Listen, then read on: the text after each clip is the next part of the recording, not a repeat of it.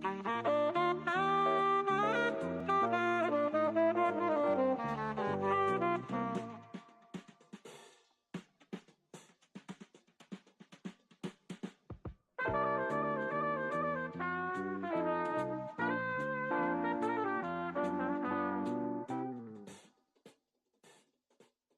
like to welcome everybody today. I'm President Garcia Morales, and I call this regular board meeting of May 9th to order. The time is 5:02 p.m. I'd like to remind everybody to please silence their electronic devices.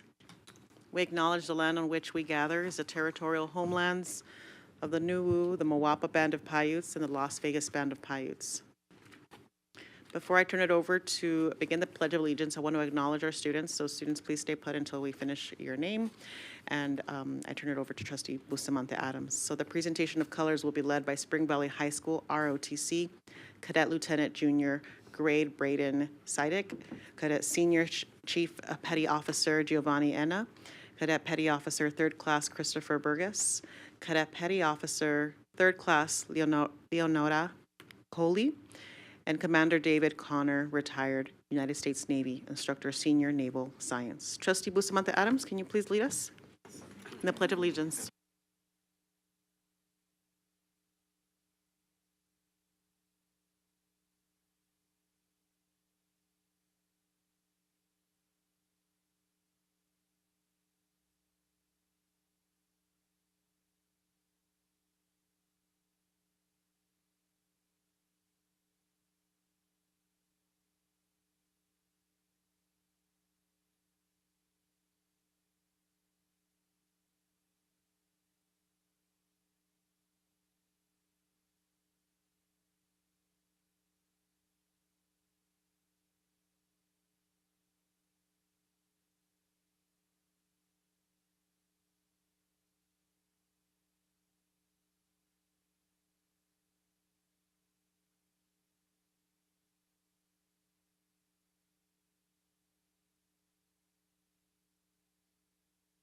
Thank you. Please have a seat. All right, Trustee Zamora, are you ready to help us make the motion to move the agenda? Thank you. Thank you, Madam President and members of the board. I would like to make a motion to adopt the agenda with the following changes. Reference materials provided for items 4.02, Superintendent Search, Request for Proposal rubric. Thank you, Trustee Zamora. Trustee Cavazos? Thank you, Madam President, and I would like to second that motion, please. Thank you, Trustee Cavazos. Colleagues, we have a motion by Trustee Zamora, a second. We have a motion by Trustee Zamora, a second by Trustee Cavazos. Please cast your vote. Trustee Williams? Aye. Thank you, colleagues. That motion passes 7-0. Before I open the consent agenda, is there anyone who has not had a chance to complete a yellow public speaker card? Please do so now. Otherwise, once we begin with public comment for consent agenda items, we will no longer take yellow cards. We're going to begin with the individuals who signed up in advance for consent agenda. Is Frank Friends here? Come on up, please, Frank. After Frank, we'll have Autumn Tampa and Eric Schroeder.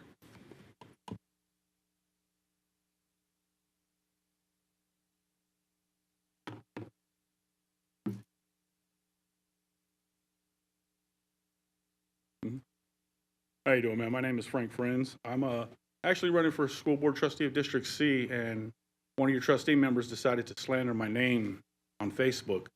So I'm going to ask that you go ahead and cease and desist with that and use that public platform to take that down. Mr. You stated Friends? that I will hurt our children and not follow the law. I've spent over a decade running to gunfire. Mr. Friends, can you please stop his time? Thank you. Mr. Friends, certainly we want to hear from you. However, can you please tell us what are you speaking to with respect to consent agenda?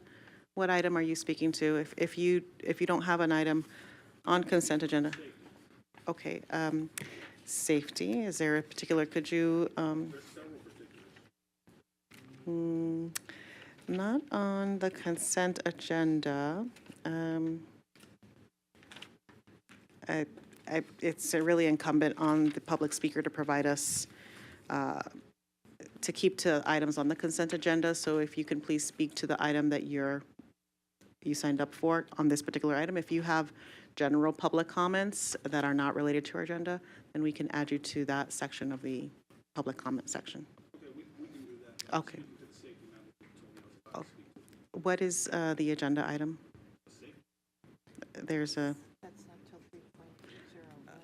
if you would like, there's an item 3.01, that's the strategic plan on perceptions, of student safety. I can add you to that particular item if you'd like.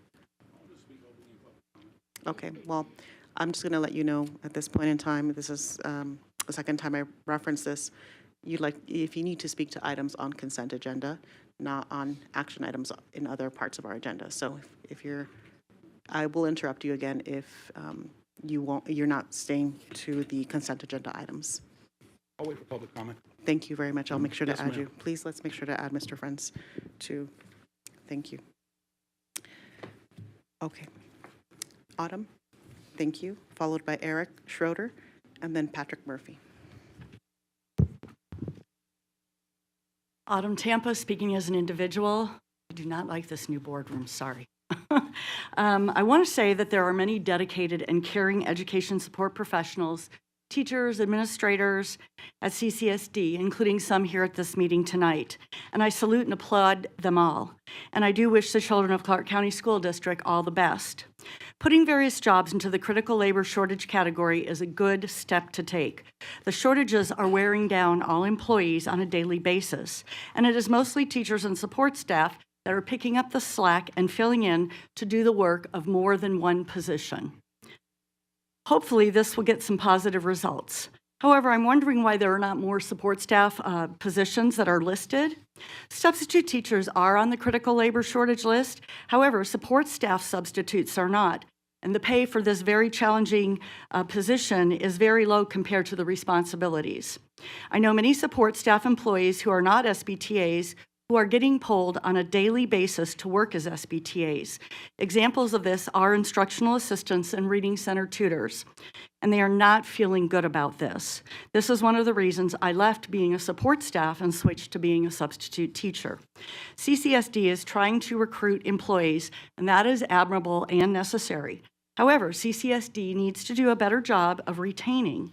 I know many employees who would quit today if they could afford to. And there are different reasons for this. One is the teacher pay schedule failing to reward veteran teachers and also failing to reward veteran support staff. Giving more money also to staff that is newer is creating a great deal of frustration among employees. And I've got to say that giving big raises to the already highly paid directors, associates, and regional superintendents and assistants has made many CCSD employees feel undervalued and underappreciated. There have been some attempts and successes in improving the climate of CCSD. However, I believe there is systemic and societal problems that are very difficult to remedy.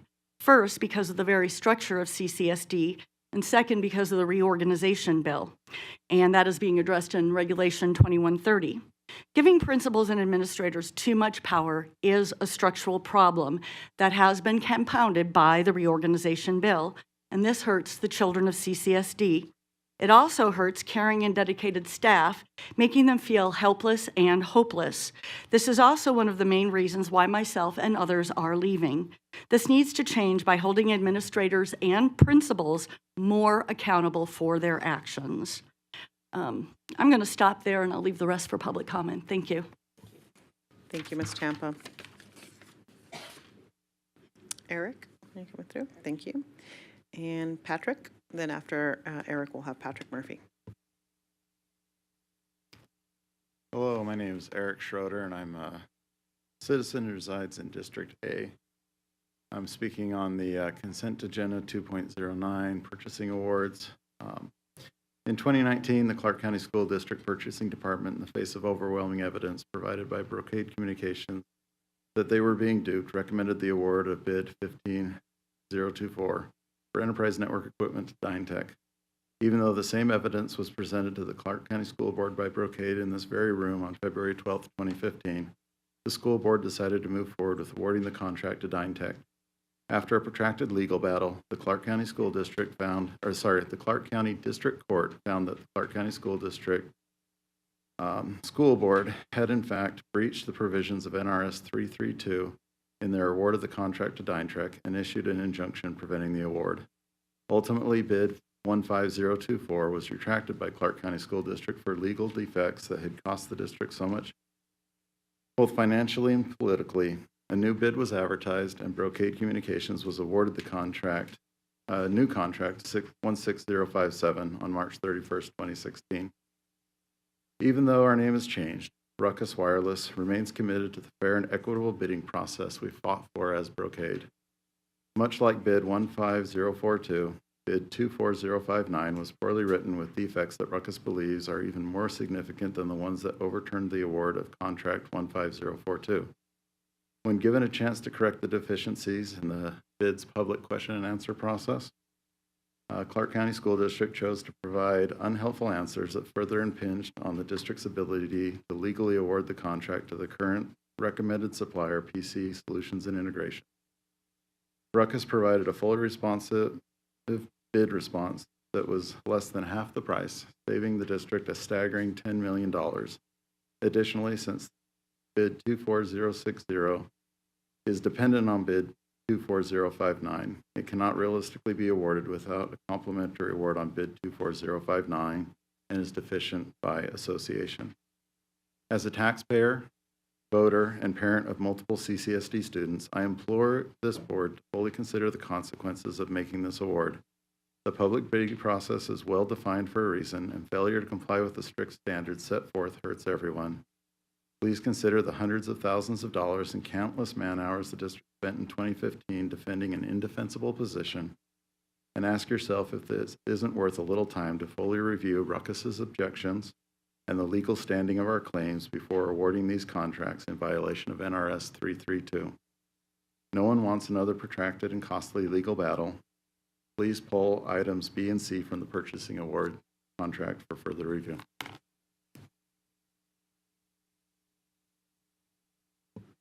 Thank you. Patrick Murphy, followed by Chris Wilson.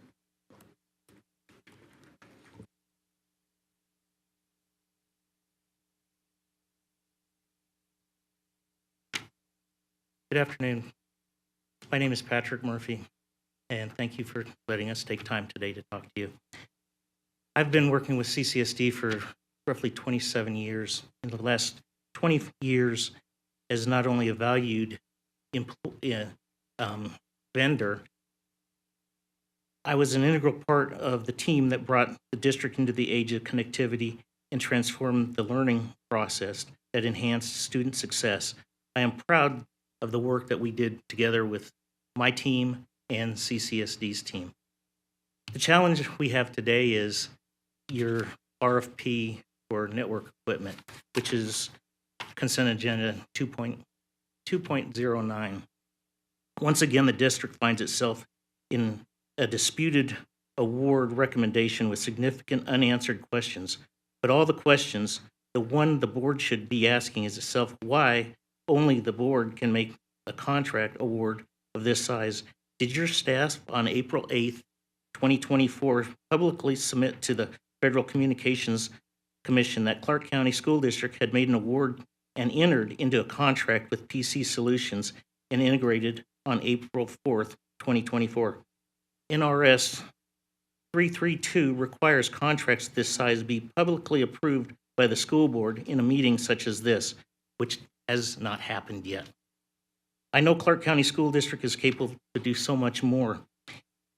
When time and budgets are critical to the staff and your constituents, I look at it and say, we need to revisit this. We did this before. It cost the district hundreds of thousands of dollars to fight the wrong decision that the school board made. I think today you need to make the decision to say, let's revisit this, and we don't have those huge dollars going out for legal fees. Thank you very much.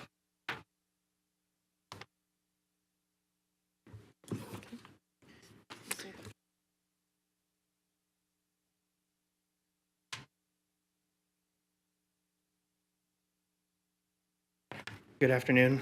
My name is Chris Wilson. I live in District E.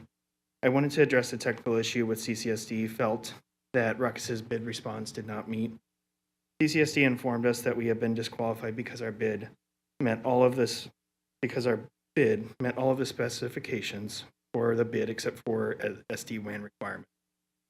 CCSD stipulated in the bid that the solutions proposed must be able to function as software-defined wide area network gateway. Ultimately, Ruckus has two issues with CCSD's findings that we did not meet this requirement.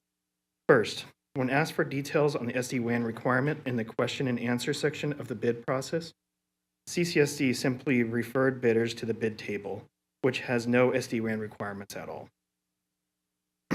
As such, Ruckus believes this eliminated the SD-WAN requirements completely. Ruckus provided detailed documentation in our bid response and how we met all the requirements on the bid table, and there was no indication CCSD found that Ruckus did not meet any of the bid table specifications.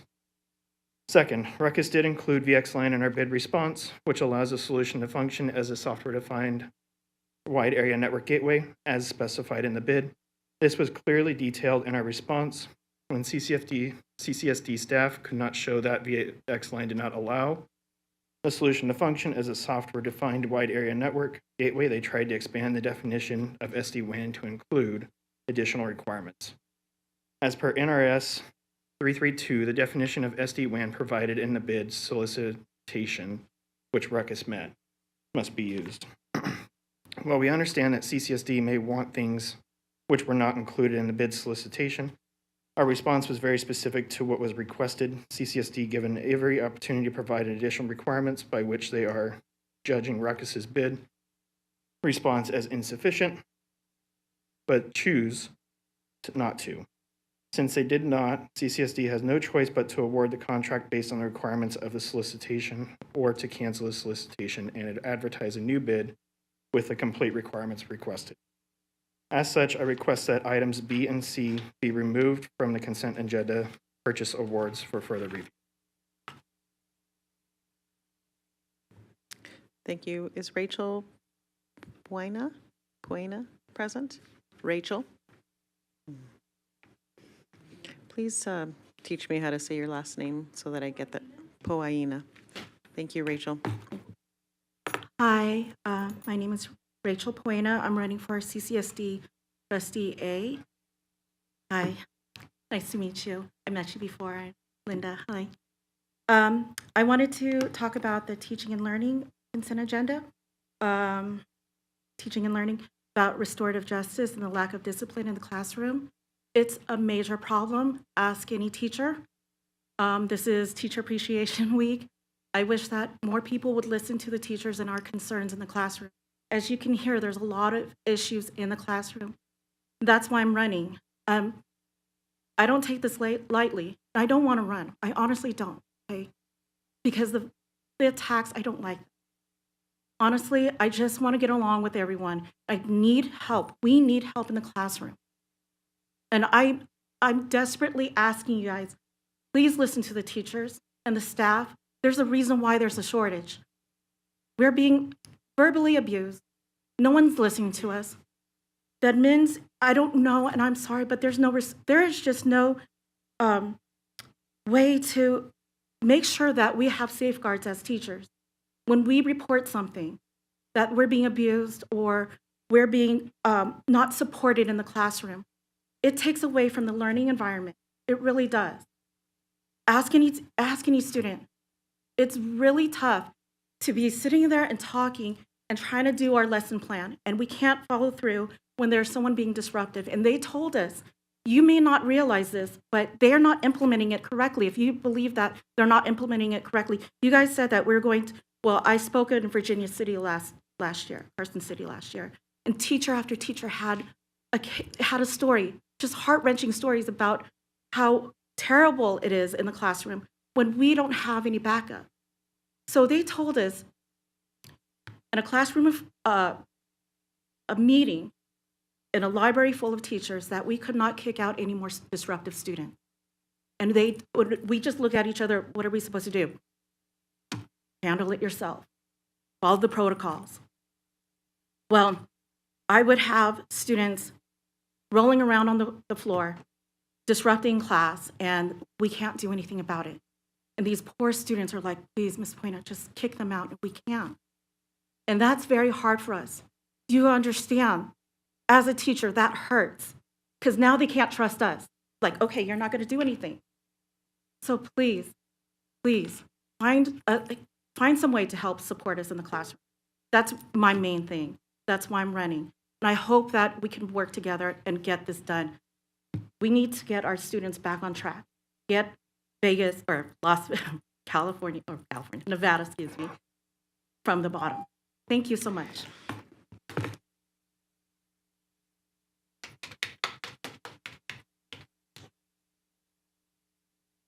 Okay, that concludes the individuals who signed up in advance. Do we have any individuals who submitted yellow public speaking cards?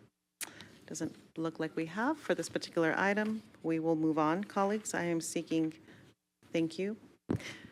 Action, Trustee Guzman. Thank you, President Garcia Morales. I move that we accept the consent agenda as presented. Thank you, Trustee Guzman. Trustee Zamora. Thank you, Madam President. I would like to second that motion. Thank you, Trustee Zamora. Colleagues, we have a motion by Trustee Guzman, a second by Trustee Zamora. Please cast your vote.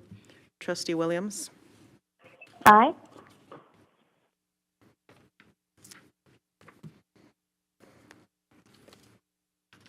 Thank you, colleagues. That motion passes 7-0. I'm going to turn it over to Trustee Guzman, who's going to help us read the warrants.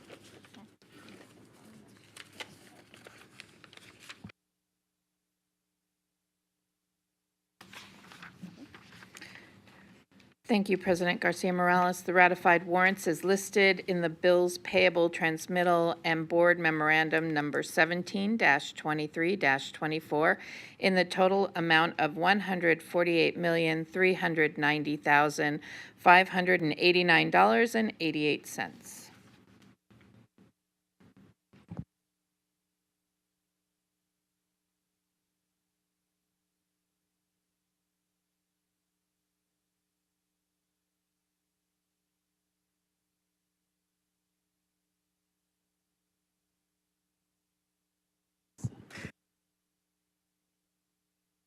Thank you for that, Trustee Guzman. I appreciate that. I'm going to move on to items 3.01, formative focus 2024 strategic plan update, perceptions of student safety. Members of the audience, this is a public comment. Excuse me. This is an.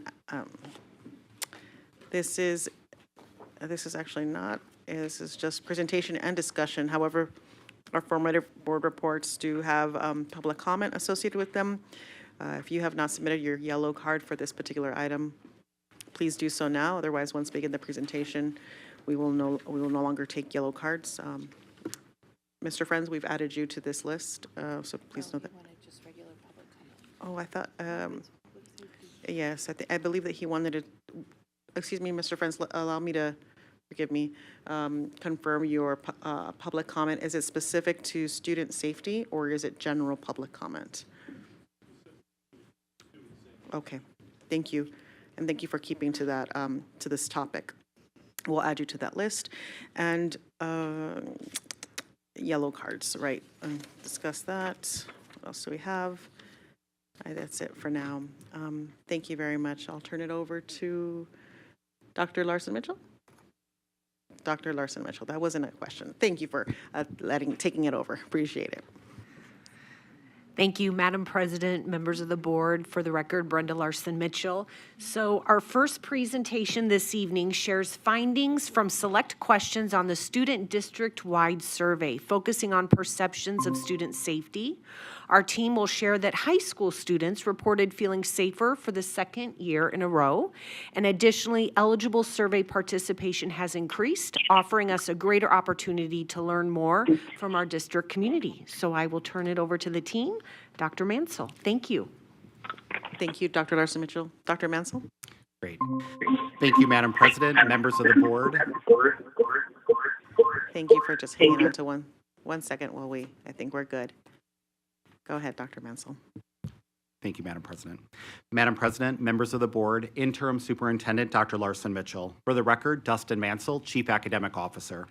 I am joined by Greg Manzi, our Assistant Superintendent of the Assessment, Accountability, Research, and School Improvement Division, and Kevin McPartlin, our Associate Superintendent of Education Services Division.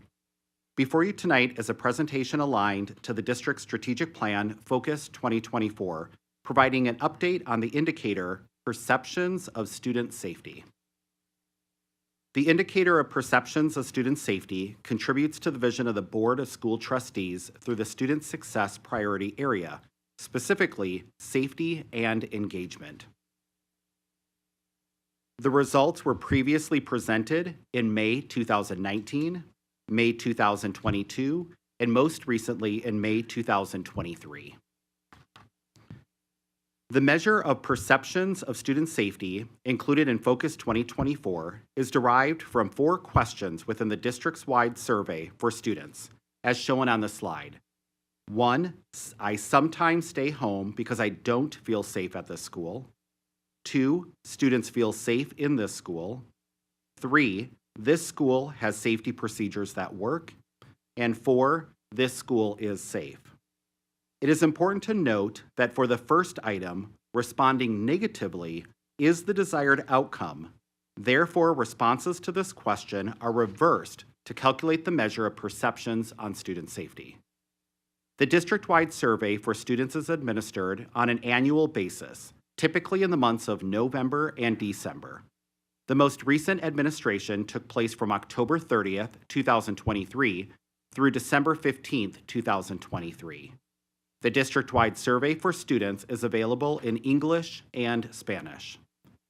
The current iteration of this survey is in its 8th consecutive year and was developed during the 2015-2016 school year in partnership with West Ed. The questions are from a combination of prior CCSD iterations of the survey, the University of Chicago Consortium on School Research, and the Nevada Department of Education. The full district-wide survey captures student perceptions in a variety of areas, including parent involvement, learning attitudes, social learning, and perceptions of school performance.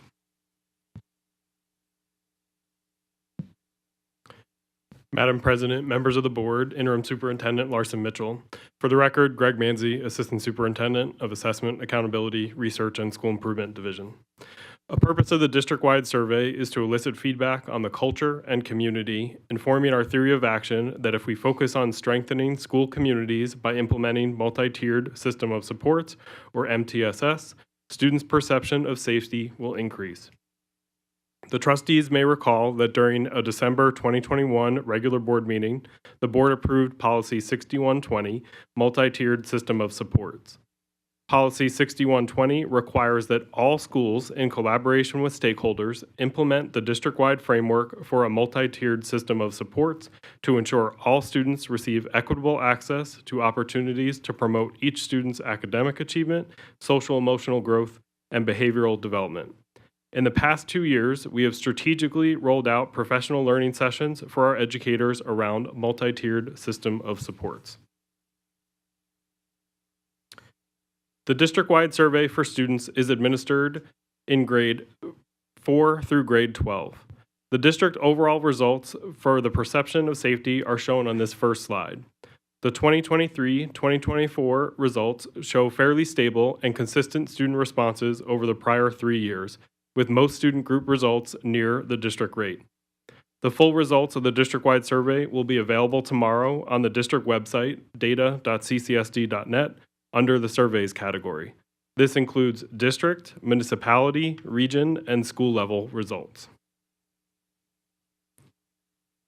On the next slide, you will find the results from elementary schools. For elementary schools, the results include students in grade 4 and grade 5. The grades at elementary are purposely selected to allow for the highest degree of independence in the completion of the survey, therefore more reliable results of student perceptions. The results of the 2023-2024 school year reveal slightly lower positive responses across the majority of student groups when compared to the prior year results. On the third data slide, you will find the results from middle schools. For middle schools, the results include students in grades 6 through grade 8. The results of the 2023-2024 school year reveal slightly lower positive responses across most student groups when compared to the previous year results. On the final data slide of results, you will find high schools. For high schools, the results include students in grade 9 through grade 12. We can observe that the results of the 2023-2024 school year are slightly increased for the second consecutive year, including across a majority of student groups. This also represents the highest district rate with the exception of the 2020-2021 school year completed during distance learning. You will find that the table on this slide includes a note about the targets while reporting out the current rates for the 2023-2024 school year. Targets from the Focus 2024 strategic plan expired at the conclusion of the 2022-2023 school year, but are provided for your reference when comparing actual to previous targets. Limited context is available to the district performance to others. Comparison rates were generated based on similar questions, but no district asked the identical questions that we have in our district-wide survey. The results from the Los Angeles Unified District are derived from one question: I feel safe in the school or in online school sessions.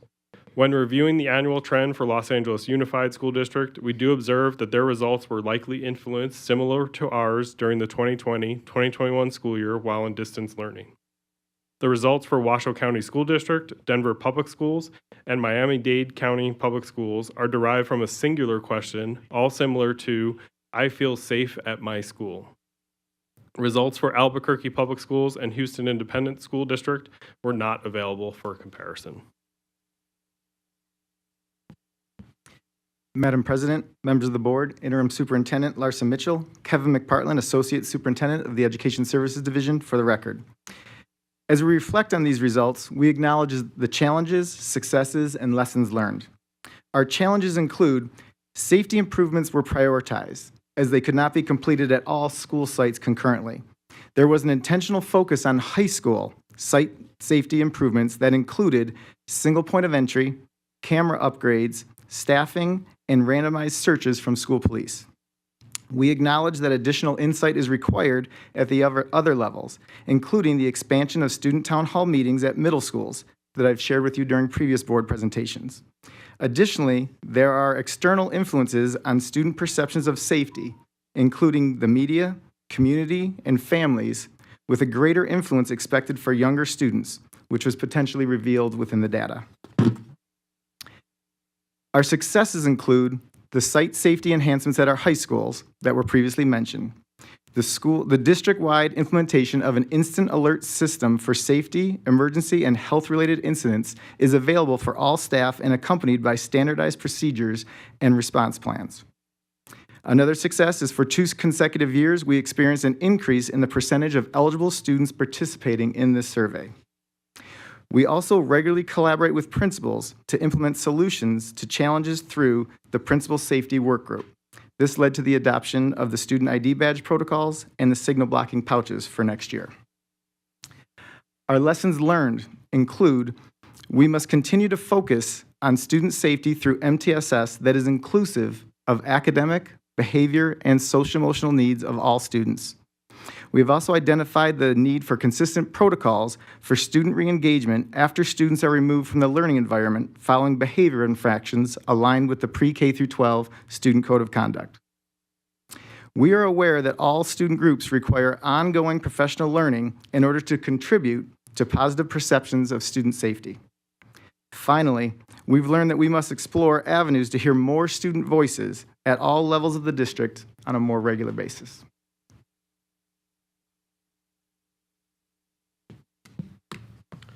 Madam President, members of the board, Interim Superintendent Dr. Larson Mitchell. For the record, Greg Manzi, Assistant Superintendent. Our next steps include the public release of the full district-wide survey results on data.ccsd.net. The results of the district-wide survey will be utilized by school continuous improvement teams as part of the school performance plan process from May 2024 through June of 2024. Principal supervisors work alongside principals in the upcoming monitoring cycle to review and discuss the results of the district-wide survey to inform any action planning. In the summer, school continuous improvement teams will have an opportunity to revise the school performance plan to incorporate action steps that address the observations from the district-wide survey results, leading to implementation and revision of the plan during the 2024-2025 school year. Thank you for this opportunity to share the perceptions of student safety update. At this time, we'll pause and take any questions from the board. Thank you, Mr. Manzi. Colleagues, if it's okay, thank you, gentlemen, I appreciate your time. Colleagues, if it's okay, we hear from public comment first. Yeah, okay. I'm going to begin with individuals who signed up in advance. I'll go with Autumn Temp. I'm sorry, Autumn, give me 1 minute. I'm actually going to give Mr. Friends a chance to come up, and then you'll be next, and then Dr. Beamel. Mr. Friends, come on up, please, and please state your name for the record. My name is Frank Friends. So I've spent over 15 years running towards shots fired calls, protecting children, communities, things like that, so I understand safety. Last year, we had 330 weapons on campus. That's 1.8 weapons a day. This year, you found 285. That's 1.5 weapons a day. You found 46 total weapons, guns is what we're going with. They said 23 were found on site, on school campuses. That's one a day. So you're telling us these children are feeling safer, but yet our schools aren't safer. Nobody has told us that you guys are finding these guns on campus at all. I've never been instructed that my daughter's school had something going on. You guys need single point entry. You need metal detectors on campus, not just specifically during sporting events. They need to be on campus at all times. These are the only ways to address this. And everybody that's talking about you need armed site personnel. It takes 3 seconds to 3 minutes for on-site armed personnel to end a threat. It takes 3 minutes to 12 minutes for that threat to get to police, and not to mention 911 went down. What were we going to do when 911's down and we have a mass event in one of our schools? There's nothing we can do. We need somebody on site to handle this. So I implore you guys to please look into that, get metal detectors on site, get armed on-site personnel on site. That's all I'm asking. Thank you, Mr. Friends. Ms. Tampa?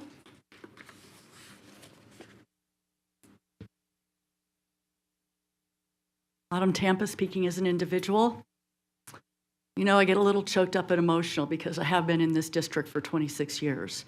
I've worked at over 160 schools for different things at one point in time, either being a substitute teacher, WEDA tester, tutor. And I have seen quite a bit. I have gone to the Prime 6 schools, I think they were called at one time, some of the highest risk schools in this district. And I think I was quite naive when I came to this district. I grew up in comfortable suburbs because my parents worked really hard to give us that safety. When I came to Las Vegas, I was in culture shock. I'll tell you that much. And I was young and naive. And so safety, I wasn't afraid because I wasn't hurt. And I think I see that in the elementary school children. They don't know to be afraid because they're innocent, because they're naive, just like I was, even more so because they're little. And so I think that that's one of the things that needs to be taken into consideration. The other thing is there's different kinds of safety. Am I afraid of my coworker? Well, as an employee, you know, that's a whole nother issue, but I'm going to get to the safety of children. So are children afraid to be bullied? Are children getting hurt feelings? Are they getting hurt bodies? And where is that coming from? Is that coming from their classmates? Is that coming on the way to and from school? And I've had children, way too many, that have that happening at home. And so I think that we are not delving into this detailed enough, okay? When you ask a question, do you feel safe? What does that mean to a fourth grader or a fifth grader? What does that mean? Are you elaborating? I think these surveys have to be more specific. And I really think that we need to delve into it in a way that children would look at it, not adults. And I see it oftentimes from adult perspective. I also see a lot of lax Now being a substitute teacher again, I've been to over 20 schools in the last couple months. And I'll tell you what, they're not taking it seriously. They're not locking the doors. They're putting magnets in them. They're even leaving the outside doors open. There is not single point of entry in most of the schools I've been to. Okay? And I'm like, and I say something, and then I'm bullied and targeted for speaking up, which has been the story of my career. But I still speak up because I can't not speak up. That's who I am, and that's who I choose to be. But you guys really need to look more carefully. Thank you. Thank you. Is Dr. Beamel? Please hold your applause, ladies and gentlemen. Thank you. Dr. Beamel, thank you.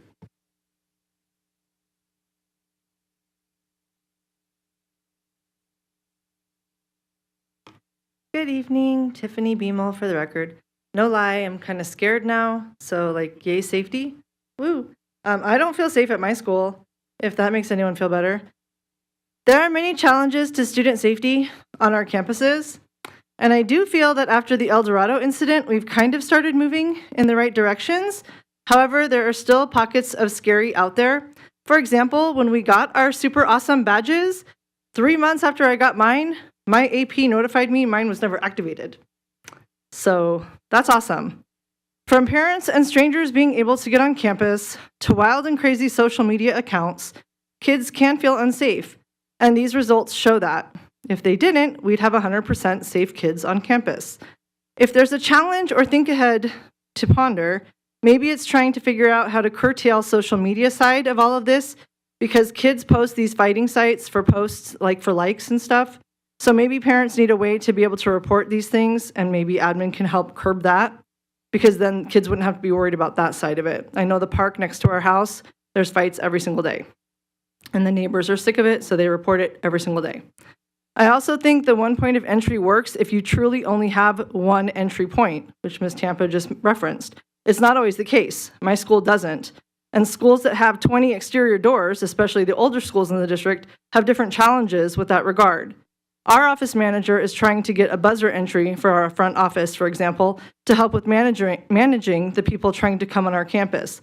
This is one way that my site is trying to further keep our students safety at the forefront. I've had parents who have come into my portable without visitor badges, just wandering in saying like, hey, I want to talk to you. That's not safe. I've had kids who come into my room who say, hey, I thought you were alone this period and I want to talk to you. And that's not safe.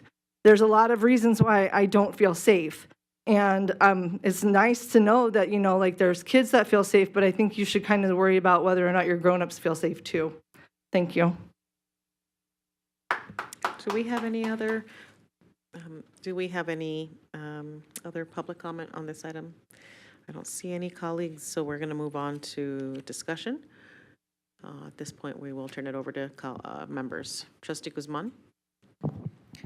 Thank you, President Garcia Morales, and thank you for this presentation. I do have a couple of questions. I was very heartened that Washoe's data is very similar to ours. That makes me feel like, we're on the right track. I wanted to ask you, Dr. McFarland, you mentioned the signal blocking pouches for next year for phones, right? And I've had some inquiries, and the inquiries were about what if something does happen? Will our students be able to get their phones so that they can let their parents know that they're okay and safe? So will they be able to get their phones from that? Madam President, members of the board, Interim Superintendent Larson Mitchell, Trustee Guzman, thank you for the question. It's an excellent question that we've heard from the public as well. So as part of the protocols, these are not locking pouches in any way. In most cases, the students are going to have access to their phone at their seat. If not, they will be within sight, they will be within reach in case of emergencies. Part of the protocols are even for emergency drills for students to access their phones during the drills. So these are not the locking pouches that we heard of in years previous of the phones being locked and students couldn't get to them. That's not the case with these. Great, thank you. And then I did like Ms. Tampa's question about defining safety. Do we define safety for the students when they're asked these questions? I think that may be, is that a question that I'm looking at Dr. Larson Mitchell? All right. Mr. Mansell? Mr. Manzi?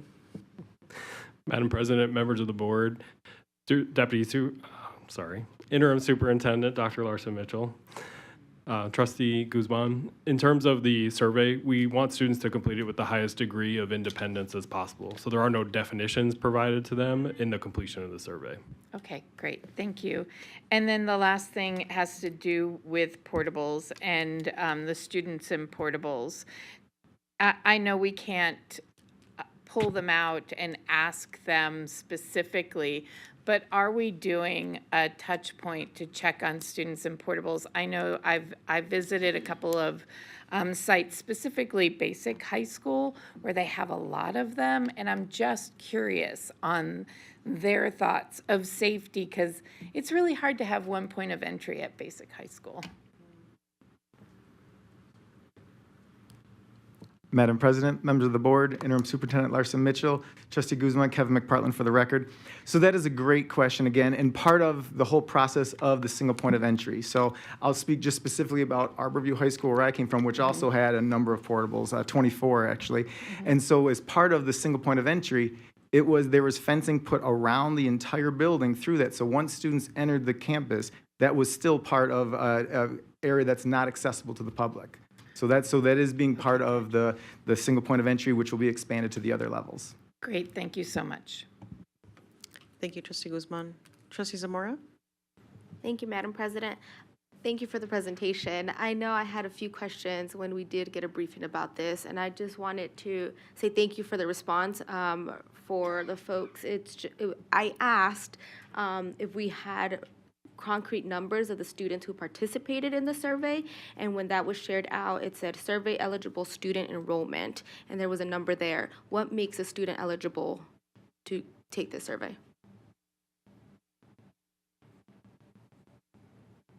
Madam President, members of the board, Interim Superintendent Dr. Larson Mitchell, Trustee Zamora, the eligibility of the student is based on their enrollment in the school, primary enrollment, so they can only be enrolled at one school, so it's attributed to that one school's location for the purpose of the survey results.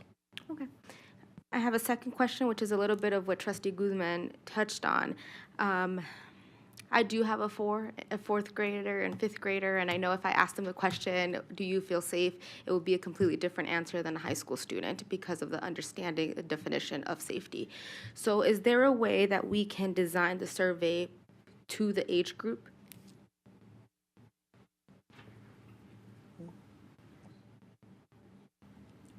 Is that a question of currently, forgive me, Trustee Zamora, is that meant to ask if we currently ask the question differently to different age groups? I think it'd be more in the future because it sounds like this is already in place and it's going and being sent out tomorrow, right? So if in the future, can it be designed per age group? Yeah, I think that's something that forgive me, I'm jumping in, I don't mean to, but I'm trying to read the room and get a better sense of that is something that could be considered. I'm not sure that in terms of day-to-day operations, Dr. Larson Mitchell. I need to turn on your mic. Here we go. Madam President, members of the board, for the record, Brenda Larson Mitchell, thank you for the question. So right now, the survey is differentiated based on the grade levels of the students. That the results are going to be displayed tomorrow. If that was something that we wanted to look at in the future regarding safety specifically defined at the different grade levels, that is something that we could look into. Okay, thank you. Thank you, Trustee Zamora. Trustee Cavazos? Thank you, Madam President.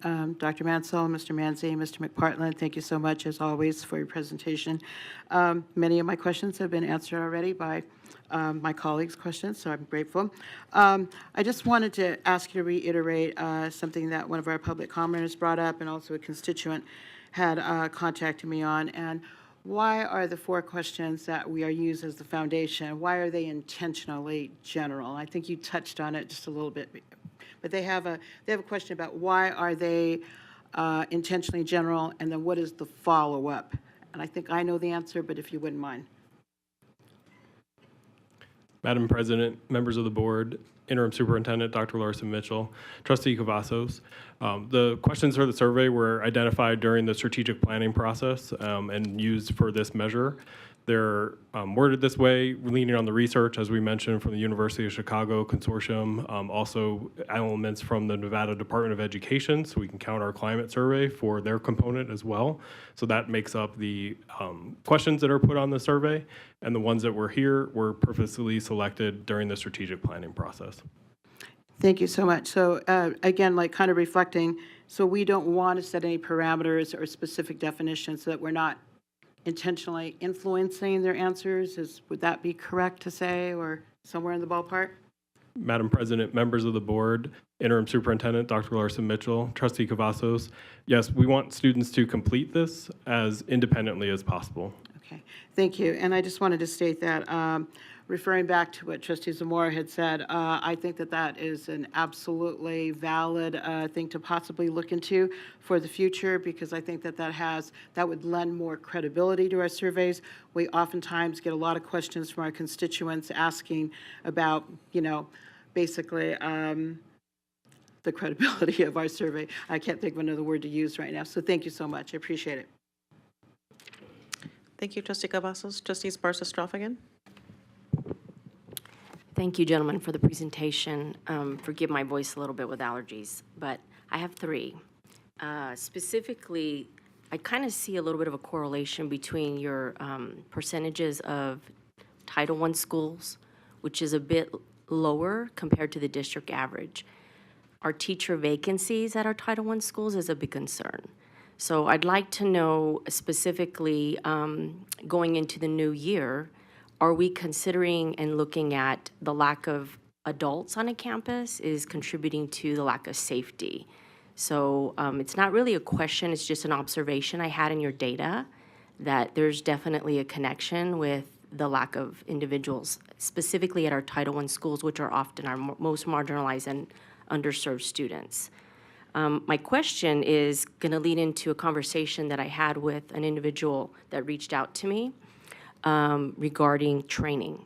So we have kind of discrepancies with the distribution of, I would say, outcomes, sometimes because administrators are new. So what kind of training are we providing specifically to those individuals so that there's more consistency with some of those outcomes? And I know that it does dip into the restorative practice, MTSS process. Madam President, members of the board, Interim Superintendent Larson Mitchell, Trustee Esparza-Straff again, thank you. So absolutely, there is multiple levels of training from multiple departments. So specifically regarding new administrators, through our leadership development program, we have a lot going on there. With restorative practices this summer, they're doing a full restorative practices, 51, 37, 39 training. Through ESD, we are doing trainings with MTSS, really to show that connection between the Tier 1 instruction and student engagement and student behaviors. So these are things that are going on every summer. It's kind of our annual plus some additional ones, but they will all be in place before the start of the next school year. Thank you for that. And that's something I think we would love to have follow-up on, and really looking at the numbers of those individuals, just because I know that's a concern that's been raised. My last question, President, with permission. I like the fact that you have a principal safety work group. So I want to say that oftentimes the answers are in the room, those that are closest to the work. Tell us a little bit more about that group and what are those conversations that they're having and solutions that they're raising. Madam President, members of the board, Interim Superintendent Larson Mitchell, Trustee Esparza Stafford. So this group, which is run through operations and safety management, but it is a group that I participate in as well. And so there are principals at every level, principals in schools in all different types of schools, and very much they are, as you said, leading the charge through their experience with the students. So the idea of the pouches, the signal blocking pouches, actually came directly from a principal who had done some research on their own.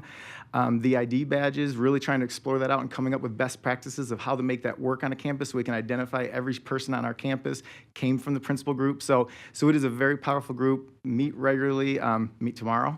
And really it's definitely is leading the way because, as you said, these are the people that are on the ground dealing with it. Thank you. Trustee Johnson?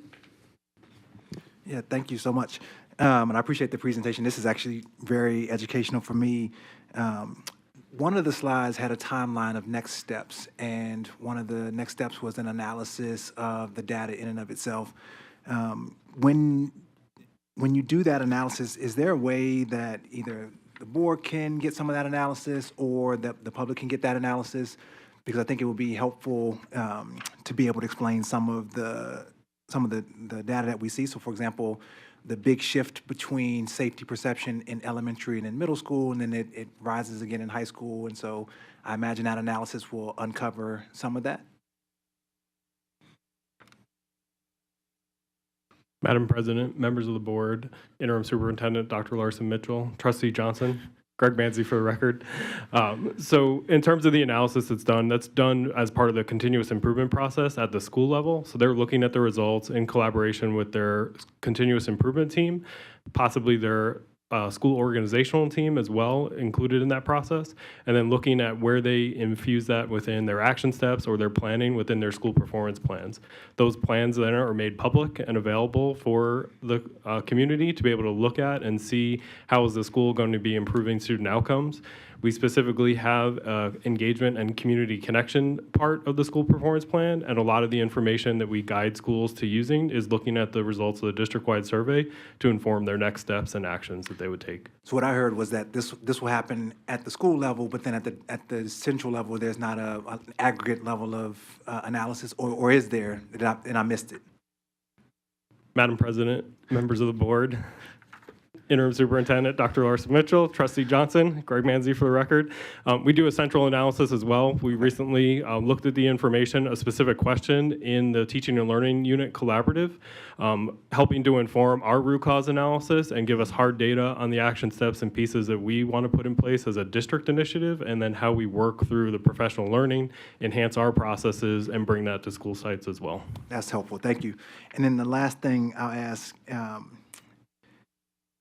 I'm trying to figure out the best way to formulate the question, but what we got was called the perception of safety, and language is so specific. So perception and actual could be two separate things. How do we measure actual safety and articulate that versus the perception that students have, so that they can know, if they say we don't feel safe, and then we can say you are safe. If we say you are safe and they say we don't feel safe, we can make sure that both are aligned, the perception and the reality. How do we measure actual safety and report that? And then how does that come to all of us? Madam President, members of the board, Interim Superintendent Dr. Larson Mitchell, Dustin Mansell for the record. Wonderful question, Trustee Johnson. The perception of a child's safety is their reality, and you have to take their perception at face value. So if they feel not safe, then that's their reality, and so we need to be addressing that, and I think that is a lot of the work through Education Services Division and Mr. McPartland's team.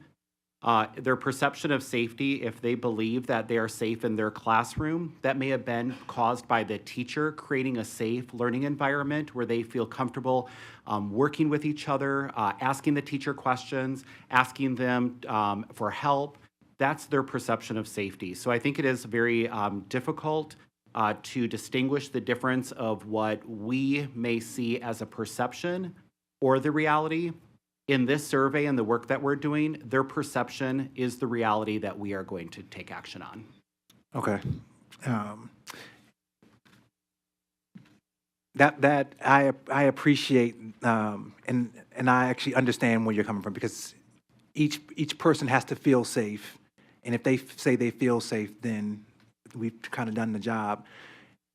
And I would imagine, like Metro would say, if they took a survey of the city and members of the city said, yep, we are safe, but they still say homicides are X, right, and robberies are X. And so do we have those measures of like the hard figures, so that, because I think it's important for us to, yes, validate every person's feelings, and I want to make sure that we're doing that, and reporting out that we don't have any fights on campus, or we had X number of suspensions, or whatever the actual numbers are, so that we can also tell that half of the story as well, so that when folks come and they want to understand what our schools are, so we can tell the story of our students and teachers feel this way, and then they actually, we've seen a decrease in fights, we've seen a decrease in X, Y, and Z, so that both of those things can line up, and we can communicate that to our constituents and to people who are listening all over the community. Dr. Larson Mitchell. Madam President, members of the board, Brenda Larson Mitchell for the record. Thank you for the additional insight. Trustee Johnson, yes, we collect that data as well, like discretionary expulsions, suspensions, fighting, tardies, attendance, all of those different pieces, battery to staff, battery to student. We collect all of that data. We monitor that data. We work very closely with our principals to put systems and structures in place to help that data. So there's the perception, and then there's also the other data that we collect to make sure that we have a full perspective of what is happening at the school. And do we share that out as well to? Madam President, members of the board, for the record, Brenda Larson Mitchell, Trustee Johnson, yes, we share that out as well. It's on our data website. Okay, thanks so much. And this is not the grill. I just want to make sure that we align everything so that people, when they walk away from here, they say, oh yes, students feel safe, and then they actually are safe as well, so they know we're doing the job that we need to make sure that we're doing.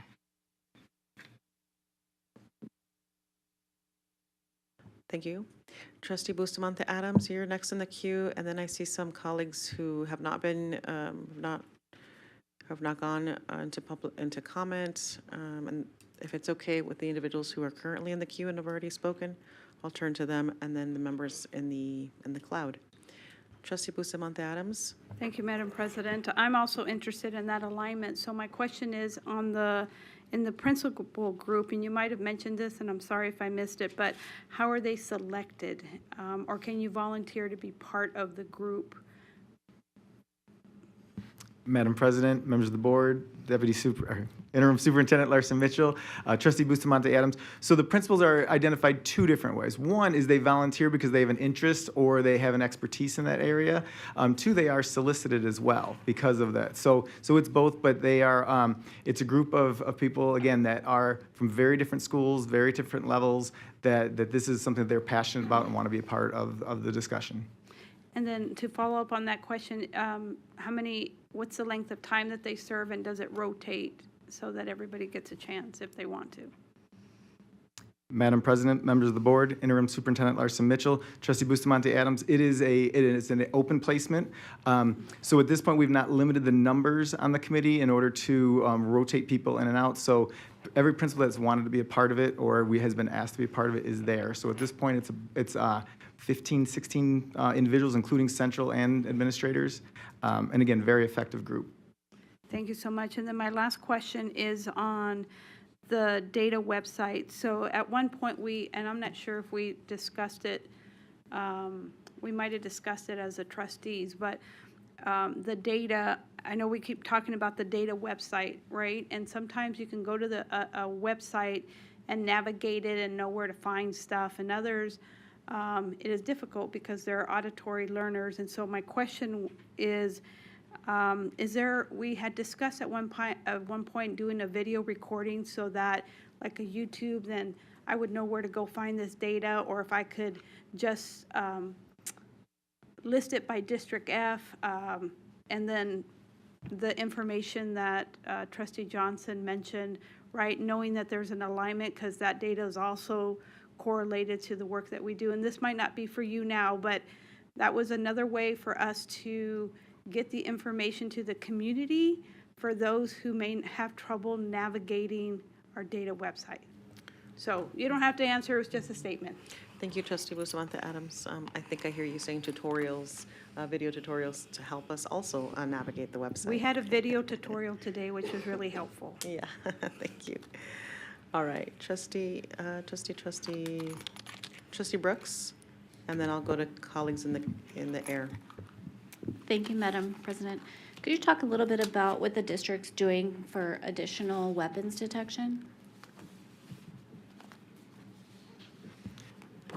Madam President, members of the board, Interim Superintendent Larson Mitchell. Trustee Brooks, thank you for the question. It is a discussion point today in our level meetings with principals as well. So with weapons detection, which is being run through the operations division, so we are at this point using the new higher level, quicker pass models. We're looking to put those in for athletic events as a starting point. To roll these out. So at the high volume football, basketball at the secondary level is at this point where that's going to be rolled out. Potential to expand, potential to increase, but that's kind of the initial rollout at this time. Thank you. And I don't know if this question is too philosophical in nature, so I'll try. But how do you balance the push and pull in the broader community for really hardening schools and also keeping them warm and inviting places that people want to be? Deep questions. I'm going to turn it over to Dr. Larson Mitchell. There we go. Madam President, members of the board, Brenda Larson Mitchell for the record. Trustee Brooks, great question, right? Balance. So I would say that we have layers of safety that we have been implementing for the last couple of years to really promote safety on our campus. That is a top priority for us, for both students and staff. And I think also to keep the love of learning there in a very positive learning environment. It's about the relationships.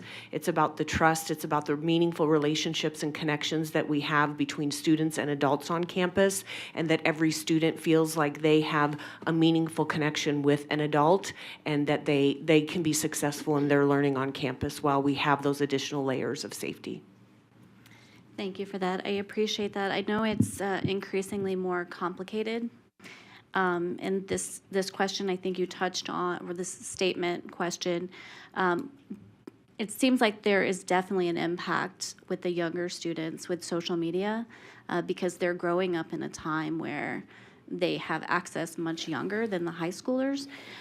And I'm wondering, what do we think as a district, or what is it that we can do as a society to counter that? Because the way this is trending is not positive, and I don't know that social media is necessarily going away. So do you feel that there is a strong impact from social media, and are there any actions that we can take as a district or that we should take as a community to counter that? Madam President, members of the board, Interim Superintendent Larson Mitchell, Trustee Brooks, that is another deep thought and deep questions. But I think in general, it's about balance. It's about education. It's about training our students. So I think the first part is what we're looking to put in place next year to kind of separate students during instruction time from it, right? Like just that relief of not having to be on there, not having to keep their presence at all times. So that's going to be a huge part. But then also through the SEL lessons we're having in schools, through the trainings we're having in schools, just to show students, just the positive place of not being on social media all the time. I know there are schools right now, high schools, where you'll see that students at a cafeteria table will put all their phones in the middle, and they have this contest where the first person that grabs their phone loses. And so we're seeing this kind of trend where students want to. There's just the pressure to stay on is something we need to overcome, and part of that is just through education for sure. Thank you. I appreciate the information and your work. Thank you. I'm going to turn it over to our colleagues in the air, and then I'll take a opportunity to share some comments. Trustee Williams, do you have any questions at this time? I don't have any questions. I just appreciate them bringing all this information forward. It's always nice to really hear and get an update. So. Thank you, Trustee Williams. Trustee Satori?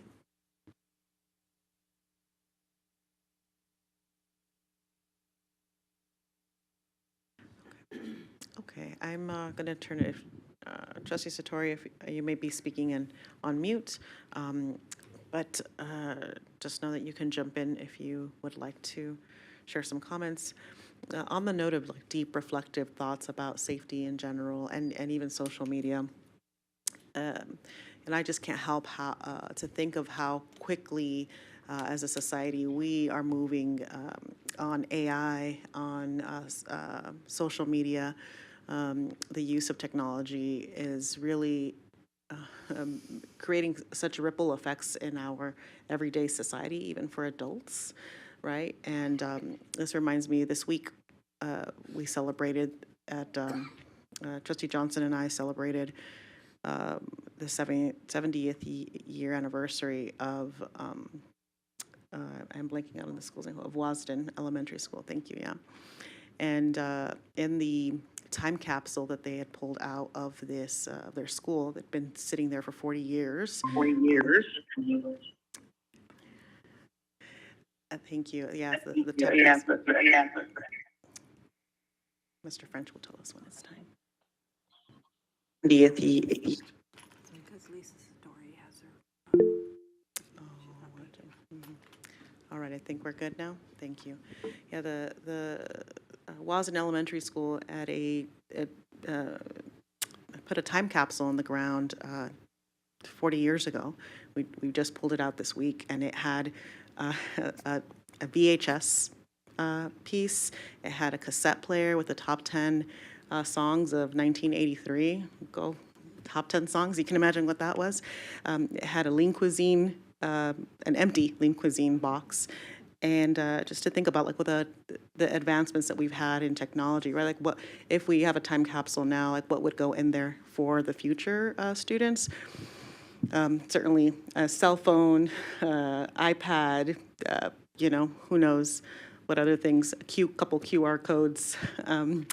But I just can't help but to think about how those, how fast and quickly advancements are happening in technology, and how we as a district and as a community, more importantly, have to be responsive to the needs of our communities, so that of our students and the changing times, so that we ensure that everyone feels safe, and both students and staff, and grateful for these types of discussions because we can continue to that are part of our Focus 2024 presentations to start to help us consider all the impacts that the board has at the governing level on our school district, specifically to develop policy that helps our kids and staff feel safe and have safe perceptions about safety on campus too. I'm going to turn it over to Trustee Satori, who is on the line. Hi, can you hear me now? Yes, hi. Excellent. Hi, sorry, I had some technical difficulties there. So, yes, thank you very much for the presentation. I had some of the same sentiments that were already addressed. I'm really just wanting to dive more into the root cause when students say that they aren't feeling safe. You know, what is the cause of them not feeling safe, whether it's physical, whether it's bullying related, if it's coming from kids or adults. My thought was possibly, you know, if the survey was able to be designed so that when students selected that they do not feel safe, that it then directed them to further questioning to try to get more information of why they're making that statement. But my question really revolves around the reentry plans and on the lessons learned, where it talks about need for consistent protocols for re-engagement following defined incidents, because a lot of times I know that's where students don't feel safe, is when there's an incident and the students are then returning to campus. You know, just making sure those consistent protocols are in place, and then making sure that other students are aware of those protocols that are in place. I know they can't know specific ones, but just knowing that those are taking place. What is kind of the next steps to ensure that those, you know, consistent protocols do get implemented at a higher degree? Madam President, members of the board, Interim Superintendent Larson Mitchell, Trustee Satori, thank you for that question. So this is going to be a huge push in our trainings this summer and in our new code of conduct that we'll be presenting forward to you. Really looking to partner with equity and diversity to provide training for staff on that truly that re-engagement, that re-entry of a student when they've been removed from the school environment. So this would be for short-term suspensions and long-term change of placements. We have new staffing that we're putting in our academic centers that'll be part of a transition plan as students return to a comprehensive school, that warm handoff back to the school, re-entry for students to again do some of the restorative work before and after for the again the harm doer and the harm receiver. So this is work that we're doing in partnership with equity and diversity. Again, the new code of conduct will lay it all very detailed of the steps schools are to take, and as well as the trainings we're going to have this summer. So it's a shift, and I think it's the right one.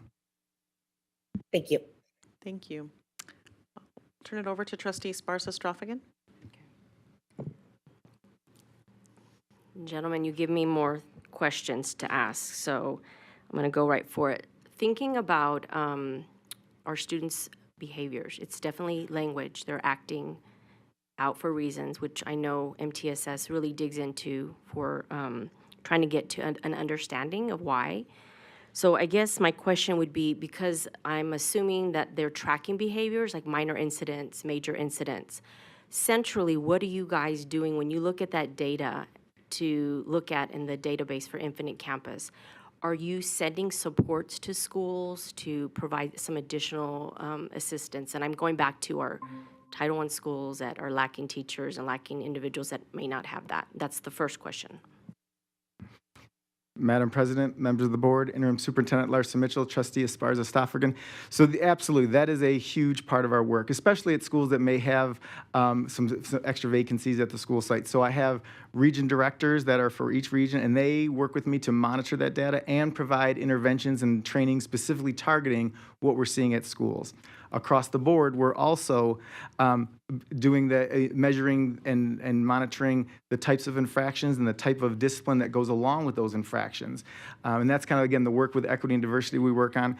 But again, really looking at, if whatever the infraction is the restorative reentry piece that we can have with that. And so really, as we look at the code of conduct, what infractions really don't belong in there because there's not a restorative piece to tie to that. So that's a huge piece of our work right now. And definitely, and while we look at vacancies, but we're finding schools where really it's not a vacancy issue, it's just a retraining and reforming how they are addressing student behaviors.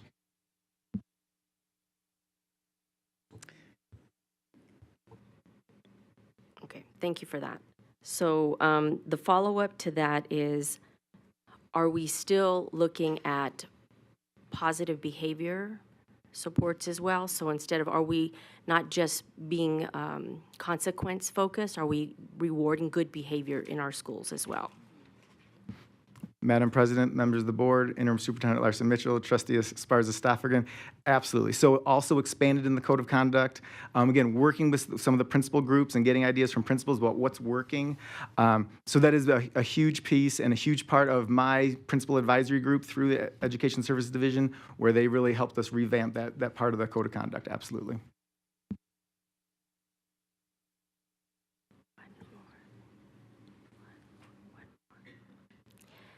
So because some of us definitely represent municipalities, I've been having conversations with mine in Henderson. They want to know what kind of outreach or supports can we do specifically to support the work that you're doing. And it can be an offline conversation, but I want it to be stated publicly. So just put it out there. It doesn't need to be answered now. Thank you, Trustee Sparsa-Stroffigan. All right, Trustee Cavazos. Thank you, Madam President. Just a couple of brief follow-ups, again brought up by my colleagues and some of your explanations also. So a couple short ones for me. Are the principals in this principal group that are some of the ones that you said, I'll use your word, being solicited to be requested to be in this group, are they specifically being asked because of large safety or violence issues at their particular school sites? Madam President, members of the board, Interim Superintendent Larson Mitchell, Trustee Cavazos. So Not necessarily. A lot of them are schools that have had great success, and we want to bring in that. But then others are principals that have identified, look, I'm struggling in this area, I want to join this group. So it is both. But certainly we're not targeting because we see problems, so forcing them in a group, right? Okay, thank you. My other question that is mine is, do we have any data for the school sites that have been already using weapons detection systems for athletic events? Do we have any data on that? Madam President, members of the board, Interim Superintendent Larson Mitchell, Trustee Cavazos. So at 4 games, just to be clear, we do have metal detecting going on at games, at large games where there's ticket takers and money. So that is occurring. I will have to find out about what data is being tracked on that, but we do, it's not a new scenario at the games. Okay, I appreciate that, Mr. McPartland. Thank you. And I have one question that came in, and it's from a student. And they said, when, Ms. Cavazos, when there are guns and other weapons found at my school and so many fights and bullying going on, and not everyone knows what's going on because they don't tell us, I just want you to know I can't just explain this on a survey question. So they asked me to pass that on to you. Thank you. All right, colleagues, I believe that concludes. Spoke too soon. No, you're good. Let's, colleagues, I'm going to turn it over to Trustees Mora. Thank you, Madam President. Trustee Cavazos just sparked a question as we were talking about the phone policy that's going to be implemented with the pouches, not locked pouches, but the pouches. I think it's more of a comment because I don't think you can answer the question that I really do have, but just thinking of pre-planning, right, when something does happen, because I think what we see a lot is that there's a news break that happens, and parents find out what's happening in the school through social media before the school reaches out. So just keeping that in, front of mind and making sure that we can get ahead of it before it's on. We can't avoid what happens in social media, but just always being like the first ones to be able to reach out to the families, because I know that can be frustrated to a lot of families that it's, why am I finding out through social media, through Facebook, through Twitter, over the own district? So just thinking about that as we're moving into this new space. All right, thank you, colleagues, for the discussion. I believe that concludes trustee questions. I am seeking a motion. Trustee Brooks? Thank you, Madam President. I move to approve the update as presented. Thank you. Trustee Cavazos? Thank you, Madam President. I will second that. Thank you, Trustee Cavazos. Colleagues, we have a motion by Trustee Brooks, a second by Trustee Cavazos. Please cast your vote. Trustee Guzman, I believe you're on the line. Yes, aye. Thank you. Trustee Williams? Aye. Thank you, colleagues. That motion passes 7-0. Thank you very much for your presentation today, Dr. Mansell, Mr. Mancy, and Mr. McPartland. Moving right along, item 3.02. This is an action item, and anybody who has not had a chance to complete their public speaking card, please do so now.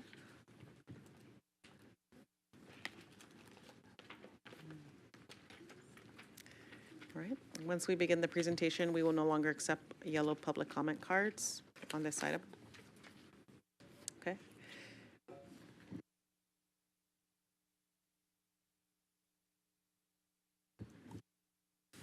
All right, we're going to begin with presentation. Dr. Larson Mitchell. Thank you, Madam President, members of the board. For the record, Brenda Larson Mitchell. So we have an update on chronic absenteeism. We decided to spice it up a little bit this evening. We've got 3 of our amazing principals that have shown decreases in their chronic absenteeism. So Mr. McPartland has shifted over in his seat. We have Ms. Jones as well with us this evening, but we have Ms. Miani, elementary school principal at Jidstrup. We have Ms. Evans, middle school principal at Swainston, and we have Mr. Jonathan Seinhold at Foothill High School. And again, they've done some amazing work in decreasing chronic absenteeism. So we thought it'd be a great opportunity for them to, for you to hear from them and the work that they're doing. Thank you. Thank you, Dr. Larson Mitchell. Mr. McPartland. Madam President, members of the board, Interim Superintendent Larson Mitchell, Kevin McPartland, Associate Superintendent of Education Services Division, for the record. This is the regular Focus 2024 Strategic Plan Report on Chronic Absenteeism, which will cover our efforts and results through the end of the third quarter of this year through March 8th, to be specific. Again, as Interim Superintendent Larson Mitchell mentioned, we are changing up our presentation today with the support of Deputy Superintendent Gutierrez, and we believe that you'll be happy to hear from the schools directly.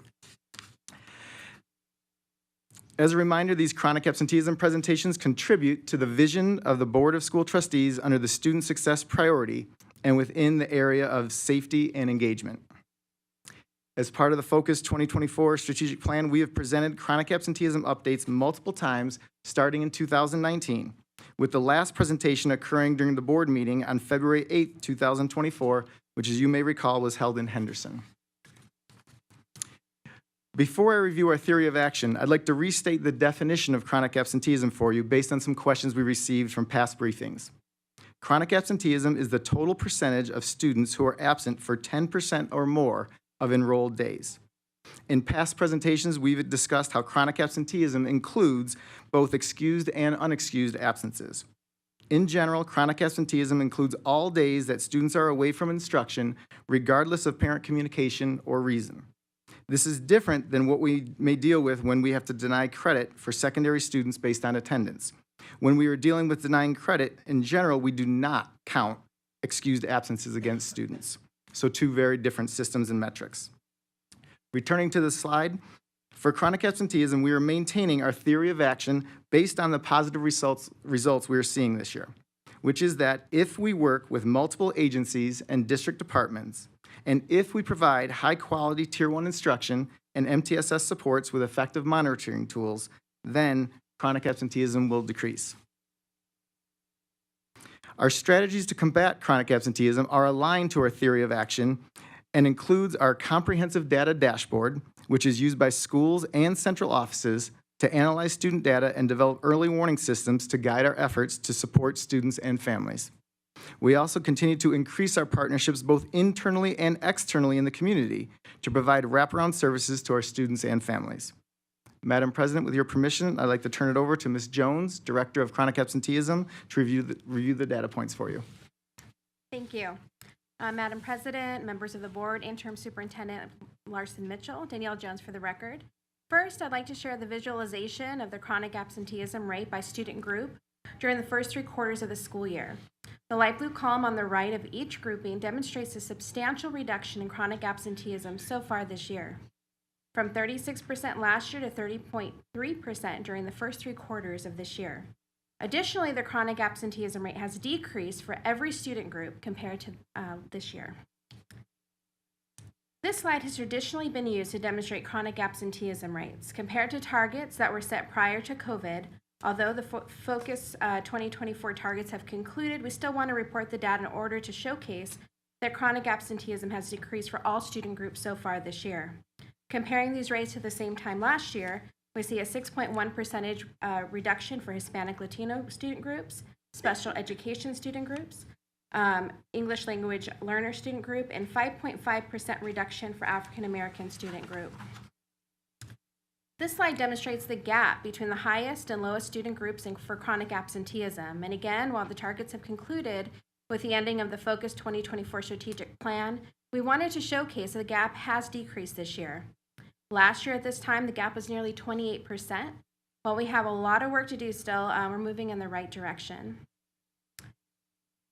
This slide is where we showcase our data compared to similar districts.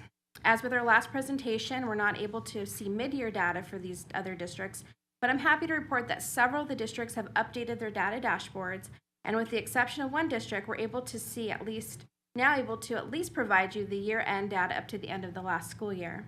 The dark green bar on the right side of each cluster is the 2022-2023 last year's school year for each district. Next, I'd like to highlight some of the challenges, successes, and lessons learned since the last presentation on this topic. One of the challenges is that we have a wide range of circumstances that require multiple strategies to assist our students and families. As we analyze and identify some trends and the root causes of chronic absenteeism, Education Services Division is excited to partner with the district's multi-tiered systems of support, or MTSS department, provides summer professional learning sessions to support our school administrators and their efforts to focus on Tier 1 instruction. We know that having quality instruction plays a major role in student engagement and attendance. I'd like to share some highlights of all the home visits being done for attendance. Our newest initiative, Support Our School-Based Employees Who Wish to Do Some Home Visits for Their Own Students, is off to a great start. We've had over 75 schools sign up to participate in the program, and over 600 staff members attend trainings and conduct home visits. Along with our school-based home visit team, we also have our attendance officers completing home visits on a daily basis. As you can see, when the report was pulled for this presentation, our attendance officers completed 29,800 home visits for attendance checks. Since that data was pulled, our outstanding district attendance enforcement officers have completed 5,000 more home visits to offer support to families to get students back to school. Currently, we have completed over 35,000 home visits for our school year. Finally, we were invited to present to the Nevada legislators on March 20th to highlight this data, the Everyday Matters campaign, and the work being done with chronic absenteeism. To further highlight the successes in combating chronic absenteeism, we'd like you to hear from our principals about the work being done in our schools to support students and families. Madam President, with your permission, I'd like to turn over to Ms. Miani, principal at Disrupt Elementary School. Madam President, members of the board, Interim Superintendent Larson Mitchell, Principal Christina Miani for the record. I am the principal of Helen Jidstrup Elementary School, and I have served my community for over 8 years. I have developed a process of monitoring and rewarding student attendance at my school that involves teachers, support staff professionals, and families. This process follows the MTSS structure, as we have tiered supports for all of our students. Our Tier 1 supports, which are provided for all of our students, are positive behavior supports and incentives for daily, monthly, and semester perfect attendance. When students are at school, they're able to earn positive points with our PBIS structure. Students that do not have regular attendance are provided with Tier 2 support. This support involves administration meeting with families to discuss any difficulties the family may have with regular attendance. So at these meetings, we discuss any barriers that they may be experiencing, including transportation, health concerns, and any academic issues they may be having. Again, the goal of this meeting is to work together to remove any barriers from perfect attendance, from students attending regularly. We also provide these students with another connection to school by providing them with weekly check-ins from our school counselor or another adult on our campus, such as a teacher or support staff professional. These efforts have resulted in a dramatic decrease in chronic absenteeism at my school. My school's chronic absenteeism rating, according to the NSPF last year, was 28.5%. According to our Focus Ed data dashboard, we were at 12.8% chronic absenteeism. I closely monitor students' attendance because as the instructional leader at my school, every day matters for all of my students.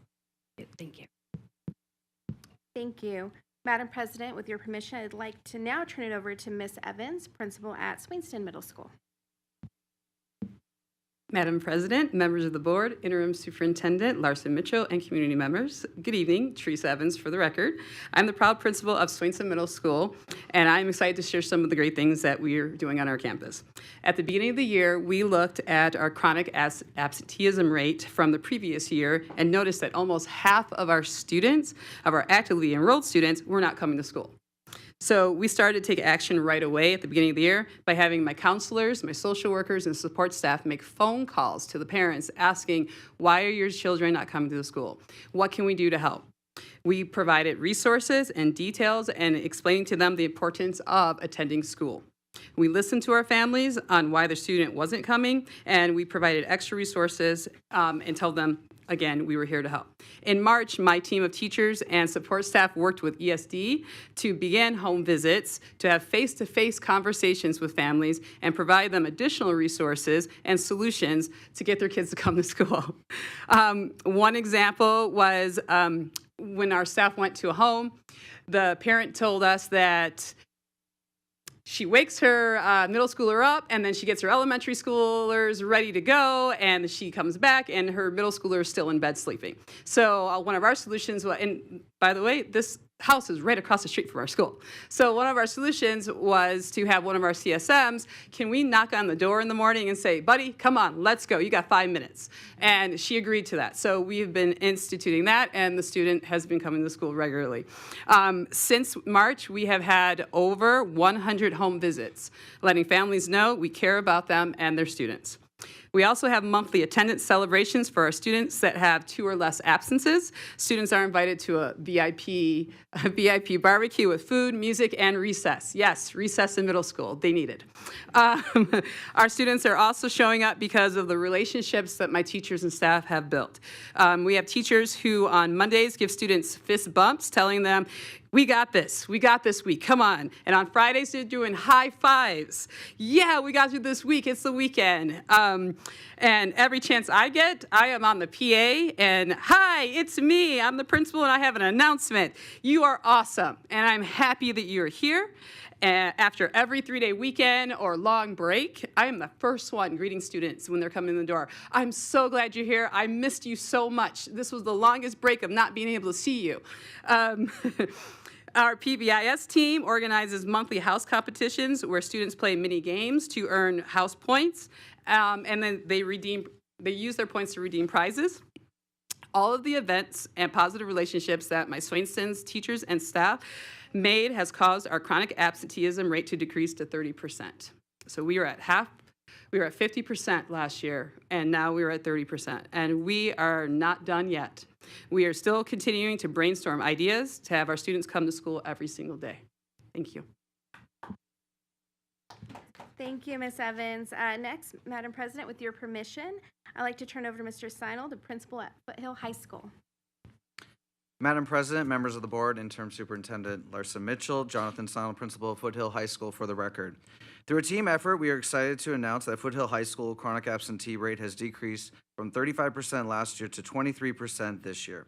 This is nearly the same chronic absentee rate that Foothill had before COVID and show that we're headed in the right direction. The key to reducing chronic absentee rate is providing high-quality Tier 1 instruction and engaging lessons. We provided professional development on structured student discourse and monitor our progress through over 700 discourse walks. We want to make sure all classrooms are environments where students want to be because an engaged student is a present student. We also have a strong emphasis on ensuring all students feel connected to Foothill as soon as possible. We have learned that the key to this connection is providing a way for 9th graders to have an additional elective. As one of the few 6-period high schools in CCSD, Foothill students typically only have one elective unless they take health or PE over the summer. To address this concern, Foothill established a robust summer health course during summer acceleration, and now we're using strategic budgeted funds to continue this. The option to take health over the summer has become extremely popular in the One Hill community, and in 2 weeks from now, Foothill is welcoming 1/3 of our incoming 9th graders to our summer health class. Completing health over the summer has allowed students to have room in their schedule for CTE, foreign language, band, theater, or any other electives. Electives are clearly proven to be very beneficial to connecting students to high school and keeping them from becoming chronically absent.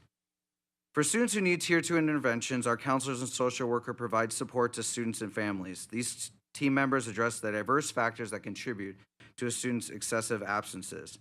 Solutions to re-engaging high school students include flexible scheduling, bus passes, self-paced learning options, and other programs that best fit their needs.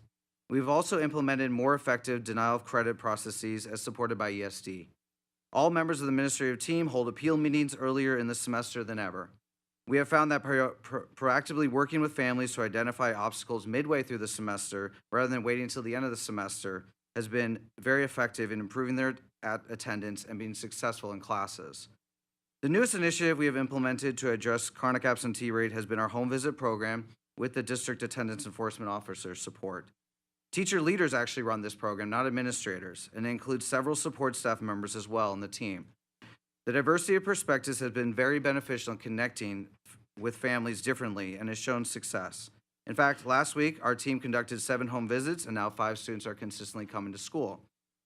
Reducing high school chronic absentee rate is multifaceted and includes relationship building, targeted interventions, and community collaboration.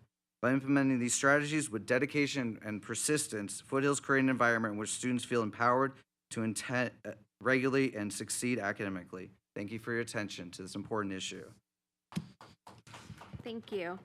Madam President, members of the board, Interim Superintendent Larson Mitchell, Danielle Jones for the record. Now returning to our presentation for lessons learned. Through our expanded efforts this year working with families, we have been able to identify 5 root causes that schools can have the greatest impact in supporting their chronically absent students. The successes we've had in identifying root causes and improving chronic absenteeism rates are directly due to our collaboration with multiple district departments and offices, the tireless work of our school-based administrators, and our incredible community partners. The lesson is less to do with the great success we've had with our county's truancy prevention outreach program as our partner, but also to ensure we effectively communicate and celebrate the work we do together. As of last week, TPOP had addressed over 8,000 CCSD referrals for this school year, providing targeted interventions to support positive school attendance. To conclude with our next steps, in addition to the targeted support we provide for schools based on our data tracking, we'll be providing 2 large-scale professional developments to school administrators before the start of next school year. The first began 2 weeks ago and highlights the best practices to combat chronic absenteeism. And our second training will occur over the summer. We'll focus on updated attendance procedures and regulations and highlighting the connection between high-quality instruction and attendance and how schools can best support it. That concludes our presentation. We're happy to clarify any data points or answer any questions you may have for us. Thank you. Thank you, everyone. Colleagues, with your permission, I'm going to go ahead and go straight into public comment.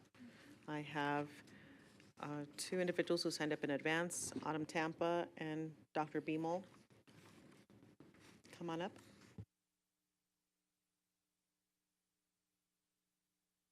Hi, Autumn Tampa, speaking as an individual, kind of making up for lost time here.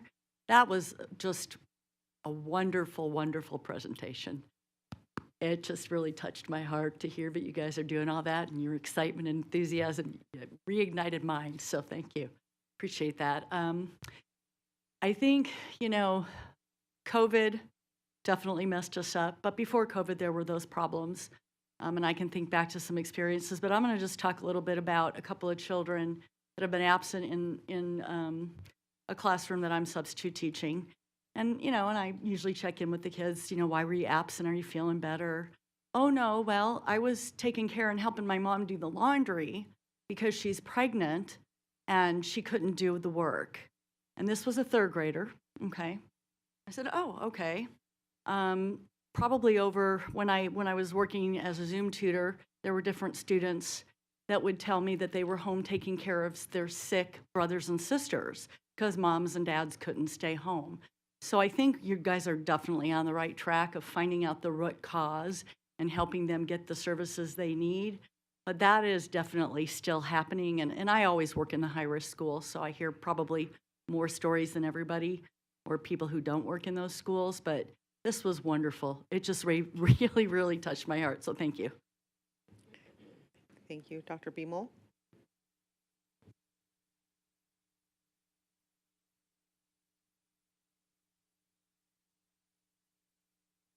Good evening, Tiffany Beamel for the record. You all are doing awesome, amazing work at your sites, and I'm super jealous that you don't have block schedule. 32 absences. I have a student with 32 absences. I'm pretty sure by definition they are not only considered chronically absent, but also denial of credit. I have another student who has 12 absences, who is also considered chronically absent and denial of credit. One won their appeal, the other did not. One gets their credit for the school year, the other gets to repeat my class. I have a student who was excused by another teacher 17 times from my class, which makes them chronically absent. But when you look at the attendance, they all become approved school absences. This is one of the many reasons that site-based autonomy is scary, because a student with 17 absences shouldn't be allowed to be excused from a core class by another teacher. Students should have to be passing their classes to be excused to participate in extracurricular activities. If athletes have to be passing to participate in sports, why not everyone else to be excused for multiple days on end? One of my freshmen missed 3 weeks for a cold, then FBLA and DECA back-to-back. On block, you missed me mentioning block, that's 8 classes. Just in those 3 weeks, that student almost met the minimum to be considered chronically absent. And with other classes they missed this semester, they hit the minimum and surpassed it. But then their absences are approved school absences, so they count in one column but not another.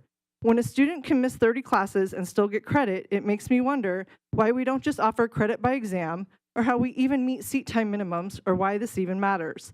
It's AP exam week, and I won't see my sophomores again because they're excused absences for all their extra periods on AP exam days. So all I can do is offer tutoring sessions in the evening on my time, off contract, to ensure they're prepared. Attendance either matters or it doesn't. I don't honestly know anymore whether or not it does. Thank you. Okay, colleagues, we have no more public comment on this particular item. I'd love to be able to turn it over to you for questions. Trustee Zamora? Thank you, Madam President. Thank you, team, for the presentation. To the principals, thank you for all the work that you're doing. I do understand that we're going in the right way, and I do want, my first comment is, there's outside issues that are happening that we just have no control of, right? Families, unfortunately, don't have paid sick days and stuff like that, so it's difficult, for the students not to stay home and take care of the other children. I'm speaking as an older child, right? And we had that responsibility, and I carry that with me. I do have a few questions, so I don't know what my limit is, President. 3 minutes. 3 minutes. Okay, so I'm curious, I'm sorry I forgot your name, but for our elementary school, you go and talk to families about barriers that they might have. I know personally and through my community, a lot of the biggest barriers is health, right? We have chronic students who just are always constantly sick. What are some resources you have for those families? And I'm just curious that hopefully you can share this so others who are listening can get that information and, have some guidance. Madam President, members of the board, Interim Superintendent Larson Mitchell, Trustee Zamora, Christina Miani for the record. So when I meet with families, myself and my administration team, when we have meetings and we ask them about if they have any health concerns, we do address those and we give them a referral to our health office, our school health office. So we connect them with our school nurse, because really that is the expertise of health at our school. And then the school nurse follows up with the family to talk about what their specific needs are, and then they go from there, depending on what the need of the family is. Thank you for that. Second question. I really appreciate the idea of doing 2 or less absences celebrations, because I think that's really important. I know students are always trying to get perfect attendance. It's sometimes difficult. They get sick, and it's okay to be sick and stay home, so we don't spread it and, it becomes a mass thing. So I really enjoy that idea, and I'm curious to see if you know specifically the increase that you've had of people, working on getting less than 2 absences. Did that make sense? That makes sense. Madam President, members of the board, Interim Superintendent Larson Mitchell, Trustee Zamora, thank you for that question. So what we have seen, because we do this every month, so at the beginning of the year, the kids weren't sure, like, what is it about? What's the VIP section of the cafeteria or the outside quad where we let them go play? So they were hesitant, but then our numbers have totally increased to the point where our last celebration, I had to buy 890 hot dogs and buns and chips and had all these games ready. So it continually was increasing. And so that was 1 month of students, and my enrollment is 1060. So I was loving it at the time, and I will spend money on my students as much as I possibly can. Thank you for that. That's exciting. My next question. I know we're doing student town halls. I'm curious to see if we can do recaps on student town halls to possibly, they could be anonymous. I'm thinking that it could probably encourage other students to participate in the town halls. Is that something we can possibly think about and explore? Madam President, members of the board, Interim Superintendent Larson Mitchell, Trustee Zamora, absolutely. So we continue to refine the student town halls as we go now to lower level, the elementary schools and middle schools. So we are tweaking it. We are providing more feedback to the school, having follow-up conversations with the school and even the students that were involved. So that is absolutely the next piece, and what you're saying is exactly the direction we're going in. Perfect, thank you. And one last question. How can we spread more of the successes we're having at these schools with the rest of the schools. Madam President, members of the board, Interim Superintendent Larson Mitchell, Trustee Zamora.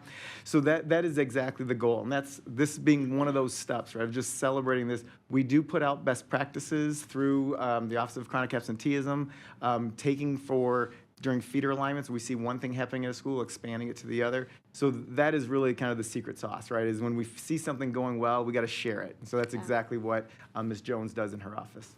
Is there a way we can possibly start with the SOTs at the schools and sharing, maybe sending it like a list of the things that are happening at these schools, so it's a starting point as we're preparing, as we're at the end of the year, but preparing for next year? Madam President, members of the board, Interim Superintendent Larson Mitchell, Trustee Zamora? Yes. No. Okay. We will, absolutely, I love the idea of the SOTs. Thank you for that recommendation. We will encourage principals to while we do celebrate with our school-wide goals and those things, the SOT, let's definitely make sure that we're getting chronic absenteeism and attendance on there. So thank you. Thank you. That's it for me. All right, thank you. Trustee Bustamante Adams. Thank you, Madam President. First, my applaud to all of you for the hard work. I can tell it's showing, and congratulations, and thank you for centralizing chronic absenteeism in one location, and I believe that that is paying off. And I love the new approach to be able to hear from principals directly. Not that I don't love you guys, but it is refreshing, so thank you for that idea.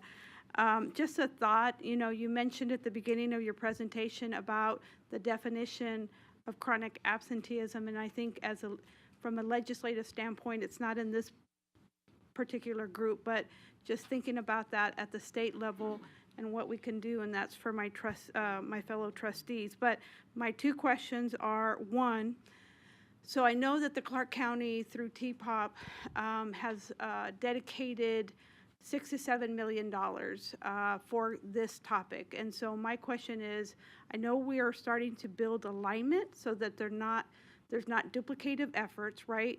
Because we have people making home visits, but I don't want to duplicate the efforts. How do we work strategically with them? And have we identified the duplication? Also with that $7 million available that they're giving to us to help solve this issue. Number two, how do we align with CIS and JAG who are on the campus that could also be of assistance? And then the second question is the municipalities, right? I'm grateful that that they are willing to step in and lean in to provide solutions for our kids, but sometimes they don't know. And so my question is, how do the principals know the resources that the local municipalities can assist with that are outside of our lane, right? And so, for example, there was a kid that I heard in one of our regions that had an issue with bed bugs at home, right? And so the child was not coming to school. But little did I know that we could have called that local municipality and gotten their assistance through the health district. We could have gotten assistance through getting new furniture for that household. We could have gotten assistance on fumigating that home, things that are outside our lane, because we got to focus on the child and getting that child to school. So those are my two questions. Madam President, members of the board, Interim Superintendent Larson Mitchell. Thank you for that question, Trustee Bustamante Adams.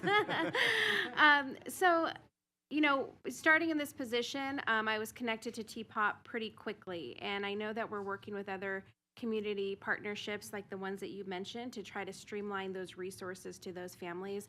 We're calling it the Go to Grow Coalition, and so that's the whole goal of that coalition, is to kind of put everything in one place so schools can have this, phone a friend, and we can connect them to things like that for families that are in need and don't really know how to get the support without the next steps. Like, well, let me connect you to this person and this person. So the whole goal of the coalition is to put it in one spot.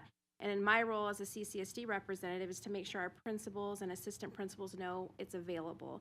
So it's in its early workings, but we meet on a regular basis to find out what partnerships we can create and make this really simple for our families and our schools. Thank you. Trustee Brooks? Thank you, Madam President. Thank you to our principals. You guys are doing an amazing job. Love the enthusiasm. It's clear that you go above and beyond, and I'm sure you don't get the credit. That's just how it works in the education sector, unfortunately. I give you props, though.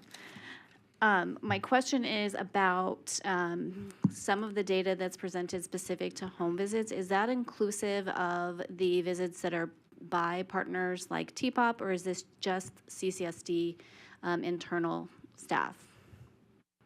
Madam President, members of the board, Interim Superintendent Larson Mitchell, Trustee Brooks. The numbers that I gave, over 35,000 home visits, are strictly done by our district attendance officers. About half of those visits are when we pull data from schools to support the schools. The other half, schools are requesting officers. So we're being proactive and identifying students that have maybe not yet been communicated with by the school, and we're trying to help lift those students as well. Thank you for that. And then I know some people touched on the partnership piece. What are the biggest supports that you would need from an external partner to leverage to help in this work? Madam President, members of the board, Interim Superintendent Larson Mitchell, Trustee Brooks, that's the exact conversation that we have with this coalition, the Go to Grow, which, again, Trustee Bustamante Adams was at one time. So the idea being that everyone has their own kind of area expertise or area of resources, and it doesn't matter who identifies the student. Once a student or a family is identified, that whole coalition can wrap themselves around that. So that's kind of really where we have the municipalities do come, communities and schools comes, Boys Town is there, for City of Las Vegas for dealing with homeless, the office there. So it's all those areas. It's health services. So no matter what that obstacle is facing the family, those people are in the room, and that's how we can connect them to through this coalition. So that's how that works. Thank you. And then last question is about the home visits and some of the information that you discover when you're dealing with these families. I work in alternative education school, so I can imagine some of the scenarios. But what are some trends that you see that are impacting our families and their ability to fully engage in the education system? Madam President, members of the board, Interim Superintendent Larson Mitchell, Trustee Brooks, thank you.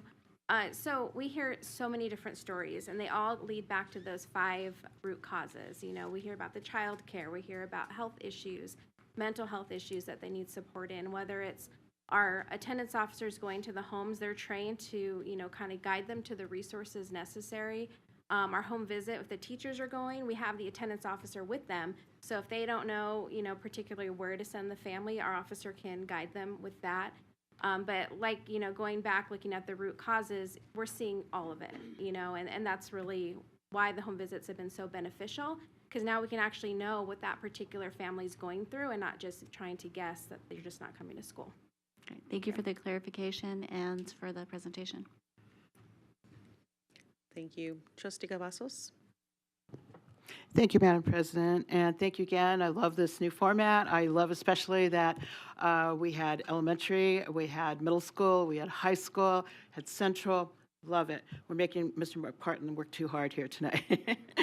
One of the things, and not really so much, I really only have one question, but I was kind of tracking as you guys were all talking, the English teacher never goes away. But I noticed that when you were all talking about the different ways that you were approaching things, you had some common threads.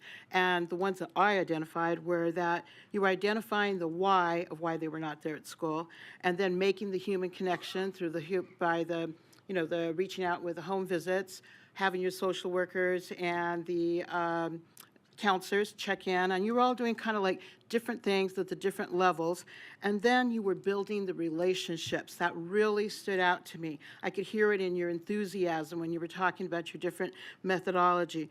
But one of the things that really stood out to me is that you didn't do just the Band-Aid approach. You followed up with that, so it's not just one and done.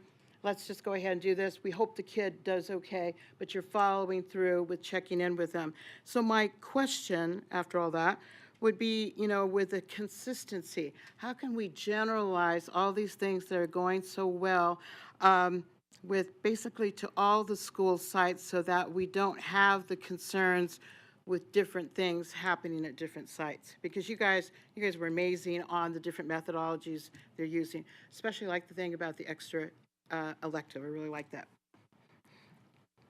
Madam President, members of the board, Interim Superintendent Larson Mitchell, Trustee Cavazos, you're absolutely correct, first of all. I mean, this is a tough time of year for principals to do these kind of things. And so I'm sure Mr. Seinold has been on duty, 10, 15 nights in a row, and I appreciate them both all being here.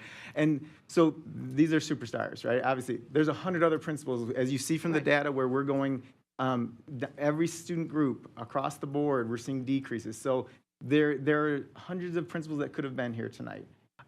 All doing unique things. We wanted to give you a cross-section of it here, but that is, again, by consolidating chronic absenteeism, and that's what Ms. Jones and her staff, they do, is they find those pockets of excellence, they identify that and spread that out as they do trainings to different schools. Here's what we're seeing at schools that are in your area, that are like you, or that are just best practices. And so that's how we're seeing these decreases at schools that maybe were lagging a little earlier in the year, and now we see them kind of at the same levels of these 3 schools here.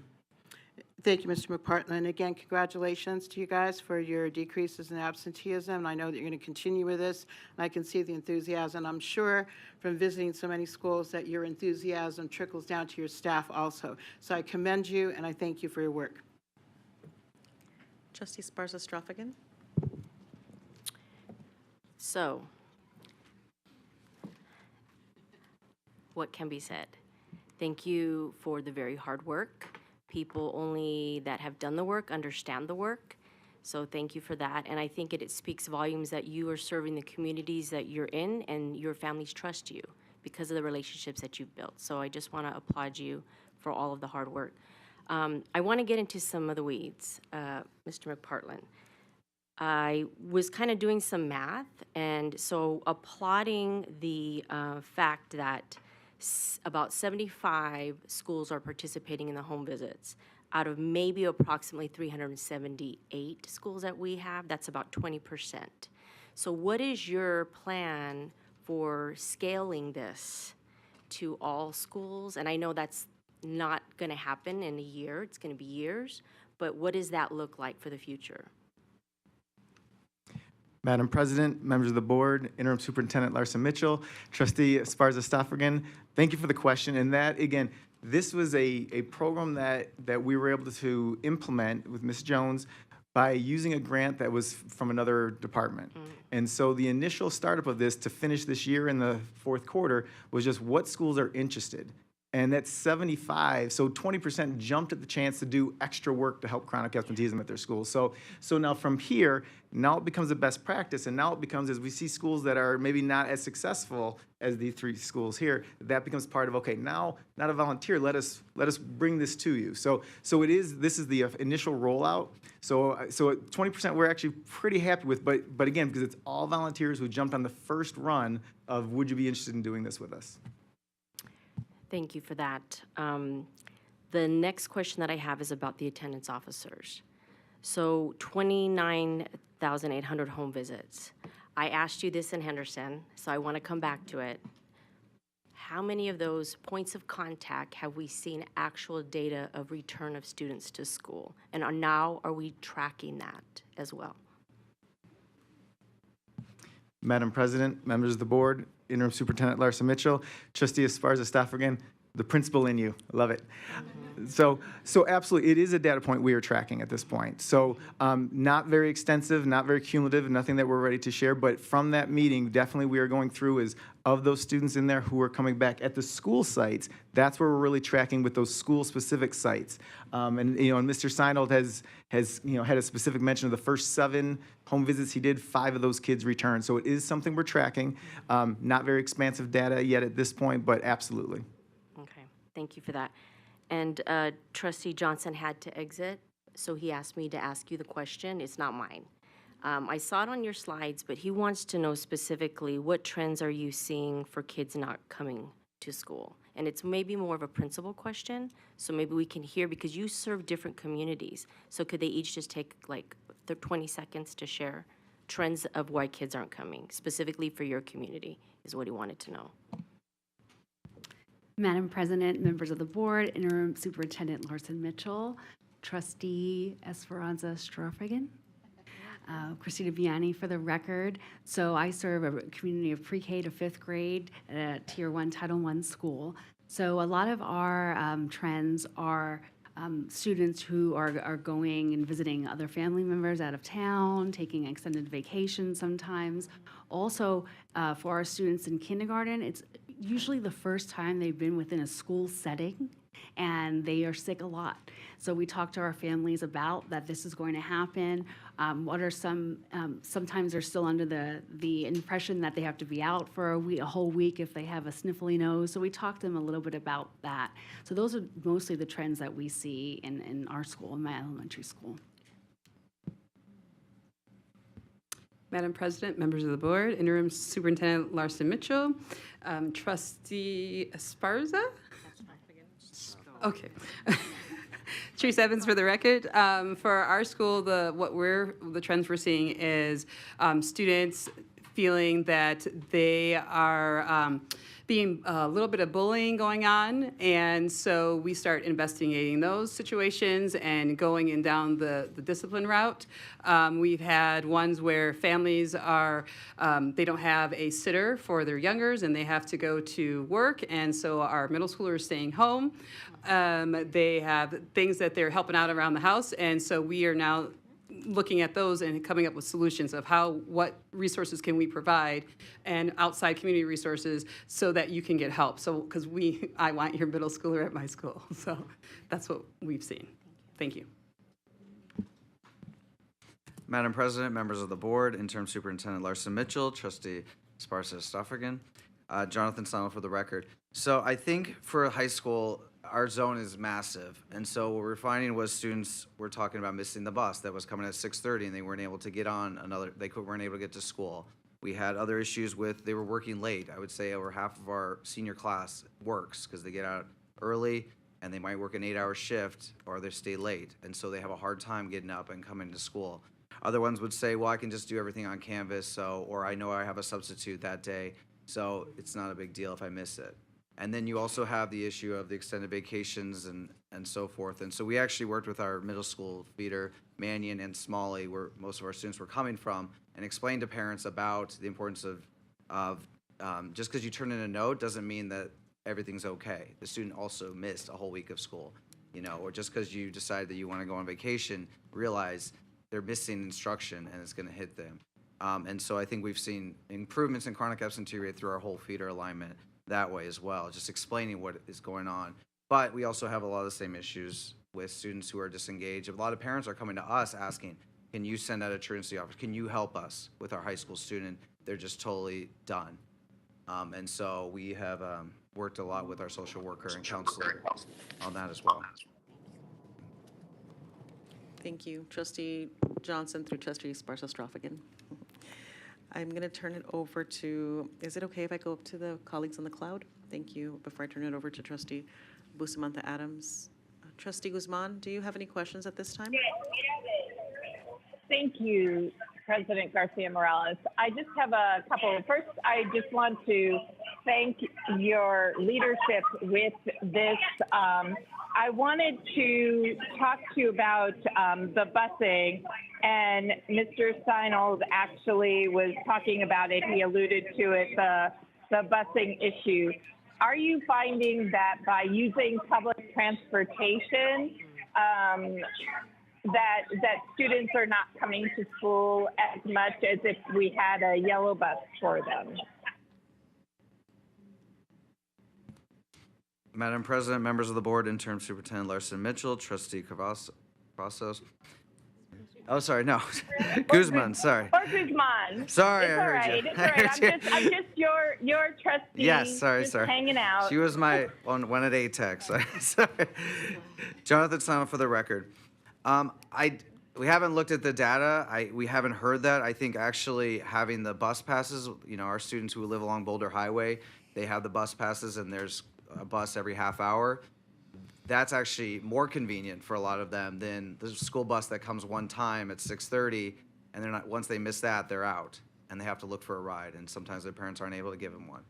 So I think it really depends on the situation of the school, but for our situation, the Boulder Highway is very, very convenient for most of our students. Thank you. That's really good information. I appreciate it. Thank you, President Garcia Morales. Thank you, Trustee Guzman. Trustee Williams, do you have any questions at this time? I don't. I just really appreciate the brief itself with all the knowledge, so thank you. Thank you. Trustee Satori? I don't have any questions that haven't been answered, but I also want to echo those same sentiments of just thank you so much for the wonderful presentation and to our principals for all the hard work you're doing. Definitely as chronic absenteeism declines, student achievement will increase. So I think that it will definitely, as we're seeing these numbers in chronic absenteeism decrease, we will see that, on our student data as well. My main takeaway though was just the positivity of these principals and taking such a positive approach. You could just hear that in their voice and the things that they're doing rather than more of a punitive one. So just hearing the increase in home visit, positive incentives, the relationship key, engagement in the classroom. So definitely I think, as much as we can get this communication and get them in front of other principals and just spread what they're doing, we'll continue to see it go down as well. So thank you very much. Thank you. Trustee Johnson, I believe your question was asked. I want to give you an opportunity to ask any additional questions that you may have.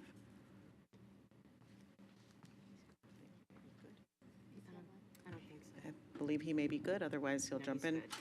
Colleagues, I haven't had a moment to share my remarks, and I will add that incredibly thankful to leadership for continuing to stay laser focused. Thank you, Dr. Larson Mitchell. Thank you, Mr. McPartland, for your continued laser focus on creating support systems and structures that will ultimately uplift our entire school district. It's happening already. I'm encouraged because I know this type of change takes time. And even in 2020, 2021, 2022, when we started, after we returned back to campus, we started monitoring this data. And this is why it's so important for our role as members of a governance body to monitor data so that we continue to see upward trends like this. And I'm grateful, especially to my colleagues on this board who have had the foresight to see and acknowledge and monitor that this is an important component of our district's success. So incredibly grateful to each of you for your continued commitment in investing in resources that will allow us to do good work in reducing chronic absenteeism. All right, I'm going to turn it over. Last word, you heard. All right, Trustee Bustamante Adams. Thank you, Madam President. My question has to do, I know that you are aligning with several stakeholders. I'm grateful to hear about your outreach and partnership with local municipalities and the county. My question is, are businesses a part of that strategy? Because I know that they're interested. We've done a couple of pilots where the businesses have added value, and so that's my question. Madam President, members of the board, Interim Superintendent Larson Mitchell, Trustee Bustamante Adams, absolutely. I know, and we've had kind of offline conversations about it the same way. Through the coalition, that is a strategy that we're going to put in place, using the community partners also to help us. So it's not just the school district going out, but the community partners in the municipalities going out to help us rally schools to do those things like we talked about earlier in the year. The business by one of our high schools that was not allowing students in, only through the drive-through during school hours. The one we discussed over in Henderson. So those are part of the outreach from the coalition and part of the action steps that the municipalities wanted to take as far as what can we do. And that was one that really, hey, that's an outreach we can do and support you with. So absolutely.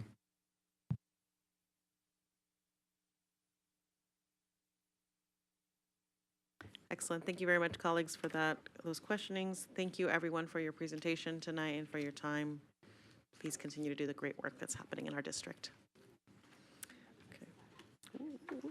I think that gets a whoop whoop. Yeah. Yeah. All right. We're going to move on to item 4.01. Let's see, colleagues. This is an action item, and we will take public comment on it. So please, if you'd like to speak on this item, and I'm sorry.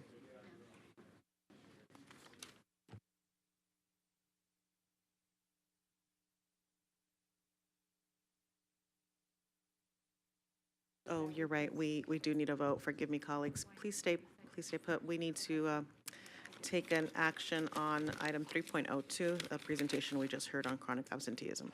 Trustee Brooks? Thank you, Madam President. I move to approve the report as presented.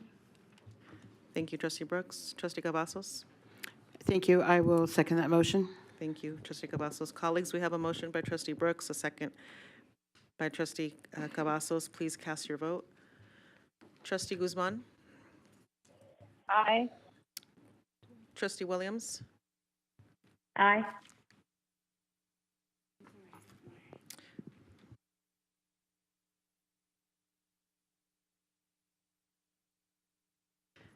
Thank you for that, everyone. That motion passes 7-0. All right, now we're going to move on to item 4.01, the Superintendent Student Advisory Council Year in Review 2023-2024. I'm going to turn it over to Dr. Larson Mitchell. Thank you. Madam President, members of the board, for the record, Brenda Larson Mitchell, very excited to have our students with us from the Superintendent Student Advisory Council. I've joined them for, I think, maybe 3 meetings. It's been an absolute pleasure getting to know them, learning from them, hearing from their voices. So tonight we have Spencer from West Career Technical Academy, Alexis from Southeast Career Technical Academy, and Jasmine from Del Sol High School. And I just also want to do a shout out to Miss Rodman. She's in the audience every time she helps facilitate our sessions. She does an amazing job, so very, very appreciative and grateful. And we also have some other students in the audience. If you guys would please stand from the Superintendent Student Council Advisory. They're here supporting this evening, so thank you very, very much for being here. So I will, at this time, turn it over to Dr. Barton with your permission, Madam President. Thank you. Thank you, Madam President, members of the board, Interim Superintendent Larson Mitchell. I think Dr. Larson Mitchell said it so well. It was a great intro. So without further ado, this group has done remarkable. It's about student voice tonight, really hearing from a group that is a wonderful group of leaders where they were educated by district personnel throughout the year. And now they come forward to you this evening with some very strong, sound recommendations regarding the work. So without further ado, Madam President, with your permission, I'll turn it over to Spencer. Madam President, members of the board, Interim Superintendent Larson Mitchell, good afternoon. My name is Spencer Oceans, and I am a junior from West Career and Technical Academy. Next to me are my colleagues, Jasmine May Mendoza, a junior from Del Sol Academy of the Performing Arts, and Alexis Jones, a junior from Southeast Career and Technical Academy. Today, we are thrilled to represent the Superintendent Student Advisory Council, or SSAC. We represent a wide-ranging group of students to provide a student-first perspective on various CCSD issues. Madam President, members of the board, Interim Superintendent Larson Mitchell. My name is Alexis Jones, and I am from Southeast Career Technical Academy. Thank you for allowing us the opportunity to share our voices and speak on behalf of many of our peers. To begin, SSAC is a diverse community consisting of 1 junior and 1 senior representing their school, coming together during monthly meetings to discuss topics that are important to us and our community. Throughout these 8 months, we have collaborated on various topics, asking insightful questions, promoting different perspectives, and creating new opportunities to improve CCSD for students and staff. Madam President, members of the board, Interim Superintendent Larson Mitchell, I am Jasmine May Mendoza from Del Sol Academy of Performing Arts, and I want to begin by expressing my deepest gratitude that it has been an incredible opportunity to collaborate with the members of the Student Advisory Council. Students were nominated by their administration and principals, then filled a written applications identifying the issues that they were passionate about in order to find plausible solutions. These issues are directed by our council focus and structured our monthly meetings. At the beginning of the year, students had the chance to contribute their thoughts and concerns on a poster paper, reflecting input from a various schools across the Clark County School District community. The topics listed in these presentations are emergency management safety protocols, mental health, diversity, equity, and inclusion, DEI. Were chosen because we felt that they were the most critical factors affecting the students' needs. In early October, we were briefed on the emergency management protocols aimed at maintaining. So I'm not sure. Continue. Aiming at in early October, we were briefed on the emergency management protocols aimed at maintaining safety in our school environment. We learned that both police services and administrations are actively involved on school campus to ensure that students feel safe and monitored, and that there are several procedural and staff improvements that have been made in regards to student safety. During the meeting, various departments or organizations were mentioned that could help raise awareness among students about school safety. The programs introduced students include Safe Streets, Impact Teen Driver, Safe Routes to School, and Safe Voice. We know it is important for students to feel safe in their learning environment. Council members raised their concern about school safety, particularly regarding to communication challenges and complexities in managing safety components during non-classroom periods. Additionally, there were challenges related to safe transportation for students. In response to concern about emergency drills, students with hearing impairments shared their experiences. They explained that they frequently miss campus warnings and alarm sounds and relied solely on their peers to understand their surroundings. Based on our discussions concerning safety issues on school campuses, we request that the Board of Trustees to consider the following recommendations to ensure that improved solutions are implemented effectively. Mandate notifying students, staff, and parents by a text message and email at a 10-minute intervals during hard lockdowns, such an active shooter on campus. Ensure that every room on a school grounds has lights that flashes when a fire alarm or Santiago system is activated. This will assist students who have hearing impaired or have other disabilities during emergencies. Mandate students receiving text message notification when Santiago alarms or fire alarms are activated on school campuses. This serves as an additional visual alert. Madam President, members of the board, Interim Superintendent Larson Mitchell. For the record, this is Alexis Jones. During our time serving on the SAC, we were introduced to many of CCSD's services aimed at raising awareness of mental health for both students and staff. Some of those resources include Rethink Ed, Social and Emotional Learning, School Counseling, Hazel Health, Business Wire, My Life is Worth Living, CCSD Health and Wellness for 5K for staff, and the Cook Center for Human Connection. Although each of these programs offer different resources to assist our community, they all share a common goal: addressing the mental health epidemic that not only affects our students, but also our staff. We were introduced to all of these programs during the Mental Wellness Fair in September, where vendors and community partners presented about their organizations and how they work to address mental health, one step at a time. Through this experience, we realized that there are many programs and resources designed to help students that students do not know about. Therefore, additional efforts from CCSD are needed to better communicate and disseminate these materials and resources to students and families. One aspect we often focus on is supporting students and their well-being. However, in all of these efforts, we tend to overlook our teachers and staff, who are equally, if not more important. Without an administration, we wouldn't have teachers, and without teachers, we wouldn't have students, and without students, we wouldn't have a school. The first step in addressing and improving the mental health of our district is to gather more information to understand how schools are addressing the mental well-being of staff and students. Utilizing the Panorama survey at the beginning and end of each year will allow us to track the progress of not only of schools, but also of individuals. These responses will be compiled into a database to identify which schools need more resources to succeed and which ones are effectively utilizing the resources already provided. The district can also use the data compiled from this survey to determine new areas of mental health focus, programming, events, and marketing efforts. Additionally, implementing mental wellness days at each school would be beneficial. These days could occur on the last day of the first and third quarters, when typically no new instruction takes place, and give students the opportunity to meet with their counselors face-to-face about their social and emotional health.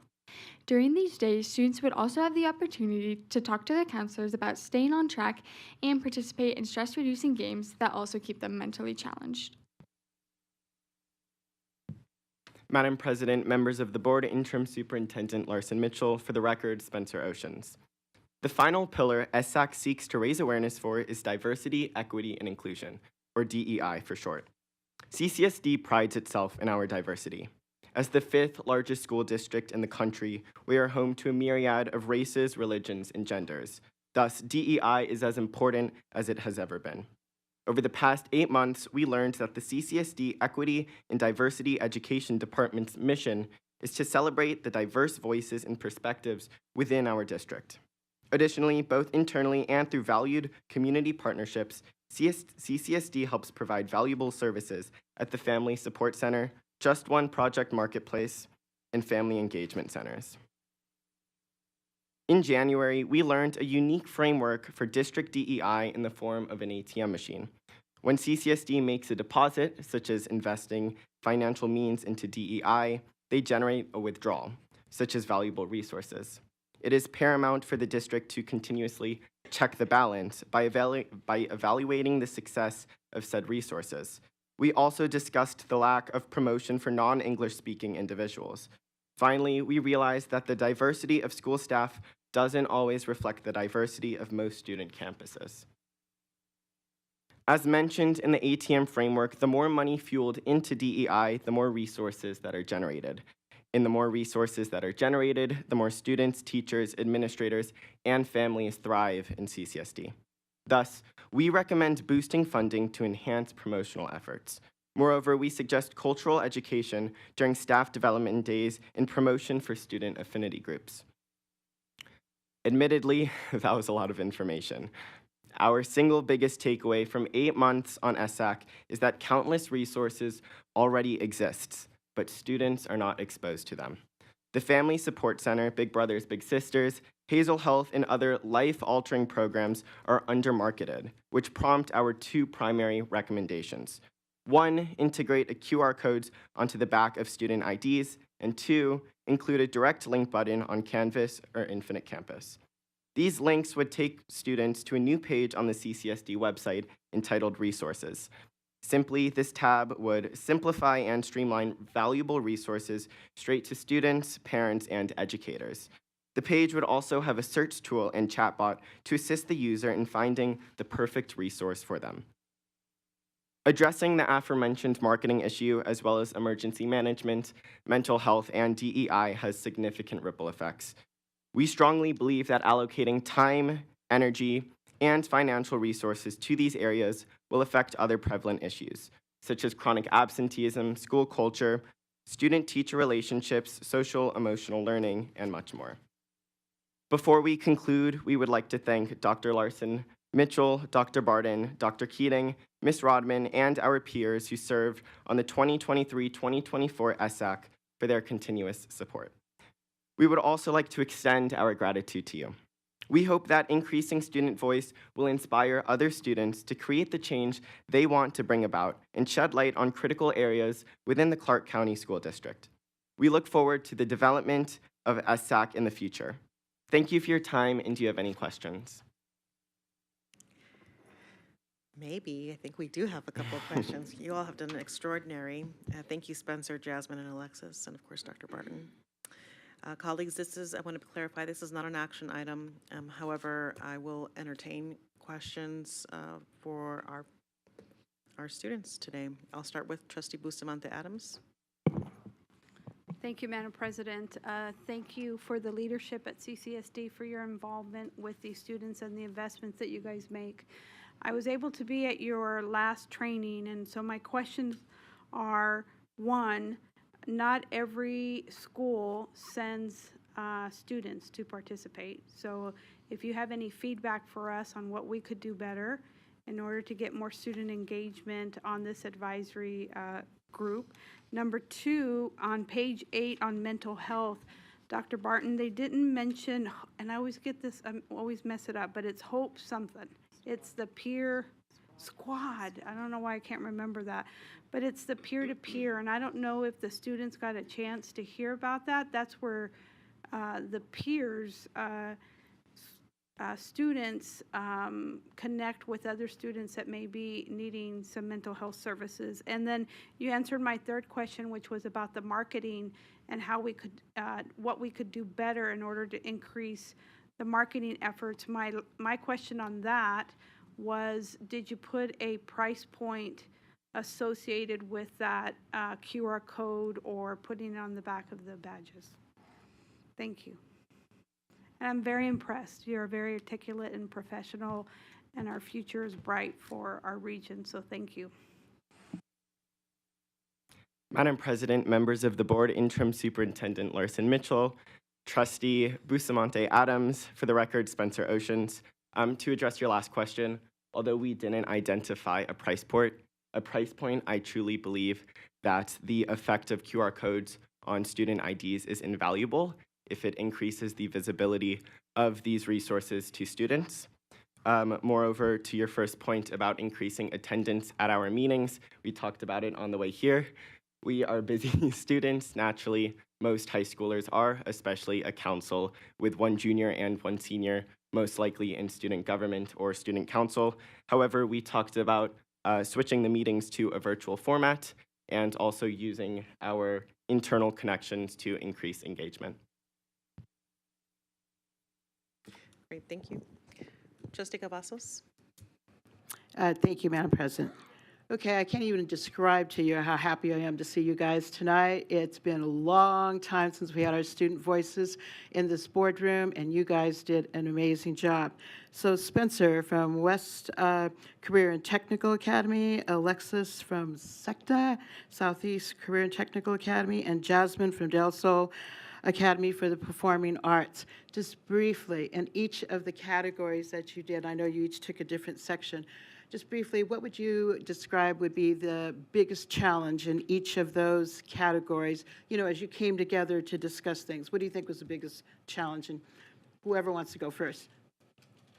Jasmine's being voluntold there. I guess okay. Madam President, members of the board, Interim Superintendent Larson Mitchell. For the record, I'm Jasmine May Mendoza. To make all of these things work together and to really collaborate, we really reflect on what we needed in our campus, and specifically to students who we knew and we observed around on what they specifically need, and we're part of it. We simply believe that especially mental health and safety is one of the components that keep students to keep thriving to school. And based on the survey that in the presentation way earlier, it reflects back on really on what the students feel about the school, and we talked about it, and morely, we thought about seeing the meetings and how those programs and organization has helped us put these ideas together, and specifically to those recommendations about QR code, sorry, and simply marketing those to promote those organizations, because I think they well deserve all the work that they did, if all for nothing. But yeah, so I guess. Thank you. Thank you, Jasmine. Madam President, members of the board, Interim Superintendent Larson Mitchell. For the record, I'm Alexis Jones. So for a lot of the challenges, first off, it was also a little bit of a challenge kind of bringing everyone together. Like Spencer said, we're all so involved with our schools, and that's why we were nominated, because of all the work we've done for our schools. So coming in, we each bring our own different views and ideas and perspectives, since we're such a diverse council from all over the region. And so some of our concerns are coming not just from our peers, but also from ourselves. Like personally, with the emergency and safety management, I'm deaf and I wear hearing aids. So those concerns were addressed by me, because I want to better not CCSD, not just for myself, but all for the incoming students that are still coming in. Yeah. Madam President, members of the board, Interim Superintendent Larson Mitchell, Trustee Cavazos, sorry. For the record, Spencer Oceans. DEI is a very heavy topic, and it's a systematic issue within probably every single school district spanning the country. And I think it would be a little bit optimistic to say that 3 students can solve DEI. We can't. However, we can suggest steps to take forward. For example, equitable allocation of resources, so using the Panorama survey to understand and differentiate schools, or comprehensive training programs for CCSD employees and students to address implicit biases and so on. Thank you. Thank you so much, all 3 of you. You've done an amazing job, and it's just an absolute pleasure to have you here tonight. Thank you so much. Thank you, students. Thank you, Trustee Cavazos. Trustee Zamora? Thank you, Madam President. Thank you. This is amazing. It really brings a lot of joy. It is seeing you here and speaking up. I'm going to always say, my colleagues probably get tired of me, but those closest to the problems are closest to the solution, and that is you all. I have a few questions. Spencer, you mentioned the virtual option. I really love that idea. It is very, very heartbreaking to also hear during this presentation that you all don't really know the free resources out there, right? Because there is a lot. In these meetings, in this boardroom, we're always talking about all these resources, especially for mental health. And for our students to say that they didn't really know they existed is a problem. But I'm so glad that that's one of the top things that you all are addressing. I love the idea of a QR code. I am much of this generation, and QR codes are just very helpful. And just, it's what's going to help, right, get these resources out to the folks that need it. The question was, as of right now, Dr. Barton, how many schools do we have participating? Dr. Barton? Madam President, members of the board, Interim Superintendent Larson Mitchell. Trustees Zamora, forgive me, participating in which programs? The student advisory? Yes.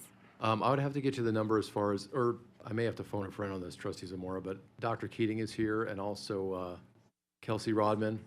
36. So he's yelling a number of 36? Thank you. See, phoning a friend helped me No, it's tonight. amazing. Thank you. So 36 schools. Perfect. Do each of those schools have the 2 students? Yes, I'm getting yes. Perfect. Thank you. The other one was, how do kids learn about the program and how can they participate? Madam President, members of the board, Interim Superintendent Larson Mitchell, Trustee Zamora. So annually, around this time of the year is when we send out the first blast to high schools indicating that I don't want to call it an application, but it's an application in a way, and principals are made aware of students that may fit into this opportunity. So at this point, we send that out to principals this time of the year. We start gathering those recommendations. That's how we start forming the group for next year. Oh, that's amazing. So for the folks listening, and tell your friends, applications are going out soon, please. Thank you. That's all my questions. Thank you. Trustee Brooks? Thank you, Madam President. Thank you to the students for being here today, for your presentation, for your thoroughness, for your commitment throughout the year. I know there's lots of competing interests that you have at your age, so we appreciate your efforts. My question is about the formats of the council that you serve on. Through the years, there has actually been an evolution of this group, and I want to know how you engage with your peers, what the format looks like, and if you think the format, other than the convenience of a virtual setting, should be improved, or some things that you enjoyed. Madam President, members of the board, Interim Superintendent, Trustee Brooks. For the record, this is Alexis Jones. So what we kind of do, what the format looks like. So once a month, every Wednesday, we meet up at the, I just completely blanked on the name of the space, but we meet up every month, and each month we have a different topic that we go over. And so during that month, we focus on the topic, and we are separated into small groups, and then we talk with our peers. We talk about kind of what what's important to us, what's important to our schools, and what's important to CCSD. And so with that, if we transition over virtually, the only thing we'd be losing is a lot of the discussion with the peers, because most of that happens face to face. I think that's it for me, yeah.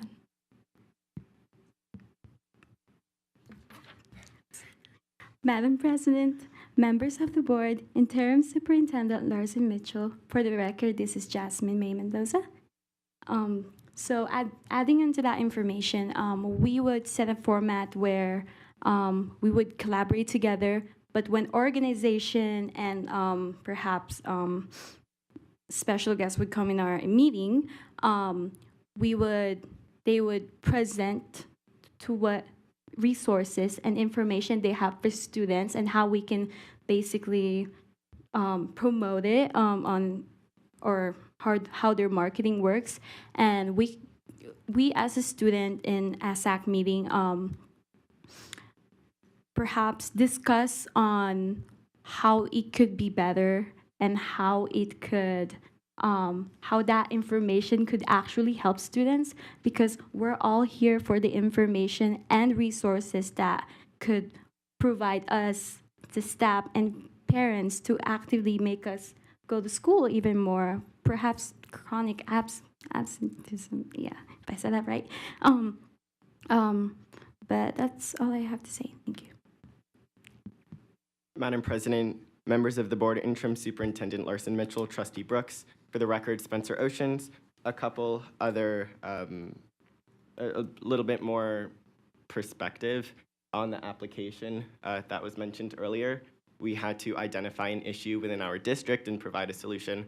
For example, I talked about CTE and CTSO funding. From there, we took all of those independent issues, wrote them on sticky notes, and then grouped them into different areas, and that's how Ms. Rodman formatted our meetings. About 40% of our meetings were leadership development, soft skills, communicating, public speaking, and so on, and the other 60% was a two-function format. It was identifying a problem and creating a solution. We also had a variety of guest speakers from various departments, such as the Equity and Diversity Education Department, Hazel Health, American Lung Association, guidance and counseling, and so on. Thank you. All right, thank you. I appreciate you being here, and it was a pleasure. Thank you. Trustee Sparsa-Stroff. Thank you. Had the pleasure of meeting Jasmine at our last event, and all of you, so impressive. And I really want to say, what I'm really pleased to see is your empathy. Your empathy for your peers, the second language students, the newcomer students, your empathy for your teachers, to be concerned not just about your own mental health and well-being, but of your individuals that are with you day to day. So thank you for thinking of them. I guess I want to propose something, and it's directed to Dr. Mike Barton. We often have such great representation from students that choose to do the work and be the leaders. But they brought up a really good point with their pieces of kids that are maybe voiceless. Are we going to consider potentially including students that not maybe normally would be participating in student council? So that would be something I'm just proposing as a thought for the future, to include students from student council, but maybe they could include another peer that maybe is not necessarily in the council. So we can have a wide range of voices. But again, I applaud you all for speaking up for your peers, because that takes courage, and we talked about that at the last meeting. So I appreciate you very much tonight. Thank you. I'm going to turn it over to Dr. Larson Mitchell. Madam President, members of the board, thank you, trustee, for the recommendation. I think it's very thoughtful, and I think it is very much needed to hear from a wide range of student voices. One of the other things that we've talked about at executive leadership team is how do we also hear from elementary students, middle school students, and students who may not be as engaged, and how do we do some random sampling and provide some listening opportunities for them as well. Before I go back to colleagues in the queue, I would love to go up to our colleagues who are in the zone, in the cloud zone. In the cloud zone, it's not a thing, sorry, y'all, this is me speaking hip, cloud zone. Maybe y'all can teach me some cool words after this presentation. Trustee Johnson, do you have any questions at this time? I do not. Thank you. Trustee Satori? Do you have any questions? Yes, hello. Yes, hi. Thank you so much for the presentation and for being a part of the council. It's great work that you're doing. We appreciate your involvement and your feedback. It's so key. I had the same thoughts as trustee as far as the Struffer and of thinking like how we could maybe expand it to, some other students that aren't as typically involved, or like she said, too, like maybe bringing a different friend each time and different things like that to get more input, and also expanding it to middle school and elementary. My questions was just kind of, I was curious from the students, how well known is it on your campuses that you're involved in this? And like, are you getting feedback from students on campus? And also, do you have the opportunity to present this information to your peers so that they can also be aware of, how you're able to, how students have a voice in the district? Madam President, members of the board, Interim Superintendent Larson Mitchell, Trustee Satori, for the record, Spencer Oceans. I think this will vary across the schools and across the members. I personally believe advocacy, especially student advocacy, is very important. I also happen to be the president of my school's Interclub Council, which is our student government equivalent, and we have monthly meetings. During these monthly meetings, I have consistently brought up what we talk about, especially the wraparound services. Thank you. Madam President, members of the board, Interim Superintendent Larson Mitchell. For the record, this is Jasmine May Mendoza. My answer to that question would be, I believe that communication is a good start, whether it be for students, staff, or for whom we are with.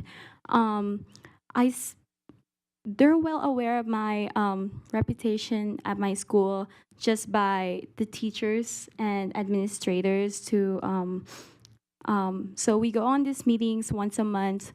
If we heard like a program that we haven't heard of, or anything like, if anything like the school isn't aware of, we spread that information to the administration, and we sort of try to plan out how we're gonna invite people coming from this organization to present from these people. Perhaps in my experience, we had mental health coordinators present.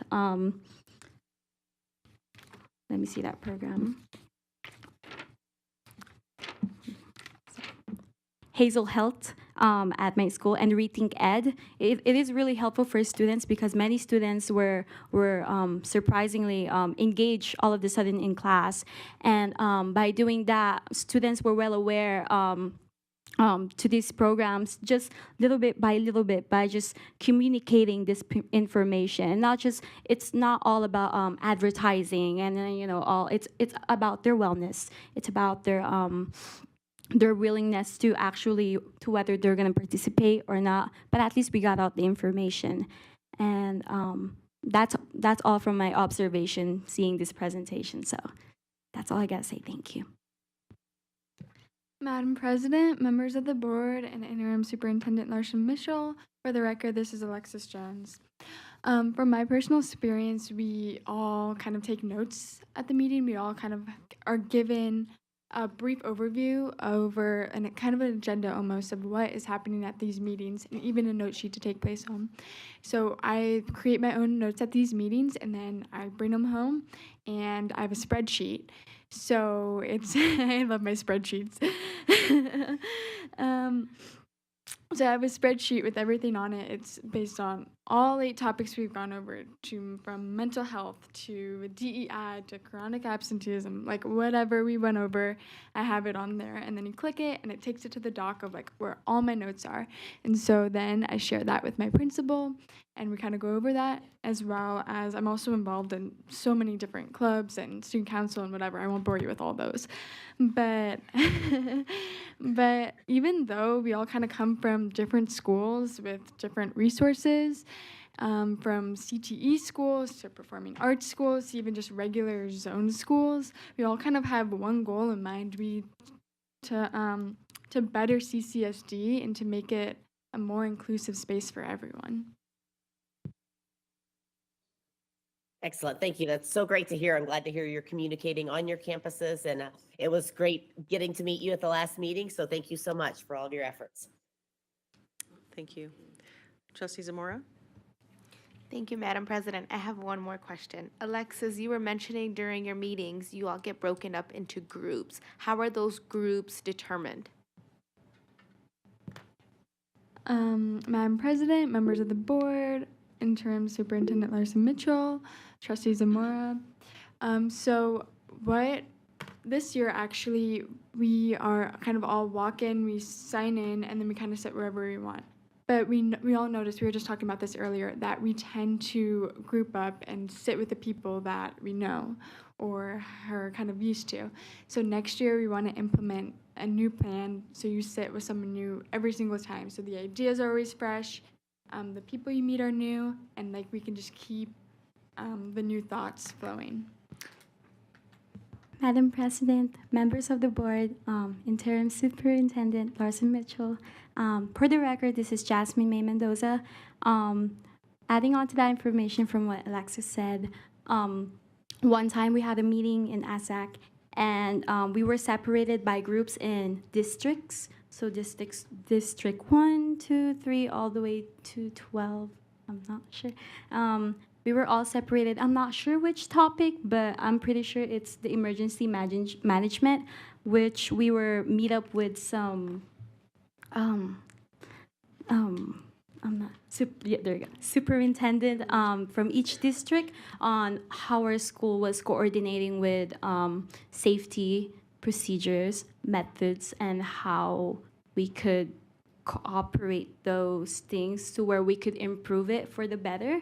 Because I believe there are many things that we could improve on. Mentioning in my presentation, there are emergency drills and non-classroom periods, which is, I know there's not a lot of conversation much about it, and it's something I could, stand up on.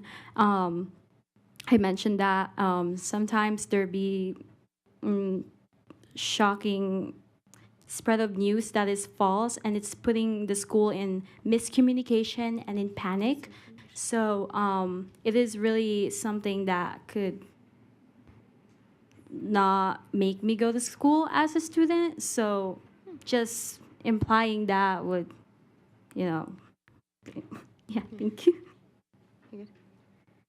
And I was just wondering, because I would love to see when you break up into groups, because all the districts are so different and culturally as well, right? And they're just different brackets of everything. All the districts are different. Just kind of seeing how we, combine the students so they can get different points of views as they're planning and coming up with strategies.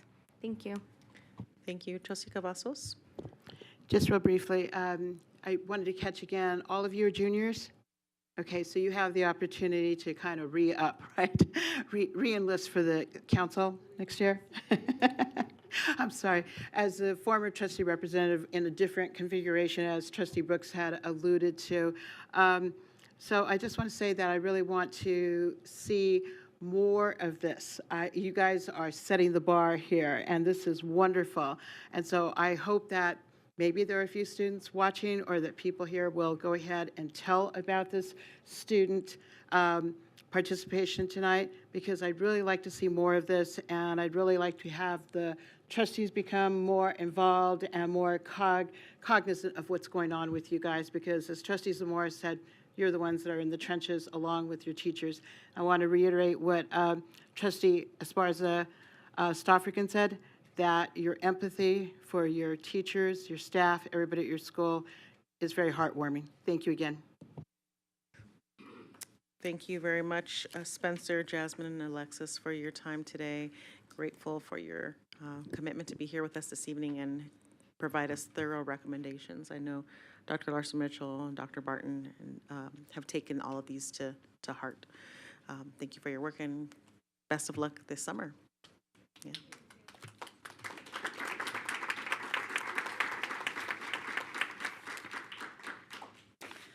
Love it. Our students absolutely deserve the applause.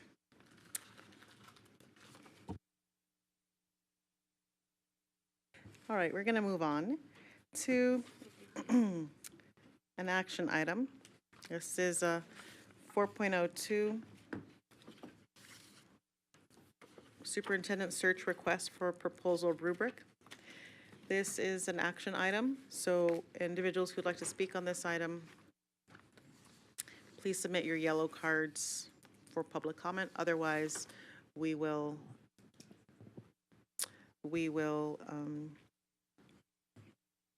move forward with what we have. And once we begin the presentation specifically, we will no longer take yellow public comment cards. All right. I'm going to open up this item. So I am the point of contact. And I've asked Mr. Caruso, Mr. Staggs, and Mr. Casey to also join us. So I've asked Joe Caruso, and Joe Caruso has assisted help. So grateful for that support. This item is a discussion on possible action regarding the superintendent search for proposal RFP rubric to be used for the rating of the respondent proposals at a future special board meeting. Okay. So I want to go over a couple of things, colleagues. One, we're here this evening to discuss the draft superintendent search request for proposal rubric, underline rubric. That document was posted on board docs at 4:45 p.m. today. This is provided by the purchasing department for our review and editing. The purchasing department provided their format and recommended language that we can use for the rubric as well as a rating scale. Thank you for that. The rating scale is 1 through 4. As a reminder, it's really critical that we create consistency through this entire process for us as a board to minimize liability and risk, and for the people who, the companies, the firms who have submitted proposals, which were due today, and that process has closed. So as a result of that, we cannot ask the respondents to provide something in the RFP. As a reminder, if we did not ask the respondents to provide something in the RFP, we cannot add the requirements to the initial evaluation, or AKA our rubric. Any additional criteria beyond what's listed in section 6.1, that's page 10 of the RFP, must be linked to any of the requirements outlined in section 5, page 8, okay, of the RFP. That was also posted on board docs today.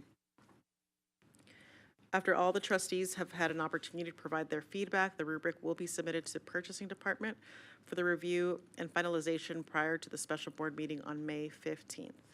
Okay. Please note that we can have the firm selected for the interview address additional concerns or questions that the trustees may have. We can then put those concerns in the script to be addressed by the presenter. The trustees can then ask clarifying questions after the presentations conclude on May 29th. Okay. And again, this reminder of the importance of us creating consistency. This is why we need a script. This is why we need to be very clear about what we're asking our presenters in the future. And as a reminder, the respondents' information, those who qualified and did not get, those who qualified and those who did not qualify, right, both, will be provided to the trustees on May 10th in the afternoon after it's posted on board docs. Thank you for that. In addition, the purchasing department, say that 10 times really, really fast. In addition, the purchasing department will score the respondents for cost and provide that information on an evaluation sheet for the trustees to review. Okay. All right, colleagues. Now that we've had a chance to have gone over some of these logistics, and with the importance of keeping this rubric, creating clarity and consistency in this rubric, are there any questions that we have about what we're reviewing this evening?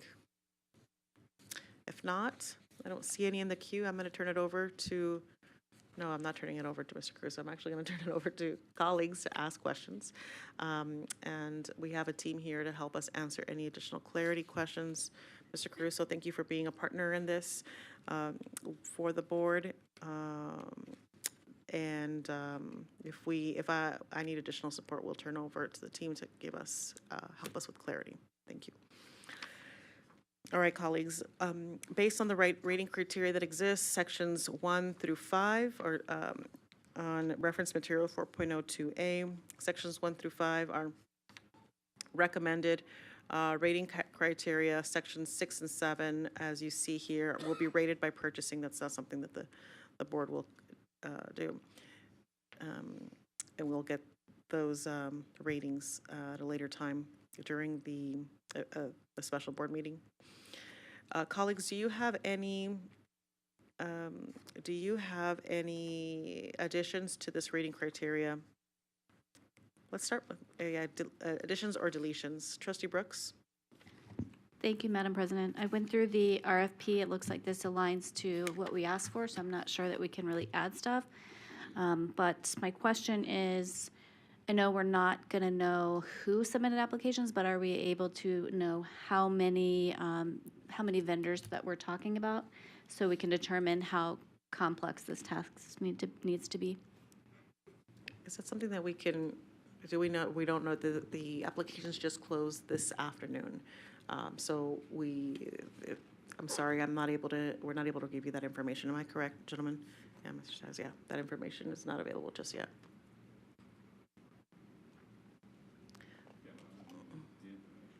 Yeah,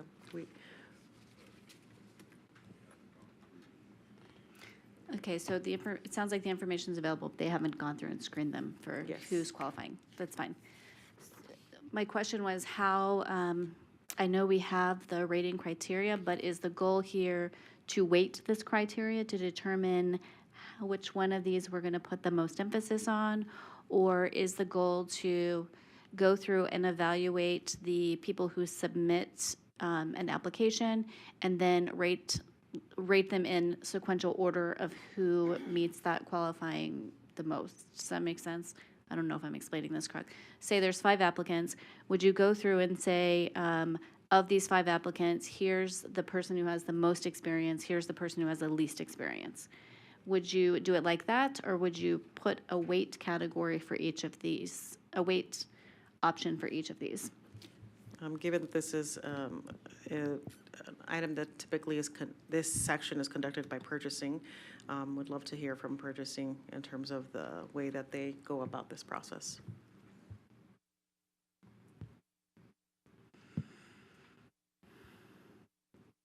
Okay.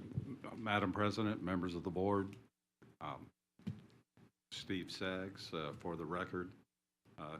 Typically we just have a 1 to 4 rating in each of the categories. If somebody's best, they'll get a 4. You may have a couple at a 3, 1 or 2 at a 2, and if they're just not in the ballpark, they get a 1 in each of those categories. We used to try and weight some of these things in the past, but it became kind of unwieldy. And this way, there's less chance of someone protesting that we picked a specific category that maybe they were weaker in than someone else. Okay, thank you for that clarity. I think it's going to be a little bit challenging to not have a weight or to not actually assign a ranking, because the board hasn't defined what level of experience we're talking about. So if everybody has at least 5 years of experience, the board could say they fully meet that, every single person. Mr. Sachs? Madam President, members of the board, I have not looked through the responses yet, but just in general, when we do RFPs, especially for something like this, services, typically they do fall out into the high end, the specialists, the people that really have done this extensively, others who may be new to it, and some who may have a few years in it. I don't think there's going to be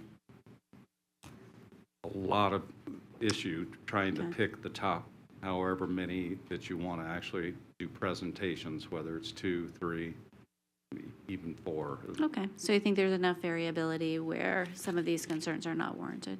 I believe so, yes. Okay. Thank you, Trustee Brooks. Trustee Bustamante Adams. Oh, forgive me, Mr. Sachs or Joe? Mr. Caruso? Madam President, members of the board, Interim Superintendent Larson Mitchell, Joe Caruso for the record. So just to kind of put things in perspective, so the purpose of this is to look at what came in, rate, and then make that determination to bring forth after that meeting on the 15th to the 29th. And then on the 29th, you're going to have a chance to hear the interviews. So let me back up. So on the 15th, after you receive the information, you rate it. The second part to the meeting on the 15th is going to be to develop questions that you specifically want the respondents to answer during that interview piece, where they're going to come and present on the 29th if you move them forward to that piece.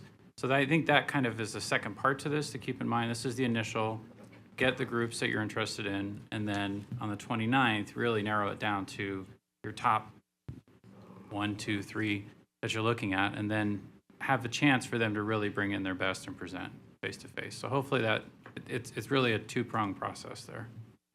Thank you for that. Just to clarify, though, the reason the board asked to have the rubric was to remove some subjectivity. So if you're asking individual board members to go and say, I'm going to go do a Likert scale for each one of these, 1 to 4, but you haven't defined what any of these variables are, and it's no fault of yours. It's not fault. It's just kind of builds in some subjectivity because you don't have a very objective way to do this. But I completely understand that we're narrowing this down, and I don't know how many applicants there are, and I don't know the variability, so I don't really know if it's a problem that requires additional concentration or attention.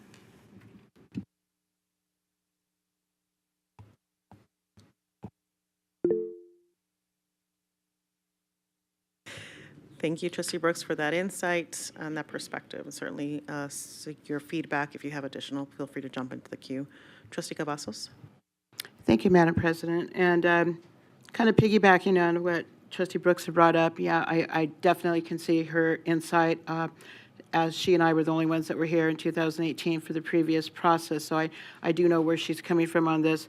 And Mr. Caruso basically just confirmed what I was getting ready, reading my mind again, that basically we need to do our homework between now and the 15th to look over this and to be ready for the questions that we want to ask and the things that we want to elaborate on. Is that my understanding? I'm referring to the two-pronged process that you just said.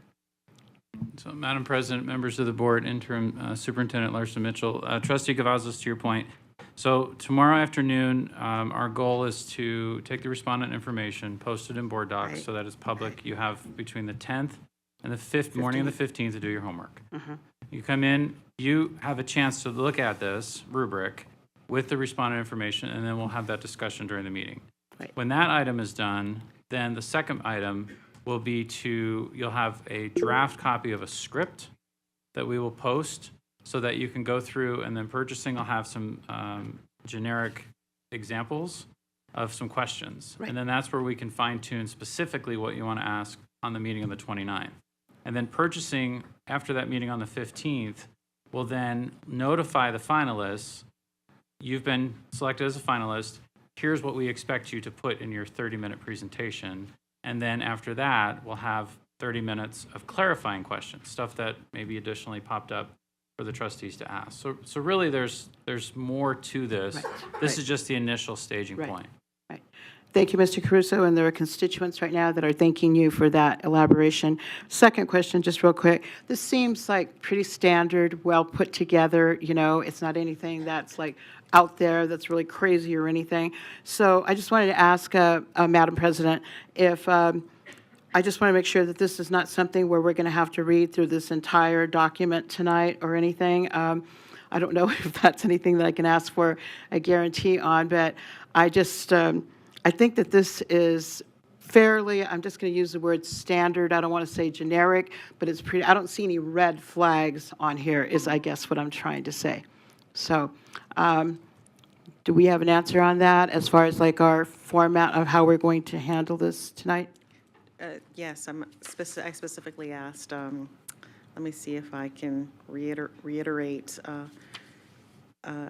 specifically asking for feedback on the rating criteria, which is what we'll walk away with agreeing to. Oh, no, I'm sorry to interrupt you, Madam President. Yeah, don't I tell did me. get that. I just meant, like, I guess what I'm asking for is I want to make sure that we're not going to make these three gentlemen read through this whole 22-page document that we just got like 5 minutes before. But in skimming through it, it looks pretty standard. And just from my personal opinion, I'm saying that it doesn't look like there's a lot of red flags or any red flags, really. Pretty standard. Good, there should be no red flags because we've already approved this Approved it. document in a Thank you. previous meeting. Yep, and it's out. And this is what vendors have responded to. So, yeah, we should be good to go, and we all agreed to this at one of our previous meetings. Perfect. Thank you, Trustee Cavazos. Trustee Bustamante Adams? And I see Trustee Johnson's in the queue, so I'll go after, turn it over to Trustee Johnson after Trustee Bustamante Adams. Thank you, Madam President. So this is obviously my first time, so I'm really trying to understand the process. But I've been through several other purchasing awards, and for me, the 5 rating criterias and the descriptions seem really sparse. Like, and I'll give you an example. So where it says number 1, experience, I thought that we could add more to it, and maybe now is not the time, but the firm's track record and experience in conducting superintendent searches, including the experience in the education and private sector, right? Something more, because that's how I would use that verbiage to expand what number 1 actually means. And so that's just me. That's number 1. Number 2, I don't know, for me, some of the rating criteria is missing, and I don't know if we address it somewhere else, but understanding of CCSD, right? We talked about in the RFP, the climate culture, our core values. Do they understand our unique needs for this region?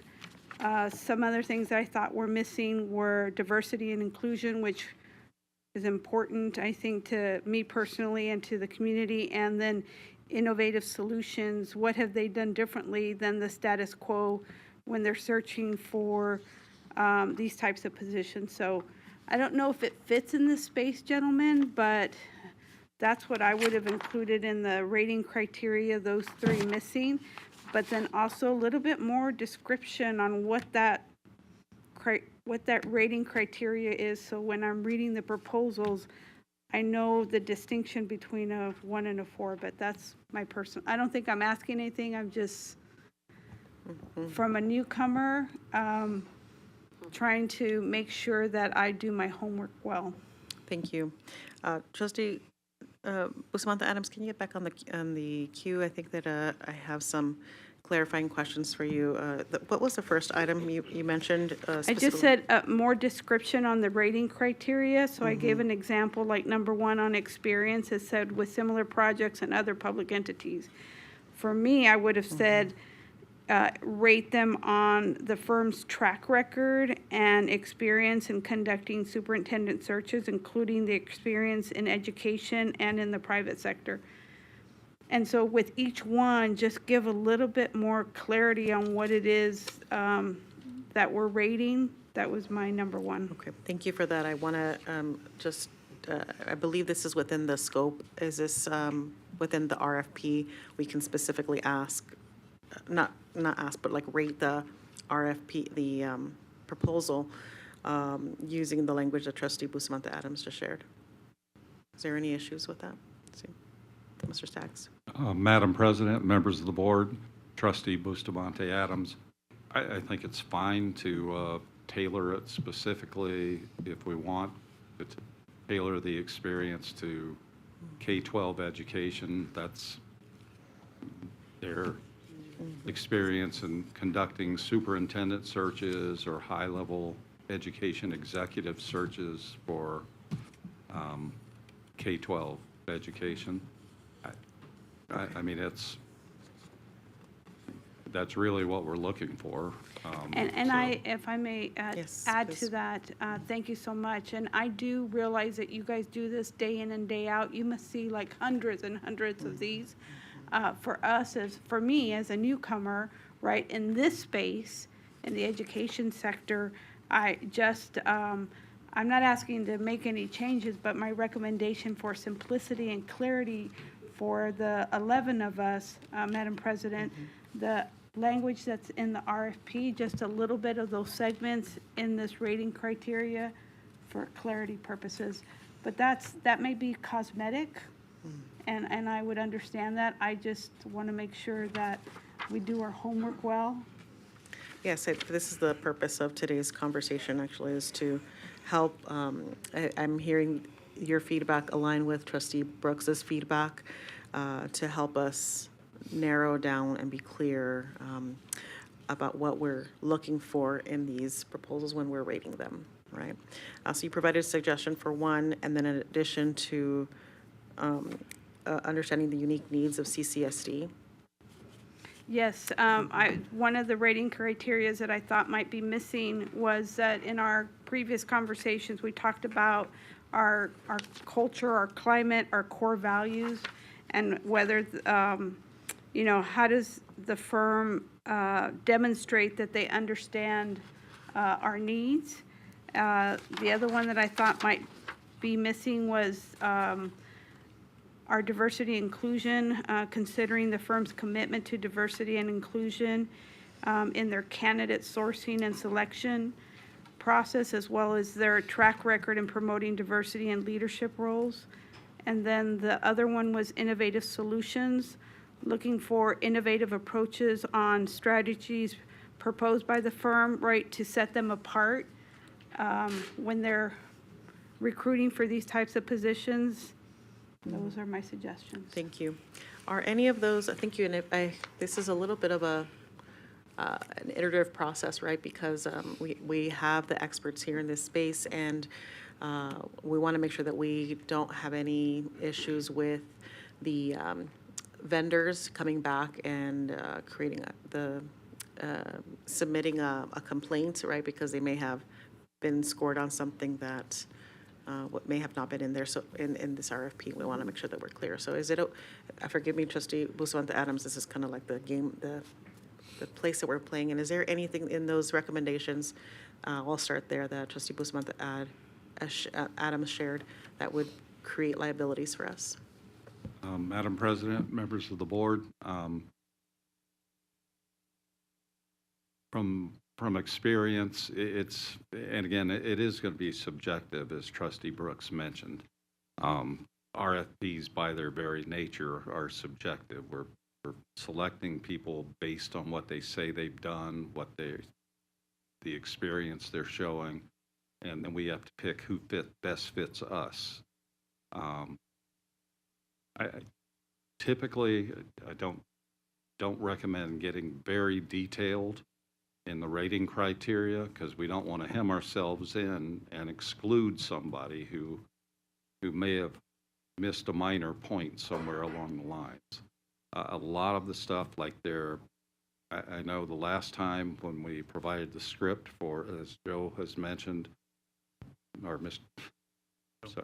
Mr. Caruso has mentioned, we did include, we did ask them to address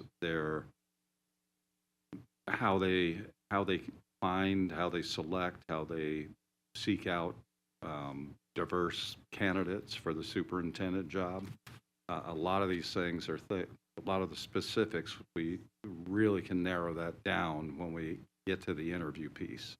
Again, I don't think, and again, I haven't seen the responses yet, but I don't think it's going to be very difficult to pick the top two, three,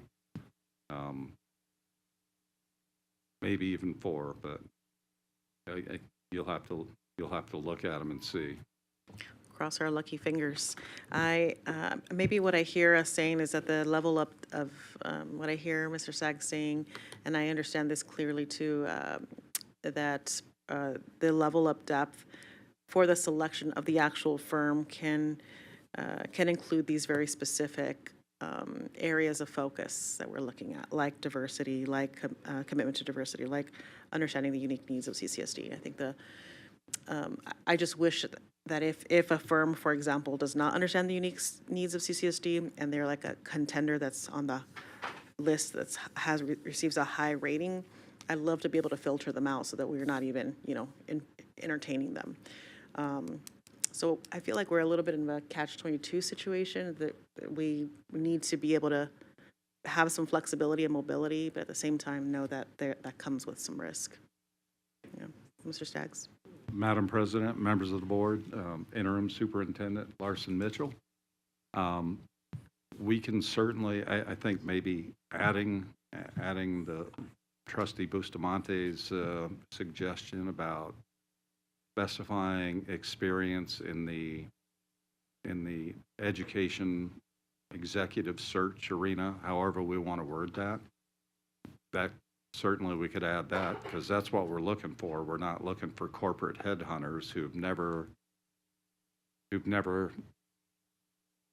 gone looking for superintendents who don't have experience. It's a kind of there's actually a whole industry, a small industry, but there is an industry in the superintendent search world.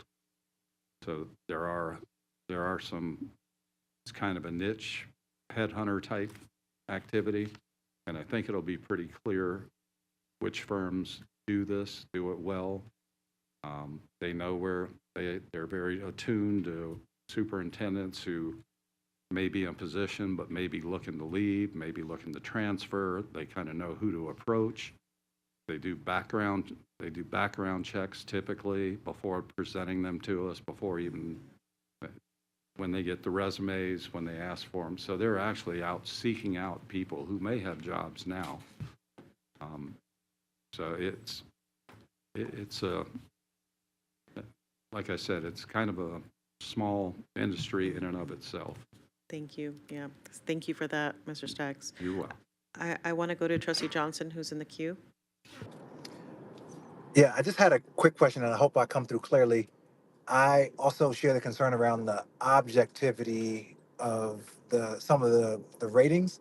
So it just may be challenging for us to all rate even question number one equally, because I might not know. I might say experience means one thing, and Trustee Brooks says it means another. And so if there's a way for us to have a demarcation line, so if we say 5 years gets to 1, 7 years gets to 2, and so on, that way it just removes some of our own definitions from it and allows for the best candidates to kind of rise to the top, because we've set markers for what we're determining. And again, I don't know if we can do that at this point, given what we've asked for in the RFP, but I hope we can, because I want to remove various definitions that might be in our own heads as we start to give rankings to different companies. I believe that we can make those shifts or changes to the rubric if the board desires to.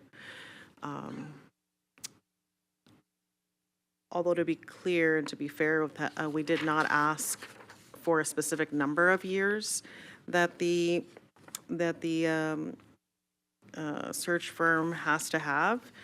And even then, so another thing that I'm considering is, there is objectivity in the number of years. Just because someone has been in a firm has been in the industry for 20 years doesn't mean that they are going to do a better job than someone who is newer or fresher, has different perspectives and ideas. And I think that we get to discuss that after we've reviewed all of the proposals. I agree. I guess what I would say then is, but if we're going to even rate somebody on that, then we have to know what we're rating on. So if we say experience and somebody has 1 year of experience versus 20, and that 1 year of experience has been fantastic and they still get a 1, right? It becomes hard to evaluate what does it even matter then if we're asking for experience. So we should have some set of like hard and fast numbers and say, okay, this matters to us 5 years is important to us, right? Or it's not, because if we say just experience, then it becomes hard for us to determine how we rate that as a 1 or a 4. Thank you for that, Trustee Johnson. Do we have any, gentlemen, do we have any concerns about potentially attaching numbers to the rating scale to help us as trustees make an informed decision when we're rating these, specifically around the point rating system right now that's not clear about what experience actually means? Madam President, members of the board, Interim Superintendent Larson Mitchell, again, by definition, requests for proposal are, well, maybe not by definition, but they almost always have an element of objectivity as compared to an invitation to bid where we're just asking for specified items. Can you provide this item and that meets these specs and what's your price? And then we go with the lowest price. If you start putting too many numbers in there, you take away some wiggle room. Someone may have 2 years of experience, but they may have placed 52 superintendents. I mean, that's a little out there, but someone may have 20 years of experience, but they may have never done a superintendent. They may just be an executive headhunter firm. So you could certainly rate the 2-year. If you wanted, you could rate the 2-year experience based on their time in education higher than you would a 20-year for someone who's never done education. So again, that's a personal preference for me. Kind of leave it a little more open so there's more flexibility.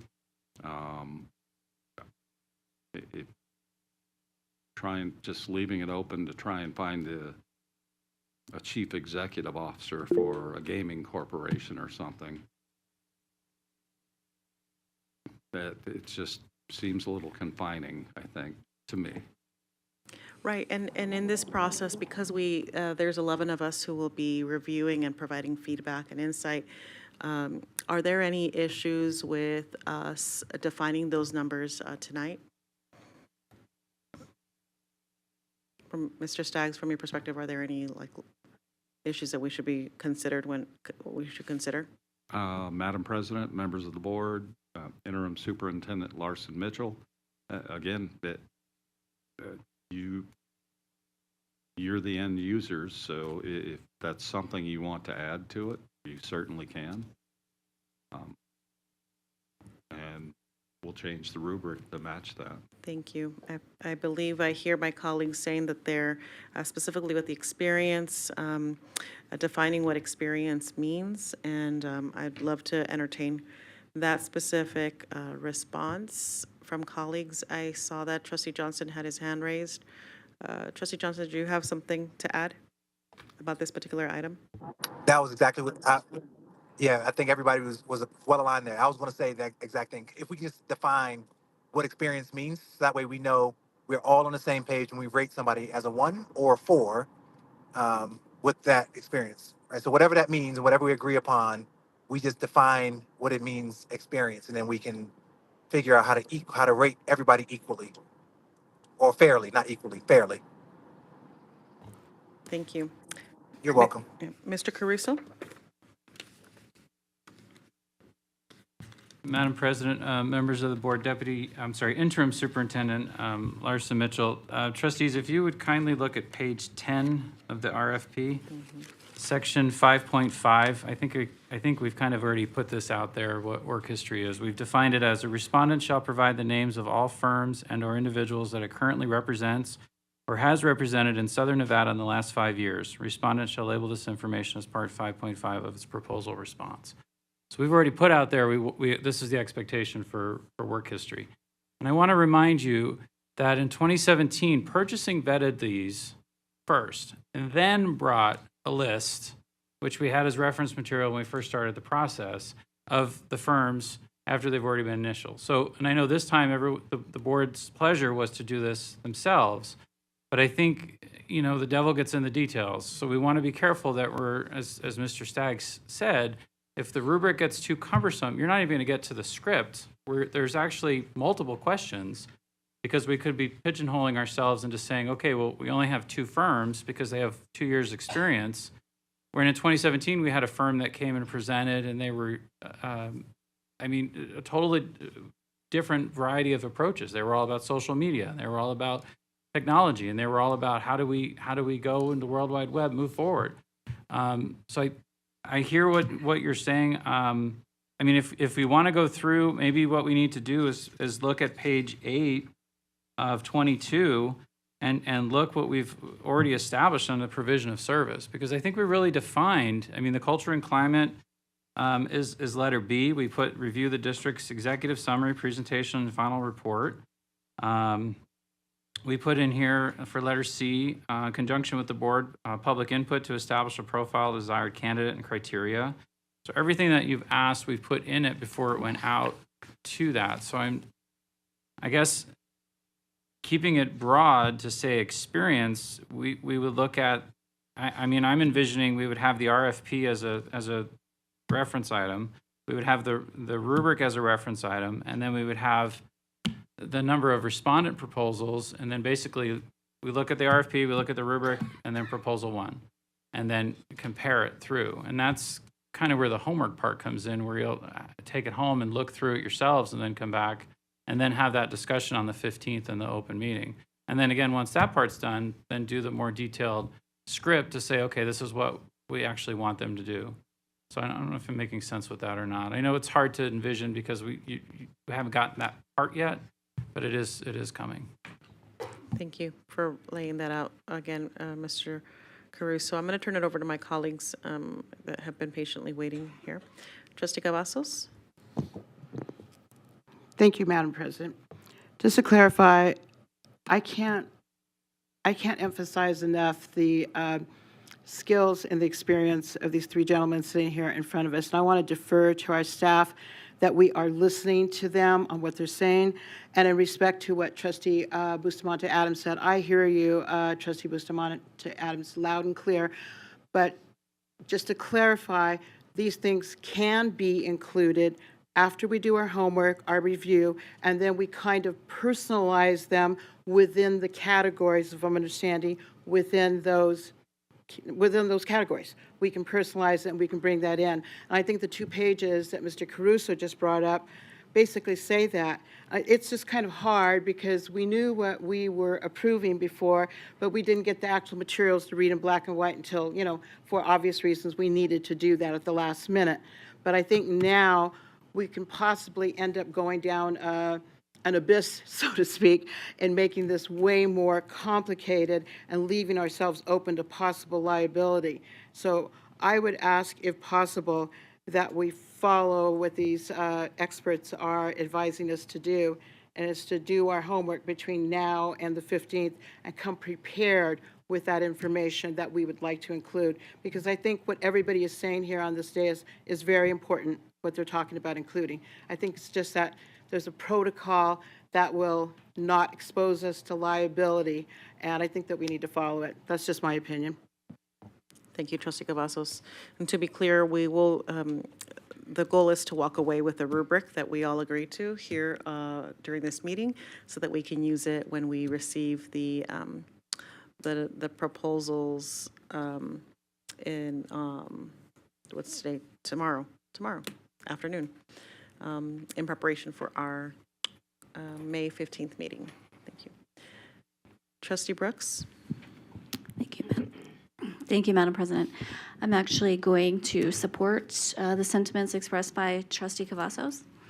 I don't think that, I think the most productive path for us is to trust our staff's expertise and the advice that we've been given, accept the rubric with the stipulation that the board members come back prepared to discuss this openly in a very civil manner.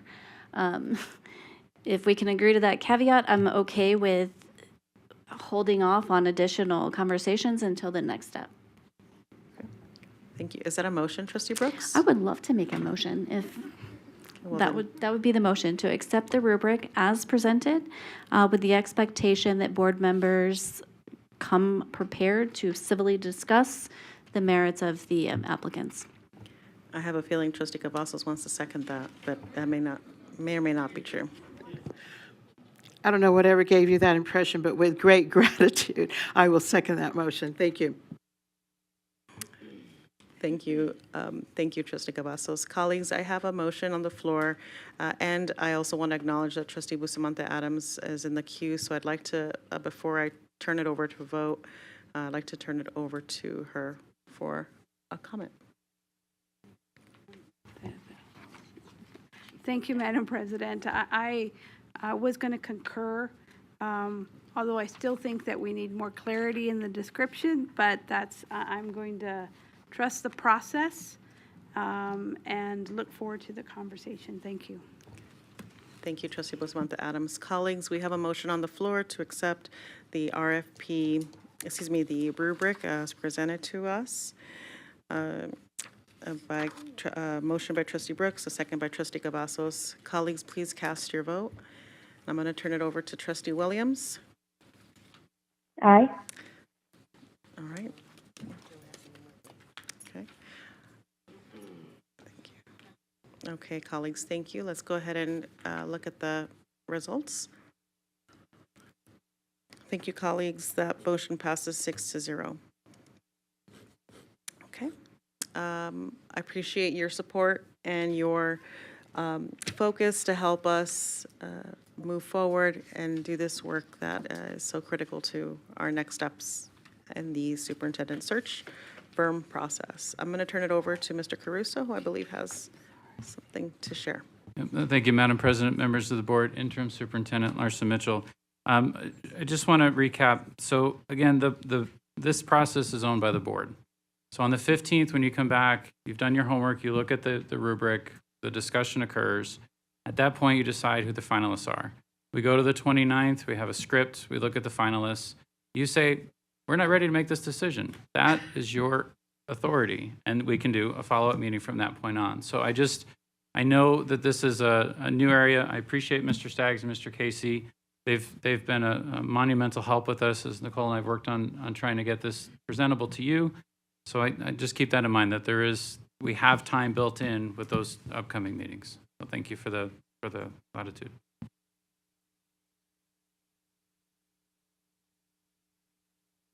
We've got homework. Mr. Staggs, please, yes. Madam President, members of the board, Interim Superintendent Larson Mitchell. The other thing I wanted to mention is, and I'm pretty sure when everyone comes back, gets together and puts the scores together, you may have one or two outliers that through discussion may come in line with everyone else. But there's also nothing that says we can't get presentations from all five, or however many there are. Sorry, you put the number in my head. So that's an option too, but that could become extremely tedious. And time-consuming, yeah. Thank you, Mr. Staggs, for your expertise and continuing for your patience and for your knowledge. Incredibly grateful for what you have done for us leading up to this moment. I know there's been a lot of messages back and forth that have supported Mr. Caruso and the board in getting us here. So not for Mr. Staggs and Mr. Caruso and Mr. Casey and all their team for getting us here. Thank you, thank you, thank you. Thank you. Thank you all. Eternally grateful to you and your descendants. Council, I did not ask for public comment, and that's my mistake. The gentlemen are welcome to head out. But I did ask for public comment, but I did not activate public comment. Is it okay if I? Yeah, may I? Okay. I have one individual who signed up for public comment on this particular item. Is Ms. Bywater still here? Okay, she may have stepped out already. Thank you. All right, we're going to move on, colleagues. What a productive meeting. Lots of things to check off here. All right, we're going to move on to item 5.01. That's public comment on items not listed as action items on the agenda. And we'll begin with individuals who signed up in advance. All Is Rory Wright present? Rory, come on up, please. State your name for the record, and we'll give you 3 minutes, followed by Kahana Mascione. Hello, my name is Rory Wright. I'm the Chief Operating Officer for Teachers Health Trust. Wanted to provide some information regarding the diabetes benefit. So I have a copy of the resource guide for our diabetic benefits. So there's 3 sections to this. The first section outlines the copays for insulin, as well as copays for the diabetic supplies. Second section lists the specific insulin products that are covered on the drug formulary. And then the last section just describes some programs that supports those that have diabetes. So I printed out copies that we could pass out to you guys for your review. That's all I have. Go ahead and turn it over to Caitlin. She'll hold on to it until it's time for us to have that. Thank you so much, Rory. Thank you. Okay. Kana, followed by Cheryl Gavin and Heather Brown, and then Marlene Ariano.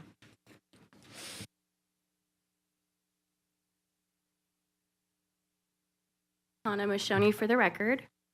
I had a speech yesterday. I got contacted at about 6:05 and had a great discussion with somebody in the district.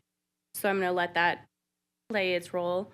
But I do want to make a point that my son has been assaulted 4 times at the same school. Each time the student, so listening to these stories, I don't know who to be frustrated with, the principal, the AP, or the rules that are in place. What isn't public record or it isn't confidential is when the kid comes back to school the next day. Obviously, there's not too many consequences. So I want to make sure that the attendance is not more important than the safety in the school. I want to make sure that we're not avoiding discipline to avoid absences for our reports and for the money, for the funds for the school.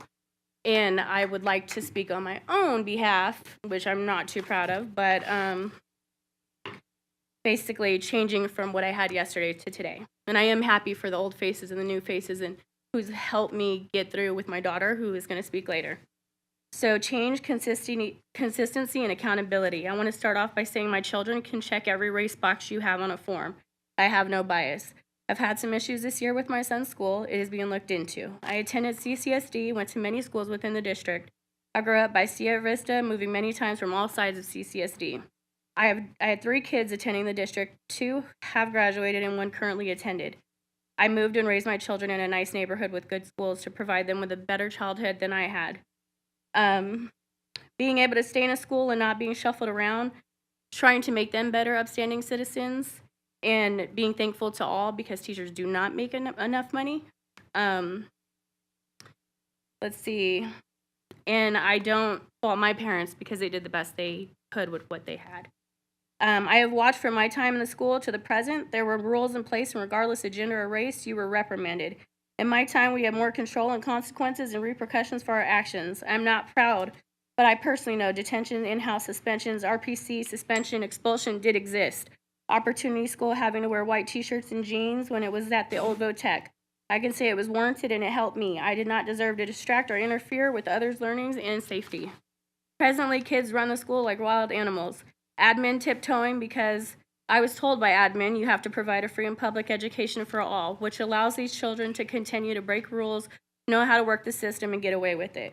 The prison pipeline cannot be the excuse we use to allow it to continue. I did not end up in prison. I ended up graduating high school, working, going to college, receiving degrees. I wanted to be better than a teenage mother and a statistic. I had positive role models like Mr. Rael, who's a principal now. He was my math teacher at the time at Valley. Virginia Mills, she was my hall monitor. She knew me quite well. Mr. Wilbur was my orchestra teacher. Am I done? Yes, if you Okay. could just. I was close. Yeah, yeah. But just so you guys get the hint of it, I hope that we are taking that into consideration. Thank you for advocating I for your appreciate children. Thank you. Ladies and gentlemen, please hold your applause. I recognize this may be some of your first time in the boardroom, but we do not applaud. This is a business meeting. Okay, Cheryl, are you present? Cheryl?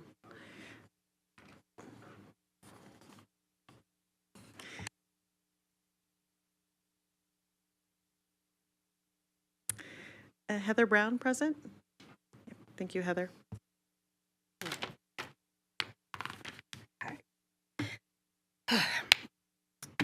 So as the parent of an autistic student at Neal Elementary, I'm deeply concerned about recent events at the school. My son started at the school in pre-K last January, 23, and he's thrived with the dedication and care of his teachers. However, the school's atmosphere has shifted dramatically this year, and many teachers, including my sons, are out of 70 staff members, 34 are listed as teachers, and we're losing 30 of them. That's a significant departure based on a single factor, the new principal. Mrs. McLaughlin's leadership has raised several red flags for me personally based on our interactions, and she has shown a dismissiveness and lack of consideration for the pre-K program, poor time management skills in our meetings, and an inconsistent desire towards parental involvement, including the supposed desire to create a PTO, but acting more like she just needed some minions to do her bidding. Additionally, her comment about excluding weirdos without a direct connection to the school from the PTO was concerning because a PTO should have the support of neighbors and businesses around it, not just ones that are directly related to the school. And frankly, as one of the weirdos who will not be having my son at that school next year, that statement made me feel very uncomfortable, ultimately aiding in my decision to step away from the group building the PTO. This, coupled with her threat of retaliation by trespassing parents who speak out about their concerns for the next school year, shows a concerning pattern of behavior and tyranny that has driven away dedicated teachers. It is intimidating parents into staying silent and is causing turmoil within the school community. So any attempt to silence us will be met with legal action. It's evident that her leadership is questionable, and with the shortage of qualified applicants sitting close to 10%, we can't afford to lose more qualified teachers due to poor leadership. Worse than this, Superintendent Womack is not only aware of this mass exodus, but complacent in protecting the person causing everyone to leave. This district has enough bad press. I continue to see horrific events that happen at our schools. Students assaulting teachers, teachers assaulting students, and schools being locked down for various reasons. How much bad press is it going to take before this board starts doing something? How many students have to suffer? How many good teachers are going to walk away from the profession altogether instead of having their job be in peril? We need you to recognize that the future of our students' education depends on this board taking swift action to weed out incompetent leadership. Thank you.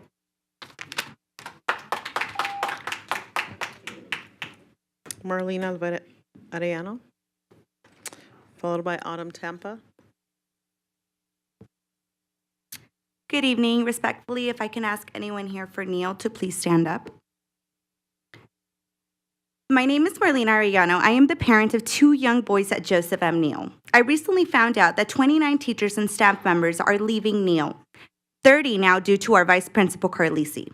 Her last day will be tomorrow, as this was negotiated by our principal and her new principal, all due to our new principal, Tracy McLaughlin. We used to pride ourselves in our school due to our teachers. I originally was going to pay for private school for my boys, but decided to allow them to attend Neal due to the amazing reviews about all of the teachers and staff members. The teachers made sure the students were always achieving above and beyond. My son's teacher taught him how to read virtually during COVID. Miss McLaughlin started late this year and started changing things fairly quickly. This is our principal's first year being a principal and has lost over 80% of her staff, mainly teachers. How is this acceptable? How is this not a red flag? In any circumstance, this is a huge sign of poor leadership. Many parents and teachers have voiced their opinions to many higher-ups, union reps, and no action has been taken. Many parents stated that they advised our trustee, Katie Williams, as she advised she would forward the message. I understand now why our teachers are just moving due to a lost battle. If their superiors are taking no action, then we have no hope. I was personally contacted by her superintendent, Ms. Womack, as she assured me all positions have been filled with overqualified candidates, but 13 positions are being offered online and some positions haven't even been added. How are we supposed to believe that this one person is not the problem when teachers that have been at our school 20 to 30 years are leaving due to her? She stated an investigation was made and all was well, but the numbers speak for themselves. I have posted this concern all over social media, and many parents are speaking about her behaviors at Hackathorn. When I personally asked Womack if she had any previous complaints, she flat out said no. With 13 current openings and the major teacher shortage, what happens when these positions don't get filled? It is already hard to find reputable schools in Las Vegas. Why are we not doing anything to withhold this? If you look at how many students we lost, the number is even greater, as many parents have applied for COSA to transfer their students' schools. I understand you have the DECA rule, but is there no probationary period for your administrators when it's their first year in a new position? Do we have to lose more students and staff for another year for the school district to take action? I implore you to take action before this affects our children more.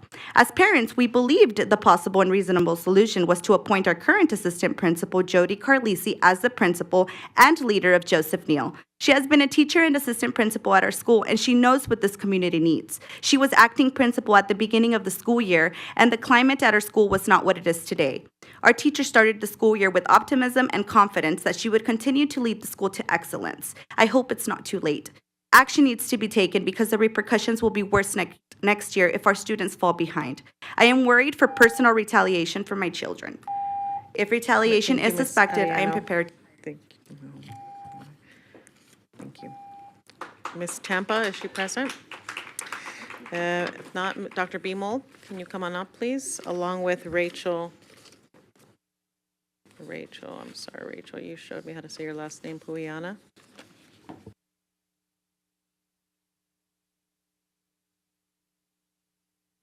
Good evening, Tiffany Beamel for the record. Quick take from the presentations tonight. I can't wait to learn all about the social emotional wellness lessons that teachers are going to be using in schools. I would love to see kids put their phones in the center of a table and just talk to each other. And Trustee Brooks asked excellent questions because social media discussions with students are so important, especially when colleges can track, investigate, and follow your social media and can and have rescinded acceptances based on social media posts. Mental health daily check-ins during, So the Student Advisory Committee talked about mental health and how important it is. During my classes, I actually do a mental health daily check-in, and I started that during COVID as a low-stakes way for kids to tell me how they're doing every day. This is a very easy way for teachers to be able to check in with their kids. I do it as a Google form, and the kids are able to check in with me, let me know how they're doing. Are they in a good mood? Are they in a bad mood? Do they need to talk to somebody? And I can refer them to an SSA or a counselor very easily. Several of my colleagues have started to engage in this, and we've been able to refer hundreds of students for mental health help and had a lot of success. Simple Google form, very easy, low stakes for students. So something to consider instituting. EQ. So I am the EQ club advisor at my school. We started this club during COVID, and we're the first and only EQ club in Nevada. EQ is a concept that encompasses the ability to recognize, understand, manage, and utilize emotions in oneself and others. It focuses on 4 areas: self-awareness, self-management, social awareness, and relationship management. It complements IQ, our intelligence, and is a great way for students to get involved in helping those on campuses understand the bridge between the two.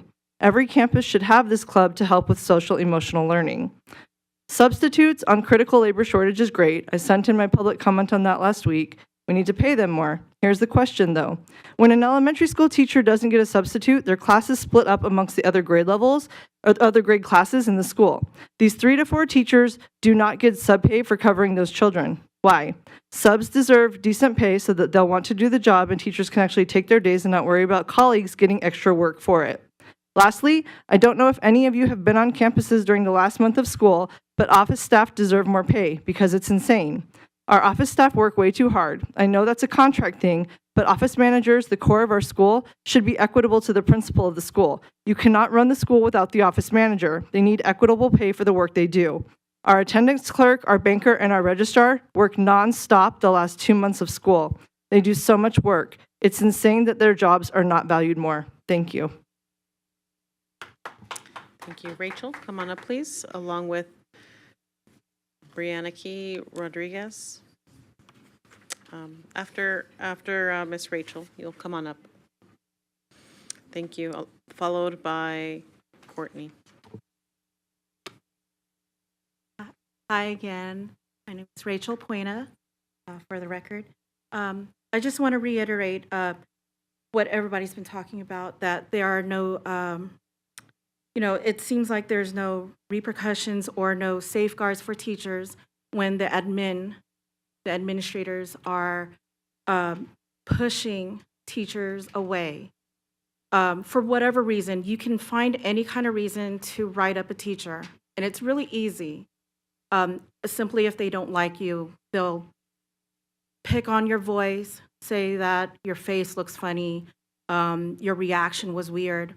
I've been written up for that before, which is something you cannot fight, but they were trying to just find anything. And so when you have complaints from people, from teachers, you sit there and you wonder, why is there a teacher shortage? Now you understand why. You hear it time and time again. And so all I'm just asking is that we do have something in place for administrators to be held accountable when they are not helping us in the classroom and on campus. We're trying to protect the kids. I know people have a lot of criticism towards teachers, but we're trying to protect the kids as well. We want to just do our job. We want to teach our curriculum, go through our lesson plans, and make our kids feel safe. Talking about safety, the kids, what they describe as safe is that they don't want to see that after they complain about another student bullying them, hitting them in the face. There's a kid that's constantly hitting someone in the face, and how many times we see him back in the classroom. Now, because of FERPA, we're not allowed to know what the repercussions were. So when a victim, restorative justice was supposed to restore the relationship between the victim and the bully or the offender, right? But because of FERPA, we don't know. So when you see a student who just hit your child and you hear he's back in the classroom, we're like, what happened? Oh, we can't say anything because of FERPA. How is that victim supposed to feel? How are the families are supposed to feel when we don't know what happens? Even as a teacher, we don't know what happens to a student. And they say, oh, well, we just let it go. So it makes us feel really unsafe, feels unsupported, and then you're going to lose a lot of families in this district. You're losing teachers, you're going to lose families and students. Just watch the numbers drop. So I'm begging you guys, please, we need help in the classroom. Thank you. Brianna Kay?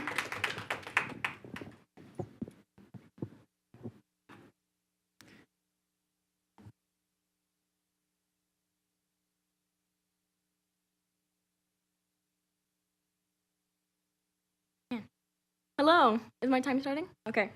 For the record, my name is Brunique Rodriguez. I attended CCSD K through 12. I'm speaking on accountability.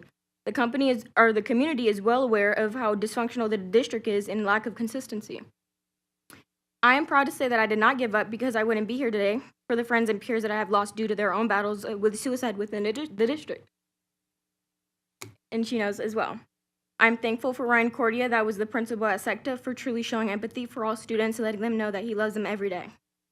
And actually, he's my screensaver. Okay, let me continue. On the other hand, it appears to me that students aren't just the bullies. And I can say Del Webb and Coronado specifically. Principals and their APs still at these schools make me sick to my stomach while seeing no changes the years later. I graduated in 2021. And you can do the research, or you probably already know. Okay? As much as mental health is promoted in these schools, there needs to be more genuine support for these children and young adults that are in a crisis, instead of being pushed away or over-edged by passive-aggressive behaviors or retaliation. I hope to see change, and I hope that there's change, especially for my little brother, because this is not okay. That's all I have to say. Thank you. Courtney Reeves, are you present? Courtney?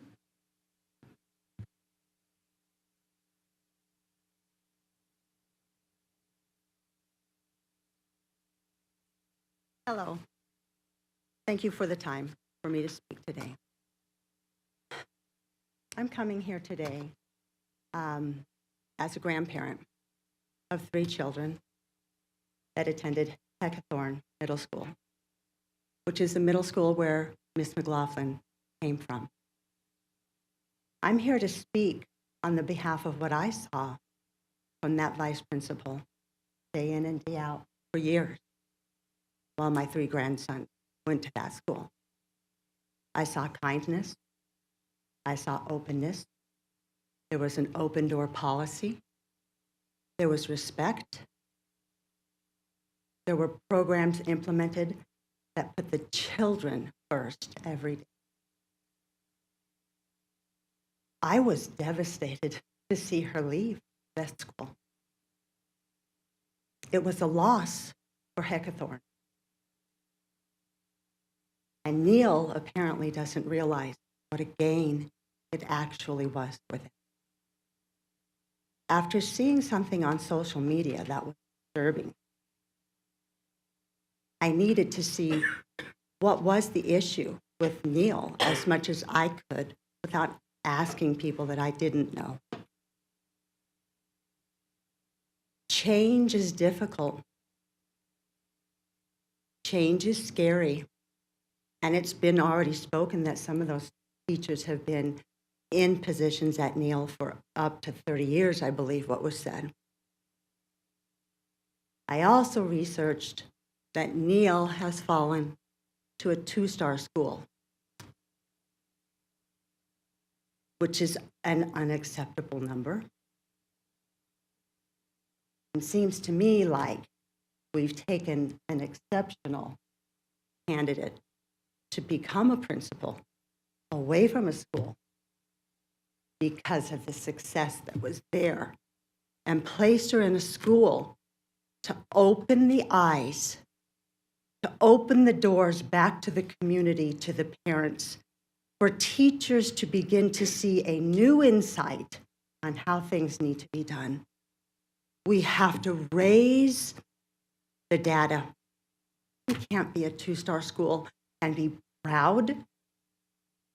I wouldn't be a proud teacher at a 2. I wouldn't be a proud parent.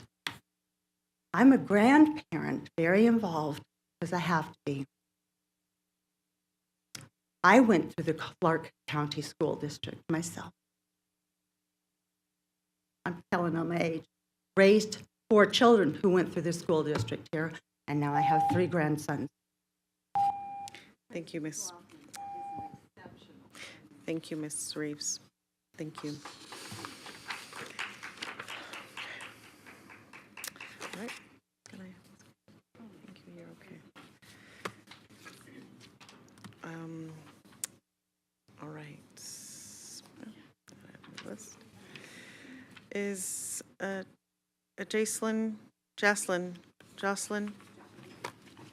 Jacqueline, forgive me, Siegert? Okay, thank you. I'm speaking personally on my experience with Mrs. McLaughlin. It has not been positive. My daughter, who is 5 years old, who also has a bilateral hearing loss, has been assaulted 5 times by the same student. When I first talked to Tracy about this, she chalked it up to boys will be boys. This student has chewed up his food, spit it on my daughter. He has pushed her into the wall because he wanted to be the star squirrel, which is like the kid of the week who was being a good example. While she was hanging on the monkey bars outside, he has kicked her in her ribs twice. I was told by Mrs. McLaughlin that there was going to be an investigation done. There are cameras outside, and then they will get back to me. This happened at the end of November. I still have yet to hear back from her in regards to this. Following that, the same student, the next day, slapped her on her butt. Nothing was done. After that, this latest was being in March, he has punched her. He punched her in her arm because my daughter looked at her. The only request that I had was that this student be removed from the classroom. I don't blame this child. This child does have learning disabilities, but I do blame the administration for not protecting my child. And that does go back into the area of student safety. It's not just protecting our children from outside of the classroom, but it's also protecting our kids from the other kids that are in there. I did fill out a bullying investigation, and I was told that it was found to be unsubstantiated due to the fact that the kid has an IEP and developmental delays. How much is my daughter expected to put up with before something changes? Although this other parent may have had a different experience and a more positive, I'm very happy that they did. I, however, have not had a positive experience with her. When I asked her why the student could not simply be placed in another classroom, she responded with that it would be too traumatic of an experience for this child. What about my daughter? What about her traumatic experiences going to school every day? And I asked, when I brought it up a second time, she says, well, we have to make sure we are protecting that student's rights. What about my daughter's rights? At no point in time during any of this has she ever acknowledged that my daughter's rights were also being violated. This child is an IEP kid. My daughter is an IEP kid with her bilateral hearing loss. She is taking and putting more of a concern on this other child than she is worrying about my child. So I'm asking you, please, to look into her, into how she is truly protecting our kids, and look further than just to what our possible test scores have come up, because there's more to her than just that.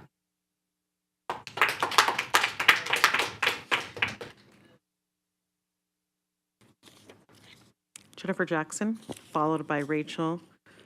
Rachel, you've already spoken, so I'm not, you're not going to speak again. Christiane Mersch.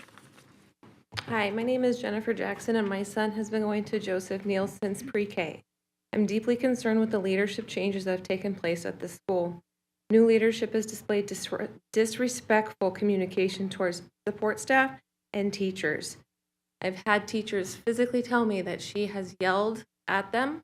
I've had teachers tell me that her boss, Mrs. Walmack, has also yelled at other teachers in front of other teachers and during meetings. No one at any leadership position should be disrespectful, yell at their staff, or berate them in any shape, matter, or form. I understand staffing shortages at the school district today. However, you had well-qualified teachers at Joseph Neal before Ms. McLaughlin came that originally planned to retire out of that school until she came. Now we are losing amazing, well-qualified veteran teachers to other schools. I'm concerned my son will not have a third grade teacher. That's my son. I'm concerned because there is no third grade classes anymore. There's no teachers. There's no kindergarten, there's no first grade teachers. There's 30 teachers leaving. Furthermore, from what I'm being told, teachers are talking to other teachers. Teachers that are getting hired into this school. Teachers that are veteran teachers are telling other teachers that of the situation that's going on at this school. They are deterring teachers from establishing a classroom or even coming to our school. We need help, oversight, guidance from this school board. This new leadership needs to be investigated. Something needs to be done. Somebody needs to come investigate, watch what happens at the school from day to day. It's very important because we have a sense of community at the school. Miss Murray is the one that established that. I understand she retires. She made the school what it is today. We have a garden, we have morning ceremonies, it's a sense of community. I really fear that we're going to lose that within the upcoming years if Ms. McLaughlin is still our principal. Thank you. Ladies and gentlemen, this is, the longer you clap, the less time. Just help us out, all of us out. Jennifer Jackson. Oh, that was Jennifer. Forgive me. I'm sorry, Christiane. You're right. Come on up, please. Good evening. For the record, my name is Christiane Mersch, Chapter Chair, Moms for Liberty, Clark County. Years after years, CCSD sex education programs push the limits on what is appropriate for children, both in terms of material, resources, and in the age that is presented. We have lessons introducing sexual concepts to very young children and promote risky sexual behavior to vulnerable teens and preteens. Sex education in CCSD has become a vehicle for an agenda-driving curriculum that's sexualizing children. What was once simply imparting science-based information and skills to prevent disease and the biology, now it's ideology with radicals, indoctrination with the desire to exercise their sexual rights. Preparing children to have sex with multiple partners over the course of a lifetime seems to be a basic assumption underlying much of sexual education content in this district. Books like Flamer is one of the resources for sex education. Hey, Navarro, suck any good dicks lately? Okay, Christiane, you know the drill. You know, hold on, please pause her time. Christiane, you continue, but your time is paused. Christiane. So you've come to our board meeting several times. You know the drill. You know that I'm going to cut you off when you use profanity. This is a public meeting. So please continue her time. Please. That's the question that parents want to know why they're in the school.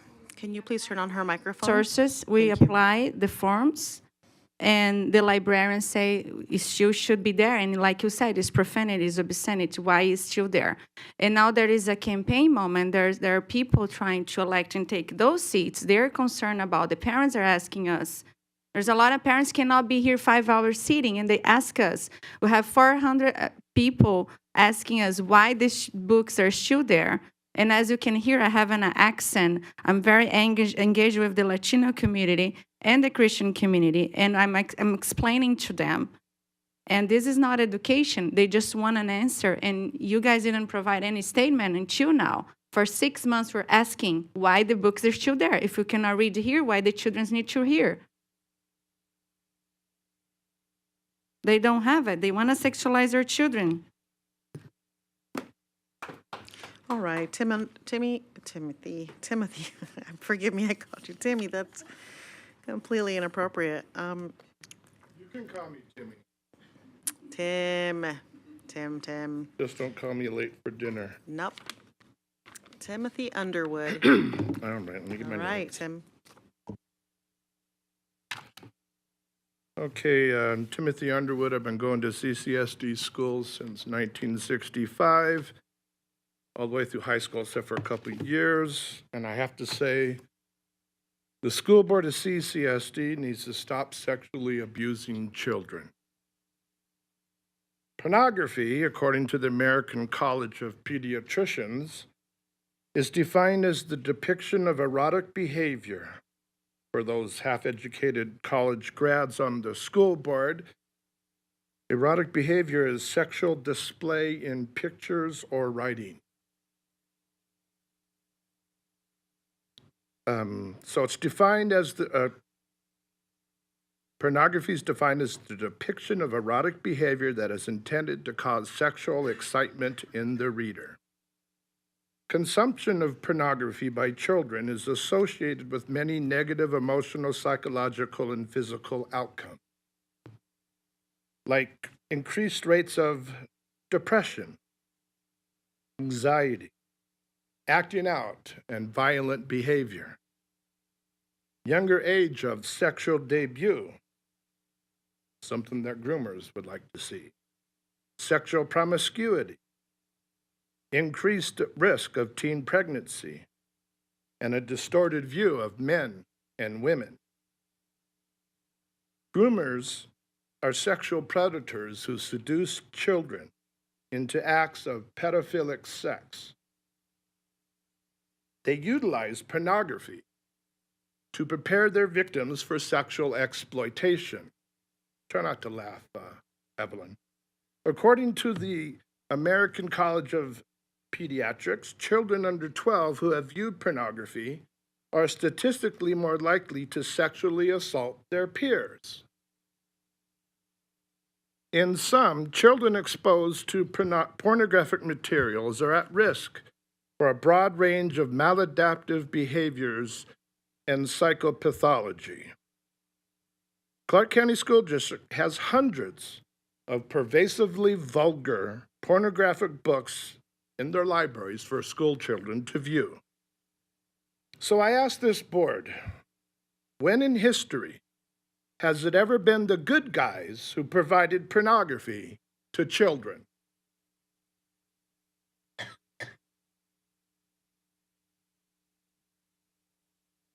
Does anybody know?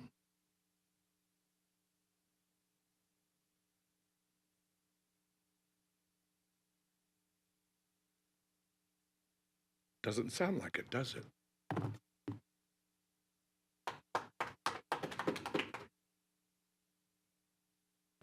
Patrick. Is Patrick Boylan present? Patrick, come on up. Then we'll turn it over to Cyrus.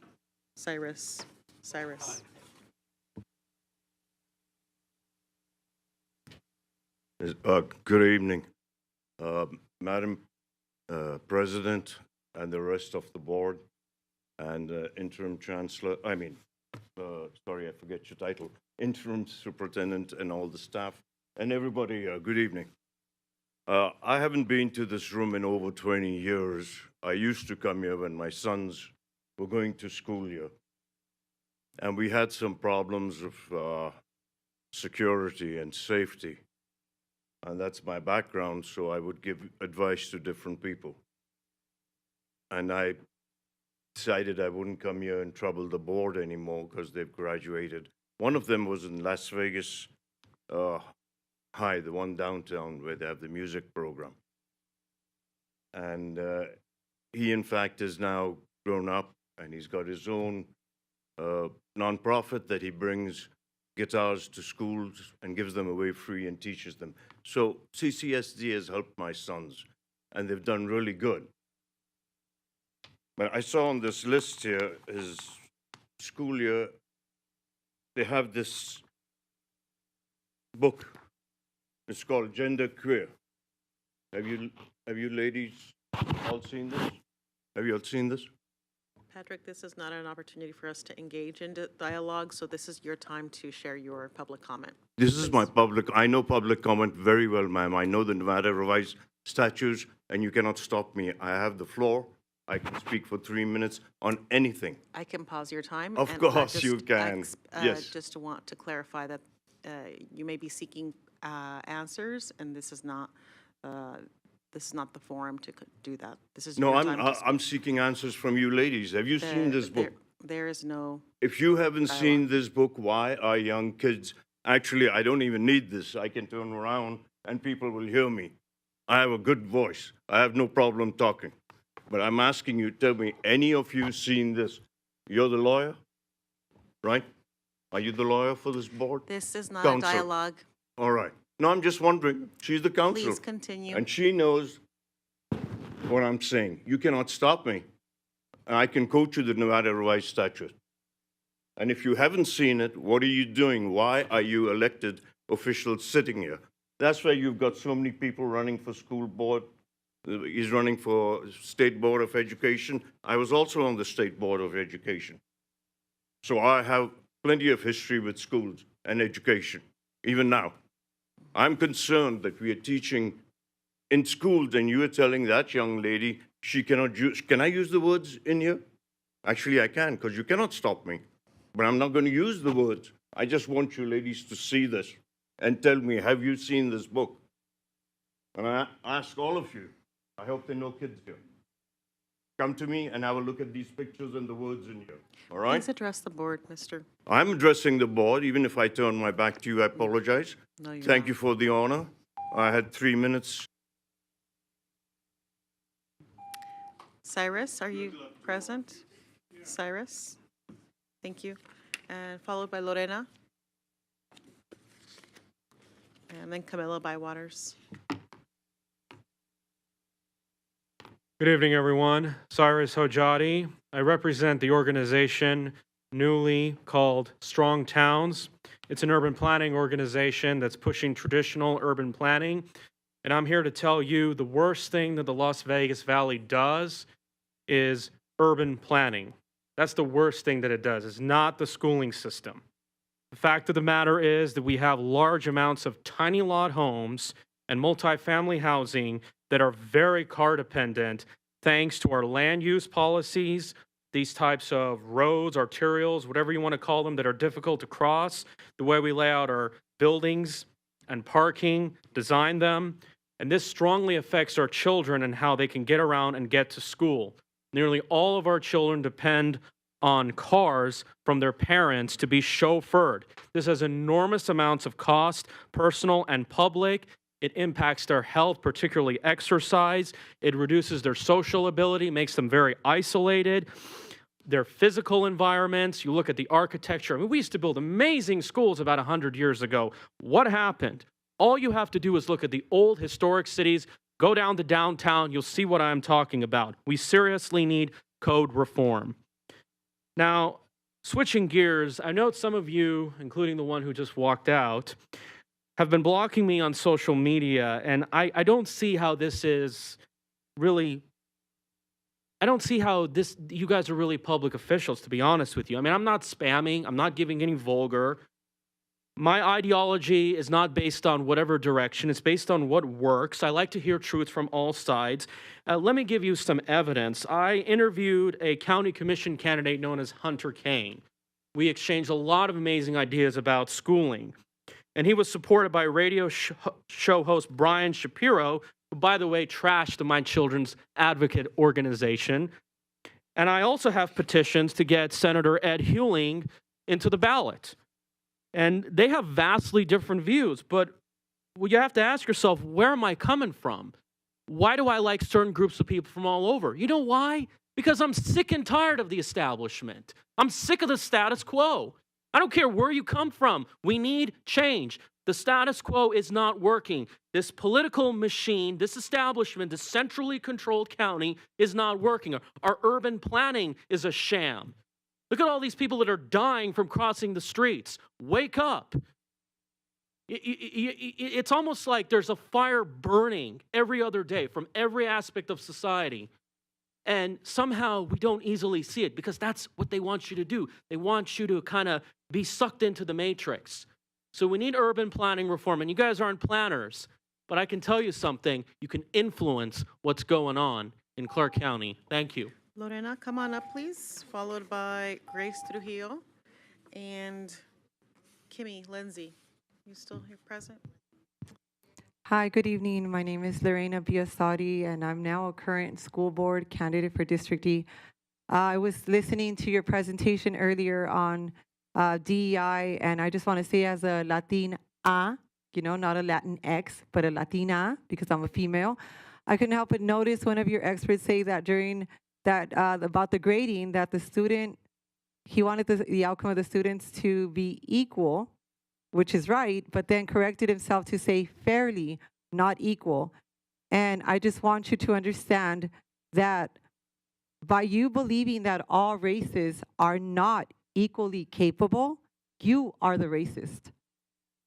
I've been attending meetings until I have seen things get continuously worse. Things have become more violent. You heard parents and teachers, but you continue to ignore them. This is why I'm running to sit in that seat. Because you continue to fail our children, you continue to fail teachers and staff, you continue to fail us. I urge you to vote for me if you live in the southwest side of town, Summerlin area. If you're north, it's Lydia Dominguez. East Central Las Vegas, it's Frank Friends. And Henderson area is Rachel Poina. I wanted to note that I took a survey for candidates from a pack made up of former CCSD candidates. Trustees, I mean. I was asked what I would have done if a group like Moms for Liberty caused a disruption by reading explicit material repeatedly at school board meetings. Well, if I were sitting where you are and presumed to care about children, presumed to represent the concern of parents, this event would not have happened more than one time. I wonder how you justify this, that a student can get molested, have his innocence violated because you have taken this as a personal challenge from Moms for Liberty. You have decided to go tit for tat. Well, shame on you. Shame on you because you allow these books to sit there in these libraries and do nothing. This is why I'm running. This is why parents need a new slate of representatives, because you have your own agenda. And we will work actively to clean our public schools. Thank you. Is Grace present? Grace Trujillo? Okay. Kimmy?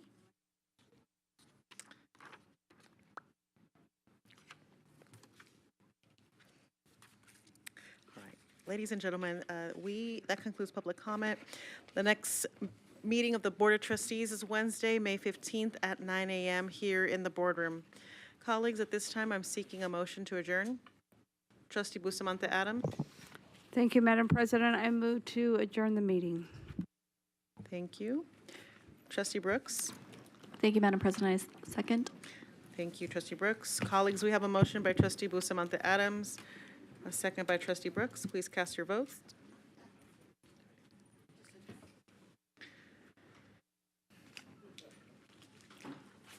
Thank you, colleagues. That motion passes 5-0. The time is 9:25 p.m. Have a great night.